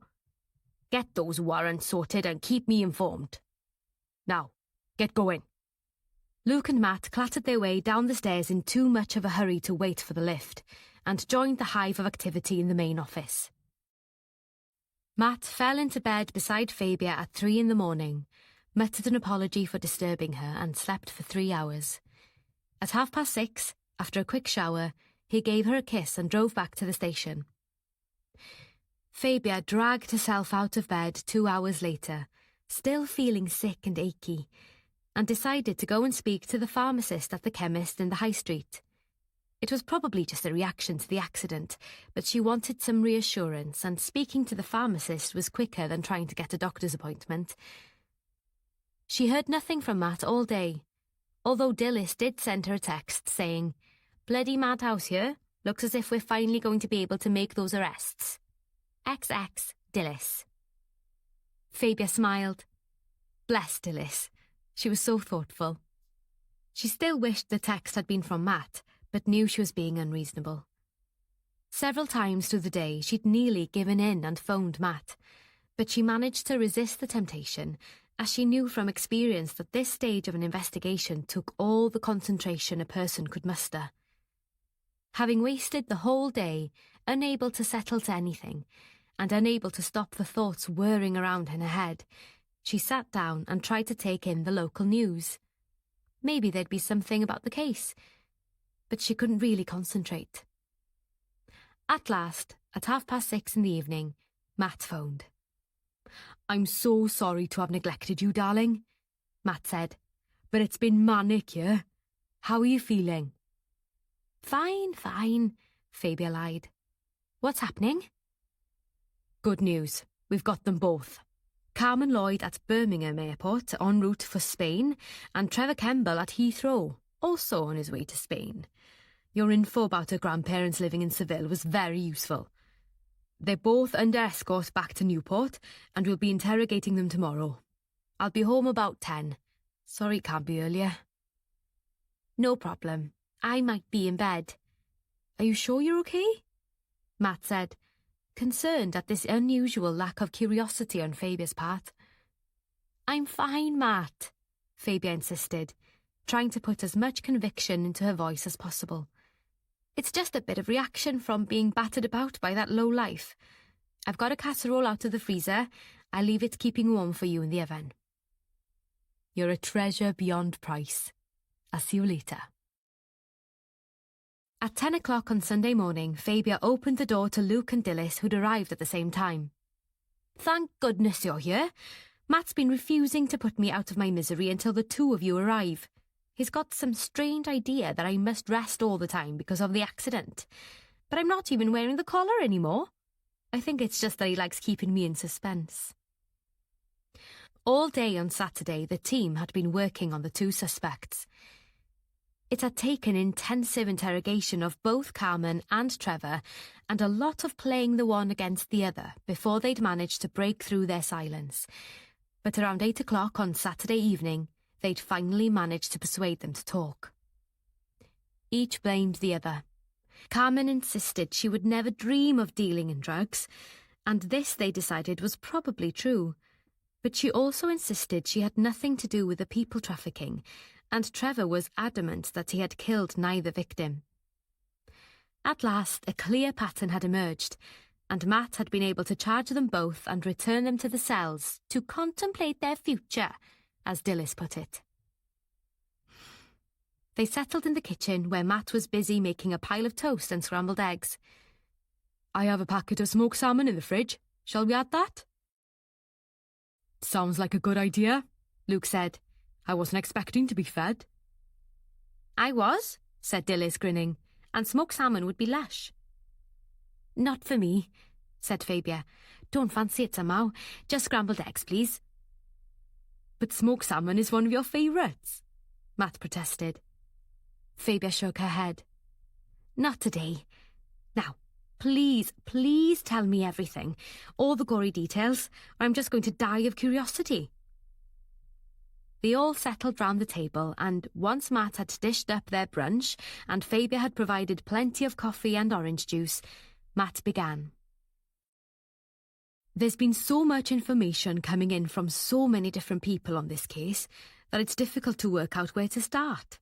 Because of the way Ivor Gladwin used to behave, all that snooping and winding people up, the list of suspects was long. There was always the chance he'd turned up something really serious, which it turned out he had. But at first, we couldn't work out what would just be embarrassing or hurtful and what was worth killing for. Some we crossed off quite early, and it wasn't until Ellis Cadogan was murdered that we began to narrow it down a little. One problem was the nature of the two killings. In Gladwin's case, it seemed like an opportunist crime, whereas in Cadogan's we felt it was more carefully planned. The different nature of the two crimes made us begin to think that there may have been two different people involved. Stupid. I can't believe that hadn't occurred to me, Fabia said. Don't worry, it took Dilys and I a while as well, Matt said, smiling across at her. Once we knew about the people trafficking from Luke, it opened the whole thing up. Luke gave an apologetic grimace. I still feel guilty about having kept you in the dark all those months, I have to admit, I was angry at the time, but your input in the last few days has been invaluable. Thanks, said Luke. We crossed the Aubreys off the list quite early on. His activities as a broker were iffy but not illegal, and we decided they're so obsessed with the theatre that they wouldn't do anything to damage it. Sally Cadogan we did wonder about in Gladwyn's case. Matt glanced at Luke, who made no comment. But character-wise we thought it unlikely, and in her husband's case the fact that she's right-handed cut her out. He reached out a hand to take Fabia's. I'm sorry, Faber, but we did think it might have been Geraldine. She's tall, she's left-handed, and she was in the theatre at the time Gladwyn was killed, and we thought his winding her up about her son could push her over the edge, but we couldn't think of any reason for her to kill Ellis. It was about this point that we began to wonder if there were two murderers involved. I thought at one point, Dilys said, that Morgan Conway was banged to rights. The way he was behaving indicated that he was a very frightened and worried man. But in the end, it was the drugs he was angsting about, not the murders. Apparently, his sister had no idea he'd gone back to dealing, and he was terrified she'd find out, as she'd told him she'd chuck him out and give him no more financial help if she found out he was dealing again. He was useful to her in one way, though. How's that? Asked Fabia. He has a photographic memory, particularly for numbers. He was probably the one who told her what your car was and its registration number. I was wondering about that, said Fabia as she got up and poured herself a glass of water, then filled the cafetiere again and brought it back to the table. So, when exactly did you start suspecting Carmen Lloyd? She asked Matt. Before Trevor Kemble, to be honest. But we found out that she couldn't have killed Gladwyn as she was in the salon at the time and half a dozen people saw her there. What about Erin Jackson and all that business about knowing me when we were teenagers? Asked Luke. Matt grinned at him. That really got you going, didn't it? Well, Luke said, a little embarrassed. It's a bit awkward when someone swears you've had a relationship with them and you can't remember a thing about it. We did wonder whether she was responsible for Ellis's murder. Being a dancer, she's very strong, and she's left-handed, but we couldn't think of a motive. And as to your affair with her? I didn't have one, Luke protested. We think, Matt went on, ignoring his protest, that was a straightforward bit of spite. She realised that you had an interest in Sally and was just plain jealous. Like I've said before, if you'd been on my team... I know, Luke said wearily. I think I'll apply to be taken off undercover work. I don't think I'm cut out for it. Anyway, I've got to get a job where I can concentrate on Sally rather than work, and not the other way around. But you still haven't told us how you put it all together, Matt, protested Fabia. It was all a bit like gathering grains of sand to make a castle, Matt said. We had so many little bits and pieces that didn't mean much on their own, but when we added them all together, there it was. There was the fact that the two murders were so very different. There was Luke's information about the people trafficking. There was Eve Kemble's information about her husband's past activities and the fact that he runs the freight business. And there was the information you got from that bastard that drove me off the road, said Fabia. Yes, he identified both Trevor Kemble and Carmen Lloyd. I suspect it was her that Morgan was most scared of. Once we got the information from the minder, Galina Petrovka, where that group of girls were kept, then Morgan told us about all the nail bars his sister owns, the majority not in her own name, and he told us most of the girls who work in them are either Ukrainian or Romanian, so we were on to the final straight. Having Irina Melnik identify them as well was a bonus. Were Ellis's anonymous donors Kemble and Lloyd? Asked Fabia. We think so. A bit more delving will have to be done on that. Neither of them has actually confessed yet, Dilys said, but they've each of them started to accuse the other, so we don't think we'll have long to wait. We'll check on the DNA on those shoes that were found in the rubbish, and we're pretty sure it'll match up with Carmen's. She must have pushed her feet into the boots once she realised there was blood on her shoes. Stupid thing to do, really, but I think she must have panicked. I've just thought, said Fabia. That kickboxing I heard her talking about in the cafe, that must mean she's pretty strong. Absolutely, that was a great tip, Matt said, smiling at her. And you know when you made an appointment at the salon? As you requested. As I requested.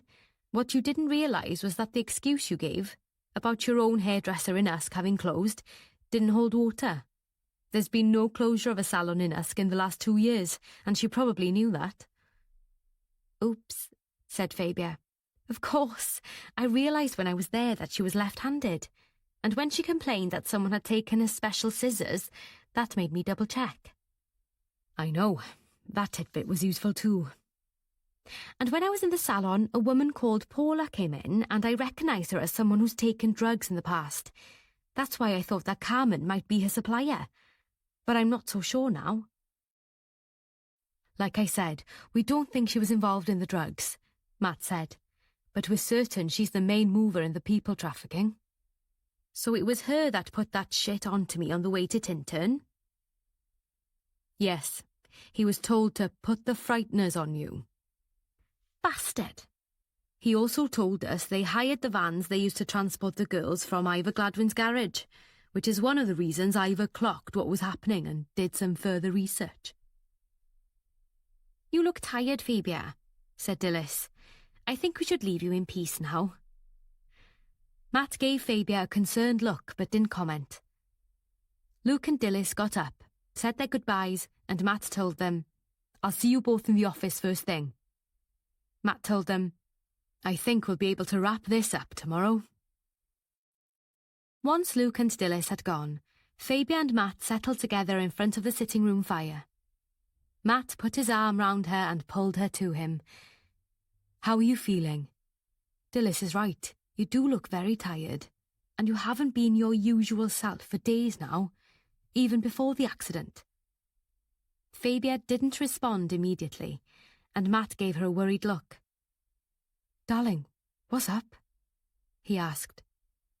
I've been trying to pluck up the courage to tell you something. Now you're really worrying me. What is it? She didn't give him a direct answer. Can I ask you something, Matt? Of course you can. Have you ever thought of having children? He frowned at her. I suppose, sometimes. His eyes widened. Bloody hell. You're not. She looked at him, her eyes full of tears.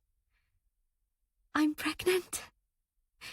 I went and got a test from the chemist yesterday. I think I'm about 5 weeks gone.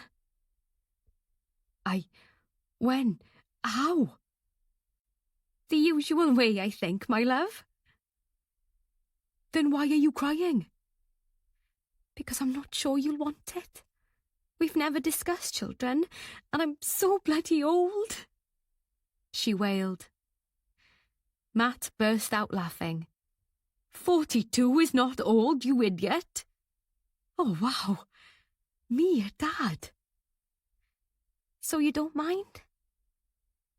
Mind? I'm a bit shocked, but no.